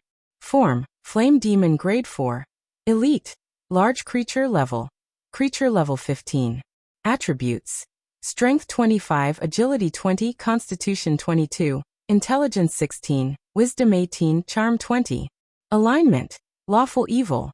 Note: other demons will be slightly hostile to your actions. HP: 31235. Demonic Power: 03000. Skills: Sneak 125, Deception 75, Negotiation 85, Literacy 100, Intimidation 210, Spell Identification 90, Use Magic Device 90, Listen 85, Detect 85, Search 70. Abilities: Flame Body, Flame Whip, Entanglement, Demon Claws, +1 Natural Magic Weapon, Demon Skin Damage Reduction +10, Demon Resistance, all resistances +10.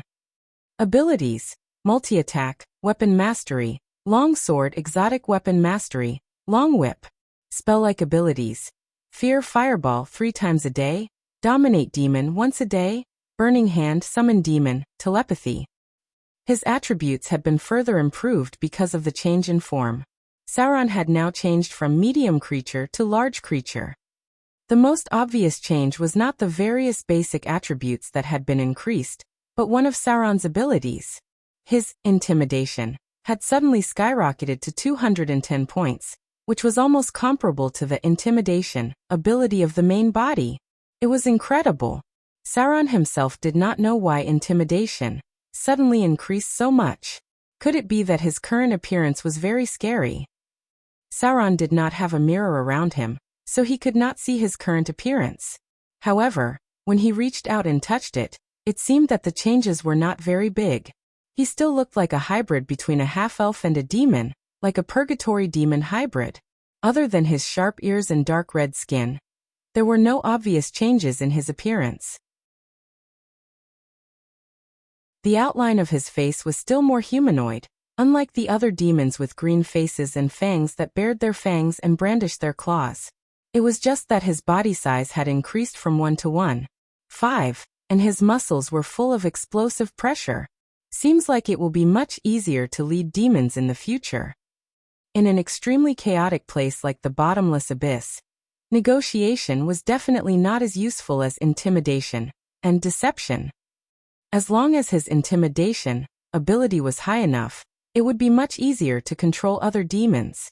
This might be the bonus of the elite template. Elite monsters were originally small bosses. As Sauron retreated to the rear, the nearby demons opened up a path for him. Even the Hezru who was hostile to him did not dare to look straight into Sauron's eyes. There was even a trace of reverence on their faces when they approached him. As for the other low-level demons, if they were not careful and were stared at by Sauron, they would tremble in fear. Even if they were not the low-level demons under Sauron's command, he seemed to be able to command them now. As for the specific changes, he would have to slowly figure it out in the future. The demon army's casualties were increasing. The scales of victory seemed to be tilted to the demon army's side. The 6-armed snake demons tore apart the demon army's formation, and some had even rushed to the rear. The Baelor's figure constantly disappeared and reappeared. Every time it appeared, it would take the life of a demon. The Demon army was the most terrifying long-range force. The omnipresent rays made it impossible for the demons to get close.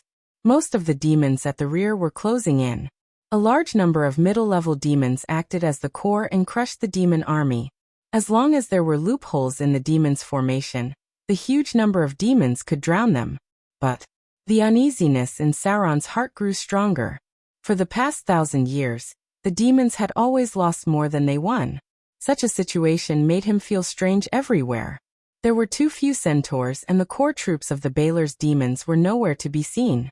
Although there were many middle-level and high-level demons, the true elites did not seem to be here. There were also no signs of the Hell Demon generals and the top-notch blood armies that they led. There must be other battles breaking out. Either the demons were hiding some conspiracy, or their true goal was somewhere else. Roar! A deep roar sounded from the distant horizon. Roar! Roar! Roar! Roar! Roar! The roar was so familiar to Sauron that he couldn't help but feel goosebumps all over his body. He retreated almost instantly without turning back. Dragons! Dragons! Many dragons. Some dragons appeared in the distant sky. Red dragons, white dragons, green dragons, blue dragons, and black dragons. The 5-colored dragons of the evil alignment seemed to have all appeared at this moment. Adult dragons appeared on the edge of the battlefield, flew from the back of the blood fortress, and then swooped down toward the demon army. A terrible dragon's breath covered the battlefield. It was like the most ruthless slaughter, crushing the demon army's attack in an instant.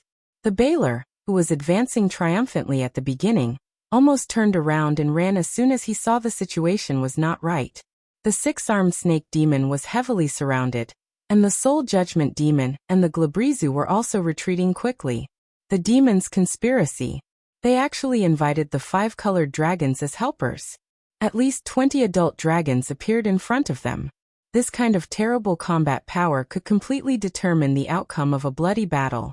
Mother of evil dragons. Tiamat. The god that the 5-colored dragons served, the 5-headed dragon with lesser divine power. Its strength was as high as 49 points. It was a powerful evil god that lived in the Bator Inferno. Mother of evil dragons, itself was a terrible 5-headed dragon, and it had the power of a god. For a long time, the number of times that she could be persuaded to participate in the bloody battle could be counted on one hand, and the situation in front of them was obviously her doing. Because other than the mother of evil dragons, Sauron really couldn't think of anyone else who could control the red dragons, green dragons, blue dragons, black dragons, and white dragons at the same time. The 5-colored dragons were not united internally. There was only one person who could make them fight together, and that was the mother of evil dragons, Tiamat. The outcome of the battlefield was already decided. Unless a demon lord appeared, or a god incarnation appeared, it was impossible for the demons to defeat so many adult dragons. Sauron was retreating quickly. However, after seeing so many 5-colored dragons, he didn't have much fear in his mind. Instead, he felt very regretful. He murmured, "All the 5-colored dragons are here. If my original body was on the battlefield, I can probably complete the Dragon Slayer. With the help of my divine power. What a pity."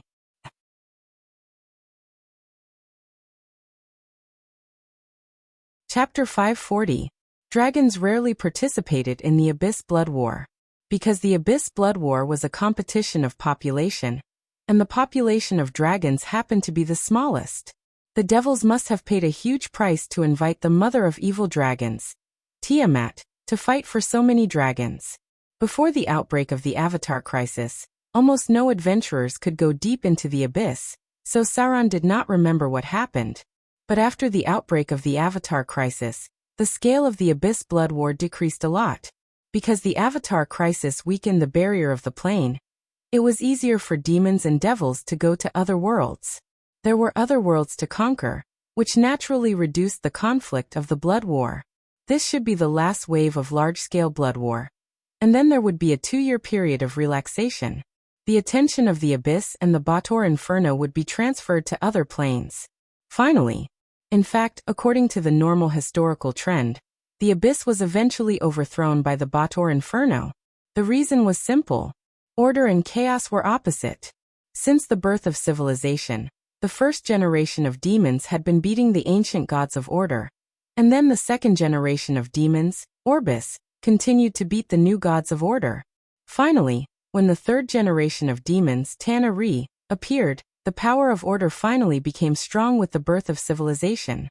Especially the fall and rise of the Lord of Hell, Asmodeus. He single-handedly provoked the war between order and chaos. Neither order nor chaos could be eliminated, and one could only suppress the other. The first generation of demons was born from the source of chaos, and they inherited the most powerful power. Although the second generation of Orbis was born weaker, they were similar to the Burning Legion. Their chaotic nature did not destroy themselves, but instead, they concentrated their hatred on the power of order, and even fought all the way to Mountain Paradise. Before the birth of the ancient civilization, the main battlefield of the demons had always been in the upper plane. It was not the first time that they attacked Mountain Paradise and the Temple of Order. Many of the ancient gods' corpses floating in the astral world were the achievements of the first and second generation of demons. The gods were beginning to be afraid of death. Because of fear, they created the original ancient angel, which was the predecessor of the Lord of Hell, Asmodeus. As for the third generation of Tana-Re demons, they were demons that evolved from flesh and blood. They had the most terrifying and largest number. The changes in the rules of the bottomless abyss led to an endless stream of souls that could give birth to demons, and the number was growing larger and larger. In the beginning, Demon Orbis, who only wanted to create a batch of slaves, was actually defeated by these creatures. The second-generation demons were overwhelmed by a huge number of Tana-Re demons. The rules of the abyss were reshuffled, and the bloody war changed the battlefield. The Tana-Re demons rose in the bottomless abyss, and the second generation of demons, the Orbis demons, retreated from the stage of history. The essence of chaos began to move towards an even crazier realm. The infighting continued, and the internal strife continued. Countless souls had countless possibilities. The existence of the Tana-Re demons may never be united because they were demons evolved from the power of the body by the Orbis demons. The terrible number of Tana-Re demons had divided the power of the origin of chaos, and the will of the bottomless abyss had become chaotic. Hundreds of millions of souls were constantly reincarnating and evolving, and the huge power of the bottomless abyss was divided among these countless souls. The number of the first-generation demons was only a few 100,000. They killed many ancient gods of order, and the corpses of the ancient gods were still floating in the astral world. The number of the second-generation Orbis demons might be tens of millions. They had once fought their way to Mountain Paradise, and made the gods of order very embarrassed. The number of the third-generation Tana re-demons was billions, tens of billions, or even hundreds of billions. The bottomless abyss had many unexplored planes and spaces. These places also had reincarnation of souls. Just the 666 floors of the abyss that were currently known had a population of tens of billions of demons. The Tanaree demons also wanted to attack the multiverse, but as soon as they went out, they were beaten back to the bottomless abyss by the Wind Elemental Army. The huge population and chaotic nature had completely led the bottomless abyss to an unpredictable future. It was a completely different concept for 1,000,000 demons to share the power, and for this power to be concentrated on a single demon.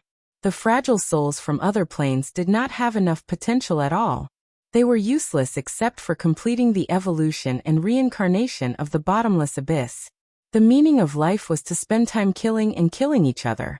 Only a small number of excellent souls could grow up to be the demon lords of the bottomless abyss and establish the rules they wanted in a territory.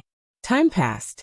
The Nether River changed from a small stream to a huge river that ran through the bottomless abyss and the Bator Inferno. Countless souls were transported to these two lower planes. No one knew what kind of secrets were hidden behind the fall of the Orbis demons and the rise of the Tanaree demons. But the rest of the multiverse undoubtedly ushered in a precious and long-lasting peace. The Rise of the Tanaree Demons and the Evolution of the Nether River, Volume 12, Chapter 6. There was no way to calculate how many demons there were. Just in the bloody battlefield of the bottomless abyss, the number of demons had always been dozens of times that of the Devil Legion. In other plane battlefields such as the Grey Wilderness, the Azura Field, the Scorched Hell, and so on, there were still a large number of demons reincarnating in these places close to the lower planes. It was once said that the number of demons could account for more than 1/5 of the total population of the multiverse. No one could calculate whether this was the case or not, because this population also included goblins, kobolds, and other monsters that were born like weeds every year. Now, the massive demon army had collapsed. The emergence of the dragon army crushed the demons' courage to continue fighting. Under the terrifying dragon breath, the low-level demons collapsed to the ground in droves. Under the joint dragon breath of dozens of 5-colored dragons, a 10-kilometer-long corridor of death was instantly cleared out on the battlefield. Not only that, but they also turned around and used their dragon breath to sweep in from other directions. The demon army retreated quietly. These cunning demons were ready to escape as soon as they realized that the situation wasn't right. Many Baylor demons had left the battlefield, and most of the 6-armed snake demons were left behind. They were heavily surrounded by the Devil Legion, and it seemed like their chances of survival were very low. Sauron was retreating. The situation on the battlefield had turned upside down. There was no meaning in staying behind. Roar! Dull dragon roars could be heard. After 3 waves of dragon breath, the Dragon Legion began to disperse and eliminate the enemies in the sky. Not many demons could fight with dragons in the sky. The difference in size between the two sides was enough to crush them. Plop! In front of Sauron, there was a cloud of dust. A seductive figure fell directly from the sky and smashed a pit in the ground. The dragon was approaching. A white arm stretched out from the pit in front of Sauron, and then a superior succubus covered in blood got up. She had terrible scars left by the dragon claws. The demonic wings behind her seemed to have been broken, and she had completely lost the ability to fly. Facing an adult blue dragon in the distance, a trace of fear appeared on the charming face of the superior succubus. But when her eyes fell on Sauron next to her, a glimmer of hope of survival suddenly appeared in her dreamy eyes. Superior charm. The superior succubus in front of him had a seductive smile on her mouth. She said to Sauron with a magnetic voice, "Protect me. Go and block the dragon behind me." The firebird had arrived, and the figure of the adult dragon was getting closer and closer. A trace of panic appeared on the charming face of the superior succubus, and she almost immediately turned around and ran toward the rear. There was still a chance. As long as the cannon fodder in front of her could block the dragon for a while, she could safely leave the battlefield. The most important thing now was to get away. Poochie. Blood splattered out of the wound. The exquisite body of the superior succubus suddenly stiffened. She looked down at her chest, and a long sword with burning flames pierced through her heart. When she turned her head and looked behind her, Sauron's eyes, which were blurred at first, were already clear. Everything just now was a disguise. When the superior succubus thought that he was under charm, and was ready to block the dragon behind her, Sauron directly pierced her heart. "I'm not cannon fodder." Sauron slowly pulled out his long sword, and looked coldly at the body of the superior succubus on the ground. He said lightly, "Besides, I hate it when people use charm on me." Just a moment ago, a data prompt appeared in front of Sauron's eyes. When he realized that the superior succubus was using charm on him, Sauron did not hesitate to pretend that he was charmed by the other party. Then, when the other party turned around and wanted to leave him to block the dragon to die, Sauron mercilessly stabbed the other party's heart. The nature of a demon was not much better than that of a devil. The moment the superior succubus used charm on him, Sauron had the idea of killing her. Without the slightest pause, Sauron quickly retreated to the other side. He had just killed a superior succubus, and it seemed to be an officer-level superior succubus. If he returned to the succubus army now, he might be in trouble. To the succubus army, Sauron's life was definitely not as valuable as the superior succubus. Originally, the succubus queen Mechanut was a very protective person. The officer-level succubus often sent other demons to their deaths. It was better for him to take advantage of the situation and become a wandering demon. Anyway, with his current strength, it was enough to explore the bottomless abyss. The blood war was too dangerous. This kind of quasi-legendary level succubus died just like that. It was better for him to avoid it for the time being, because the scale of the blood war might escalate.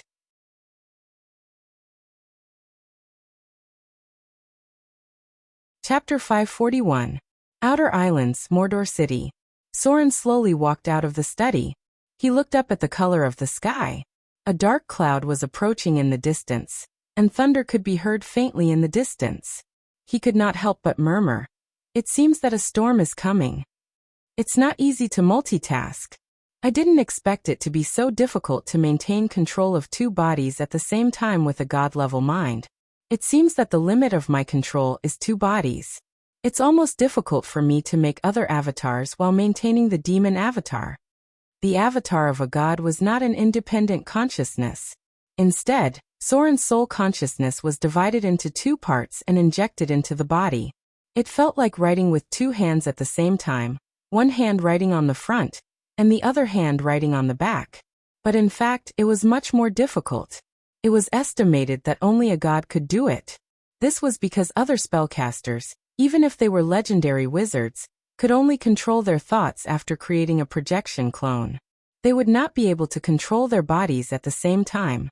The simulacrum spell during the Arcane Empire could be used to multitask and control two bodies at the same time.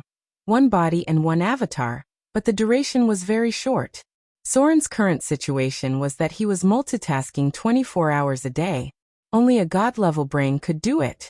But this kind of calculation also had a flaw. That was, Soren could not leave Mordor City.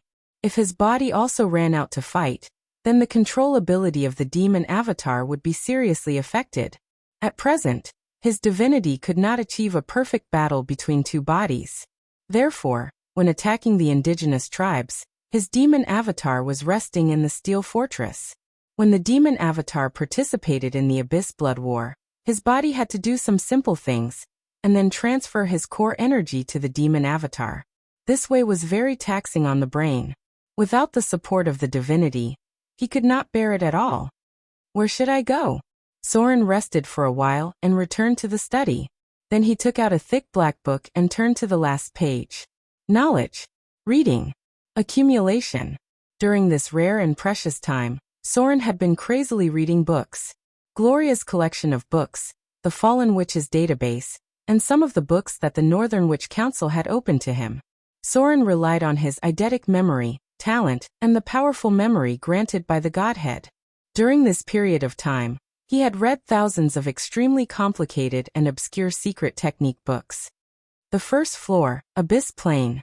Soren's slender fingers stopped moving. He shook his head and muttered to himself, "No. It was too dangerous. The core of the Blood War is now the 10,000 abyss planes. It is not suitable for me to join the Blood War before I become a legendary flame fiend." Whoosh whoosh whoosh.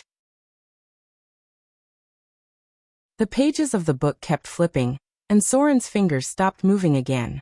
He mumbled, "The third floor, the Forgotten Land. It was not appropriate.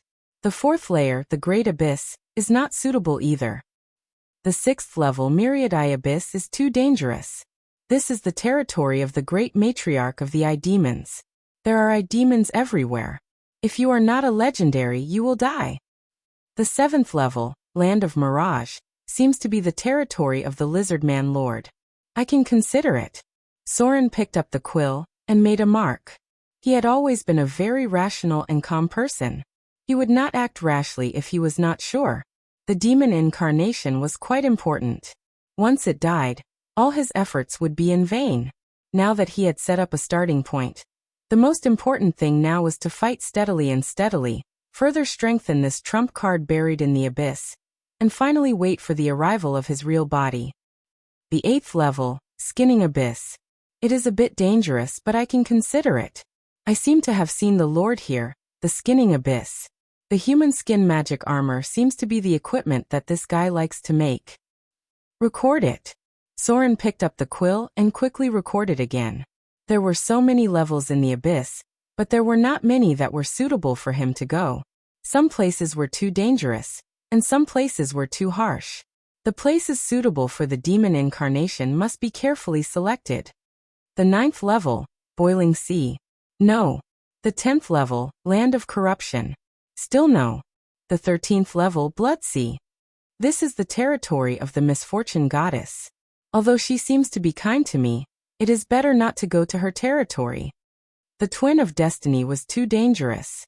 Even if the incarnation of the Misfortune Goddess appeared in Soren's apotheosis ceremony, he still did not dare to get too close to her. Being close to the Misfortune Goddess was equivalent to being far away from the Luck Goddess. These two twins of destiny had been fighting for thousands of years. Soren felt that it was better not to get involved. At least for now, he absolutely could not participate in the battle between the twins of destiny. Bloodsea excluded. Neither demons nor devils dared to enter this territory easily. The demon lords fought fiercely, and they all knew to avoid the Bloodsea's domain. The 14th level, Steam Swamp. Excluded. The 17th level, Land of Death. Excluded. The 21st level, Cremation. The Lord is a Baylor. Soren stopped. He quickly took out another book and began to search for information about the Demon Lord and the geographical environment of this level of the abyss. Just by looking at the name, he knew that this place was more suitable for the demon incarnation. Baylor Demon Lord. Soren's fingers gently tapped on the table and murmured, "The 21st level of the abyss is not too far and not too close. It seems that it is not difficult to go through the river Styx. I have listed it as one of the targets. The 23rd level, Steel Ice Field. Excluded. The 27th level. The 41st level." Soren flipped faster and faster, but in the end, he still returned to the 21st level of the abyss, Cremation. This was the territory of the Baylor. The Demon Lord was a powerful Baylor. The environment was a volcanic terrain with a large number of fire demons, burning monsters, fire elementals, and Baylor. There were also some other demons, but because of the characteristics of the plane, they were mainly creatures that were immune to fire. This is it. Soren frowned and closed the book. The operation of the abyss must be supported by the material plane. Otherwise, it would be too difficult to rely on a demon incarnation to rise. He looked up at the sky outside. It was completely dark at this time. A storm was coming. The weather changes in the outer islands were relatively large. If it were not for his divine realm, the climate would be a little worse. The storm would probably last for a few more days. Now that all the ships near the coast had docked, the military parade that had been prepared for a long time would begin once the storm was over. The Eye of the North was confirmed to be there. Although the Princess Royal of the Frost Kingdom would not come in person, her avatar would appear on that day. Since the mysterious disappearance and return, something seemed to have happened to the Princess Royal. Her strength had become more and more unfathomable. There are still 5.5 months. Soren tapped on the table gently, turned and left the study and murmured, "Let's go to the half-plane again. I really can't break the war chess game. I'm afraid I can only challenge the demigod Thaling directly. If I can break the space barrier of the half-plane, the chance of winning should be about 60%. Soren's chances of winning were not very high, but it was imperative to take down the war chess half-plane. If there was really no way to break through, he could only challenge Thaling 13. Mordor City had now been perfected in all aspects, but it still lacked a strategic deterrent weapon. This weapon was a wizard tower. Soren could not stay in Mordor City all the time. There would always be a time when he would go out and walk around. And if he could build a wizard tower, then whether Soren was in Mordor or not, he could deter many enemies and make most people not dare to act rashly. The wizard tower in the Shadow Plane was the original form of the floating city. According to the research of Gloria and Fallen Witch, this wizard tower could be transferred to the material plane. In this way, everything in Mordor City would be perfect.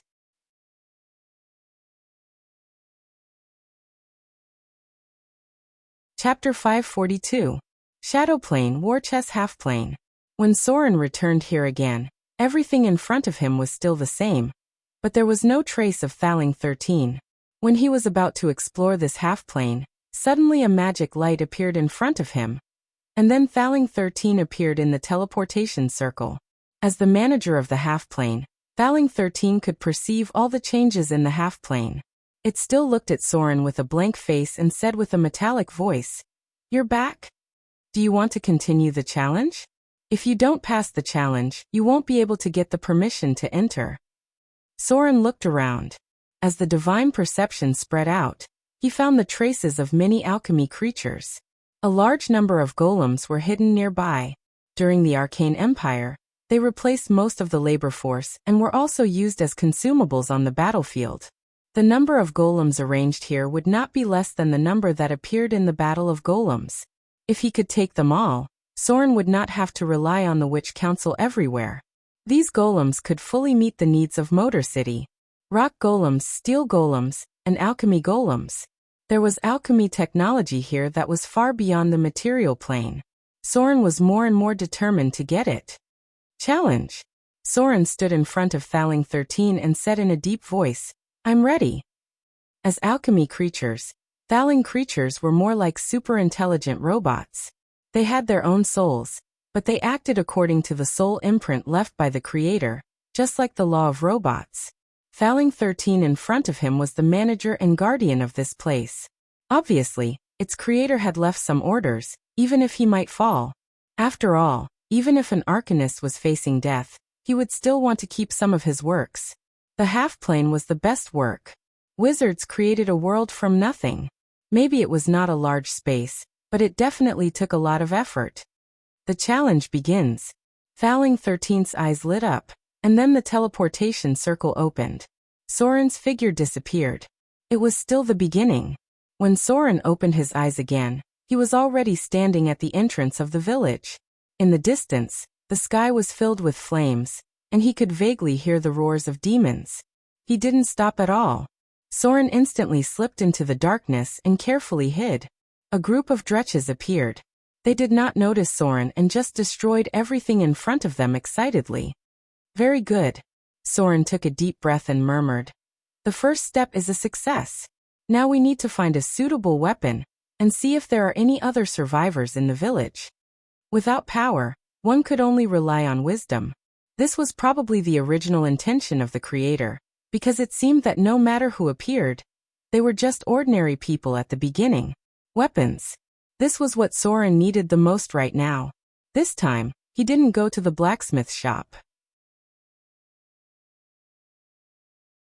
Instead, he carefully moved forward in the shadows, looking for a big house that was more eye-catching. There were usually militia guards in such a village. There were no weapons in the blacksmith shop, but it was possible to find some with the militia. Many places nearby were already on fire, and there were sounds of fighting on the other side of the village. Soren quickly found a good house. Boom! The raging fire burned down a house, and the sound of it collapsing was heard. Soren also took this opportunity to quickly rush into the house. There were a few wandering dretches nearby. They noticed the noise here, but they didn't care, because they only heard the sound of the house collapsing, and they were excited because of the destruction. There were no swords. Soren just glanced inside and found that there were no swords, but there were other weapons. A hunting bow that was in perfect condition. There were only 7 arrows. The number was not enough, but it should play a big role. The requirements for archery were quite high. A sharpened wooden shaft was not useful at all. A complete arrow should be composed of 3 parts: the arrowhead, the shaft, and the feather. If the quality of the arrows did not meet the requirements, the shooting accuracy would be reduced. The quality of the arrows in front of him was probably very difficult to recycle. 7 arrows. Soren took a deep breath, held the hunting bow in his hand, and equipped the quiver with arrows. Then he carefully walked out of the cave. 3 dretches. One was lying on the ground gnawing on something, the other was jumping around in the fire, and the last one seemed to be looking for something. Through the light of the fire, they could see that it was holding a small silver-white object, which seemed to be silver jewelry. Demons also liked to collect trophies. Soren held his breath and quietly approached. The lethality of the hunting bow was not enough, and it was difficult to cause fatal damage to the demons. It was not easy to penetrate the demon's skin. He needed to get closer and increase the penetration of the hunting bow. It was best to shoot directly in the head, so he could kill one of the demons first. Swoosh! An arrow flew out from the darkness. Soren still had his archery skills, and the dretch that was eating something was shot in the head. The arrow was directly nailed into the head, and it died on the spot. Success! After killing a Timurid demon first, Soren immediately aimed at the second one with an arrow on his bow. The death of their companion alerted the other dretches, and they all rushed toward the place where Soren was hiding. But at this time, the second arrow was shot and hit the chest of the dretch that rushed in front. Swoosh! Soren did not hesitate and shot 5 arrows in a row. 2 arrows hit the enemy's head, and 3 dretches were killed in one breath. Phew! At this time, Soren relaxed a little, and he actually felt a sense of exhaustion. He had overexerted himself. This ordinary person's physical fitness was really low, and his physical fitness was not up to his combat requirements at all. Kitchen knife. He needed a kitchen knife. Soren quickly glanced around, then took out the kitchen knife from the blacksmith shop, and quickly came to the body of the dretch. Dang! He raised the kitchen knife and cut the dretch's fingers. The hard bones were difficult to cut, but he still cut off the longest finger. Next to it was the body of a woman. It seemed that the dretch had just eaten her. The nature of demons was evil. Soren was not surprised by this, but he was a little shocked by everything here. He had a weapon, and it was an extraordinary weapon. As an ordinary person, Soren's brain was also working quickly. Tactics, skills, and command were all indispensable. It seemed that he had rarely encountered a battle that required such a comprehensive ability to test his own abilities. The claws of the dretch. Because of its demon bloodline, its claws were regarded as a +1 natural magic weapon. This was an extraordinary weapon that was difficult to find in the entire village. A dagger. Soren spent 5 minutes crafting the dagger into a simple dagger. This poor +1 dagger was enough for him to break through the defense of any demon nearby. As long as he could break through the defense, there was a possibility of success for him. After all, his experience and skills accumulated through countless battles were not just for show. No injuries, no hunger, and my stamina is enough. Soren took a little rest, and then began to move forward. He thought to himself, I have a weapon now, and I can fight against a small group of demons. Now I have to explore the surroundings and find the key to break through the situation. This challenge seems to be a test of my comprehensive ability without strength. There should be a way to defeat the demons. Everything here is so real. I don't know if I can use it to train my subordinates in the future. Such a real battle may be able to train some elites. Flames jumped. Soren moved forward along the dark corners. Many corpses began to appear nearby. There were old people, women, and children. Adult men seemed to be rare. It could be judged that they were summoned in advance to defend, and the demons broke in from other places and slaughtered the old, weak, women, and children. If this was the case, then there should be militia fighting against the demons. 2 more dretches appeared. This time, Soren went up to the dretch directly. Facing the aggressive dretch, he rolled to the side and swung his dagger. Plop! The demon's claws cut open the enemy's throat, and the +1 rare weapon easily killed one. You want to run? Facing the dretch that was frightened by the sudden death of its companion, Soren quickly rushed up and killed it. Very good start. Except for not being able to level up in this challenge, Soren had gradually adapted to this kind of battle. Defeating the strong with the weak. It was a battle of momentum and explosive skills in a life-and-death battle. There were more and more corpses on the ground. Most of them were human, but there were also demons. Soren found a different corpse. His ears were a bit pointy, and he looked like a half-elf. Next to the corpse, there was a damaged hunting bow and an ordinary dagger. Soren put away the dagger and looked at the corpse. He found a quiver with 8 wolf fang arrows in it. This half-elf should be a hunter in the village because he was wearing animal skin. A +1 rare dagger, an ordinary dagger, a hunting bow, and 10 arrows. These were all Soren's equipment. In front of him, there were other demons. This time there were not only dretches, but there were also middle-grade demons. He was challenging middle-grade demons above level 5. It was almost impossible for him to win with his current ability. There were more and more sounds of resistance in the distance. It seemed that the casualties of the villagers were very serious. How do I break out of this? Soren frowned. He glanced around, and suddenly there was a glimmer of light in his eyes. He quickly sneaked to the side. He found a military crossbow. The corpse next to it seemed to be a guard. It seemed to be a member of the village guard. In this case, if there was a military crossbow, then it would be very useful.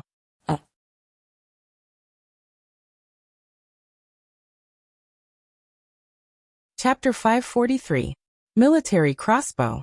It was the best equipment for novice adventurers. It could penetrate plate armor at close range, and it was also the first core equipment that Soren obtained in Amber City. Crossbows were an important weapon for challenging opponents of a higher level, because they could only rely on these weapons to kill the enemy when their strength was not enough. The military crossbow in front of him was made of steel. If it hit the demon's body, it might not cause too much damage. But if it hit the brain directly, Soren was confident that he could kill the berserk demon in one shot. As long as he shot through the skull, he could kill all the enemies except for a few. This military crossbow was the key to breaking the deadlock. There was no way to advance into a profession, and he could only fight with the physical fitness of an ordinary person. Therefore, he must seize all the opportunities available to him. This war game was simply a challenge to the limit. Now Soren only hoped that after he completed the challenge, he would be able to get the loot that was worth his effort. Stealth. In order to cover the sound of his footsteps, and because he did not have the ability to hide in the shadows, Soren simply took off his shoes. The halfling stealth was enhanced because many of them did not wear shoes. Their soles were very thick, and there was almost no sound when they walked. Now Soren took off his shoes, and went into stealth to reduce the chances of being discovered by the enemy as much as possible. In the current situation, even if there was only a 1% chance, it could affect the final outcome. Night was the best cover to avoid the fire. Soren quietly approached the battlefield. In front of him was a group of low-level demons, led by a burly berserk demon. This kind of demon that he could easily kill was now the most terrifying creature in the whole village. Many human militiamen had fallen around its body. As a middle-level demon with a challenge rating of more than 5, it had the power to easily destroy a village in the material plane. There were few survivors. Soren saw that there were less than 10 people who could fight. Among them, a middle-aged man looked like the captain of the militia.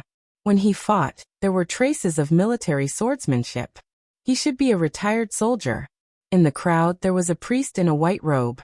Soren was not sure which god he believed in, but looking at his casting movements, he was only a low-level priest. His divine spell slots were quite limited, and his innate perception was probably not high. The number of divine spells that a priest could cast still depended on their own perception. If their basic talent was too poor, it would be difficult for them to advance to a higher realm. The only thing that surprised Soren was he even saw a wizard who could use level 3 spells. He should be the most powerful human at the moment. Unfortunately, he was facing a demon. Judging from the nearby demon corpses, this wizard did not have many spell slots left. There were priests, warriors, and wizards. Soren seemed to have thought of something, but there was no time to search for it. There were still houses in the village that had not collapsed. Judging from the attire of these people, they should have settled down here. Therefore, there was not only one way to break out of this situation. There might be useful items in other parts of the village. However, the battle was nearing its end. If Soren were to leave now, they would be done for. He could only grit his teeth and fight. If the demon killed all these people and freed up his hands, it was almost impossible for an ordinary person like him to survive. Soren lurked in the darkness and approached from the side barefoot. There was another corpse of a berserk demon on the ground. There were very obvious traces of corrosion on the corpse. There was an obvious arrow wound in the chest, as if it was first penetrated by an arrow-like attack, and then the wound was corroded. Melf's acid arrow. Soren's pupils shrank slightly, and he thought to himself, it's a popular spell during the Arcane Empire. It's a very powerful level 2 spell. It's the same creator as Melf's Minute Meteor. A level 2 penetrative spell was sometimes more powerful than a level 3 or 4 spell. Sure enough, facing the intermediate demon in front of him, the wizard who did not have many spell slots quickly retreated. After pulling away, he cast another spell. Soon, a strong acid arrow was condensed in his palm. Puff. The berserk demon's chest was penetrated by the spell. The acid spread all over its body and corroded its body, making it let out a terrible scream. Boom. A huge wooden beam was thrown out, and the white-robed priest next to it could not dodge in time. He was smashed out, and there was a crisp sound of bones breaking. The Dretches seized the opportunity and swarmed forward. In the blink of an eye, the white-robed priest was already badly mutilated. They can't hold on any longer. Soren seemed to want to rush out of the darkness, but suddenly he seemed to feel something and hid back in the shadows again. Hee hee. A strange laughter sounded, and a wizard in a black robe appeared in the night. He slowly walked out of the village. It seemed that his body was blessed with a protection spell. The nearby demons did not take the initiative to attack him. He came in front of the survivors and said in a deep voice, "Karnith, hand over the arcane card. Maybe I can also spare your life." The middle-aged wizard looked at the dead priest next to him, and a trace of sadness appeared on his face. He slowly said, "Don't even think about it. The arcane card will never be given to a guy like you." The black-robed wizard looked at them with a strange smile and slowly said, "Okay then. When you all die, I'll find it myself." His figure disappeared on the spot. It seemed that he was blessed with an invisibility spell. This was an intermediate wizard with a high casting level. Arcane card. Soren's figure was crawling on the ground, but his ears were pricked up to listen carefully. The appearance of the black-robed wizard had once again increased the difficulty of his plan because he, as an ordinary person, might not even be able to block an arcane missile. Where was the card? If he could get the arcane card and use it, he might be able to turn the situation around. But where would the arcane card be placed? The demons launched another attack. Although the figure of the black-robed wizard had disappeared, Soren could still judge from the water on the ground that he was moving. He was moving around the side, and his target was another wizard, a mid-grade magus. A bold idea popped up in Soren's mind, and he said to himself, his melee ability is not much stronger than an ordinary person's. If his defensive magic field is broken, a single bolt may kill him. After killing the wizard and relying on the survivors, the probability of defeating the demons was more than 50%. It was worth a try. Soren quickly made a decision in his mind, but he needed to wait for a better opportunity. As long as someone could break the black-robed wizard's energy shield, then his opportunity would come.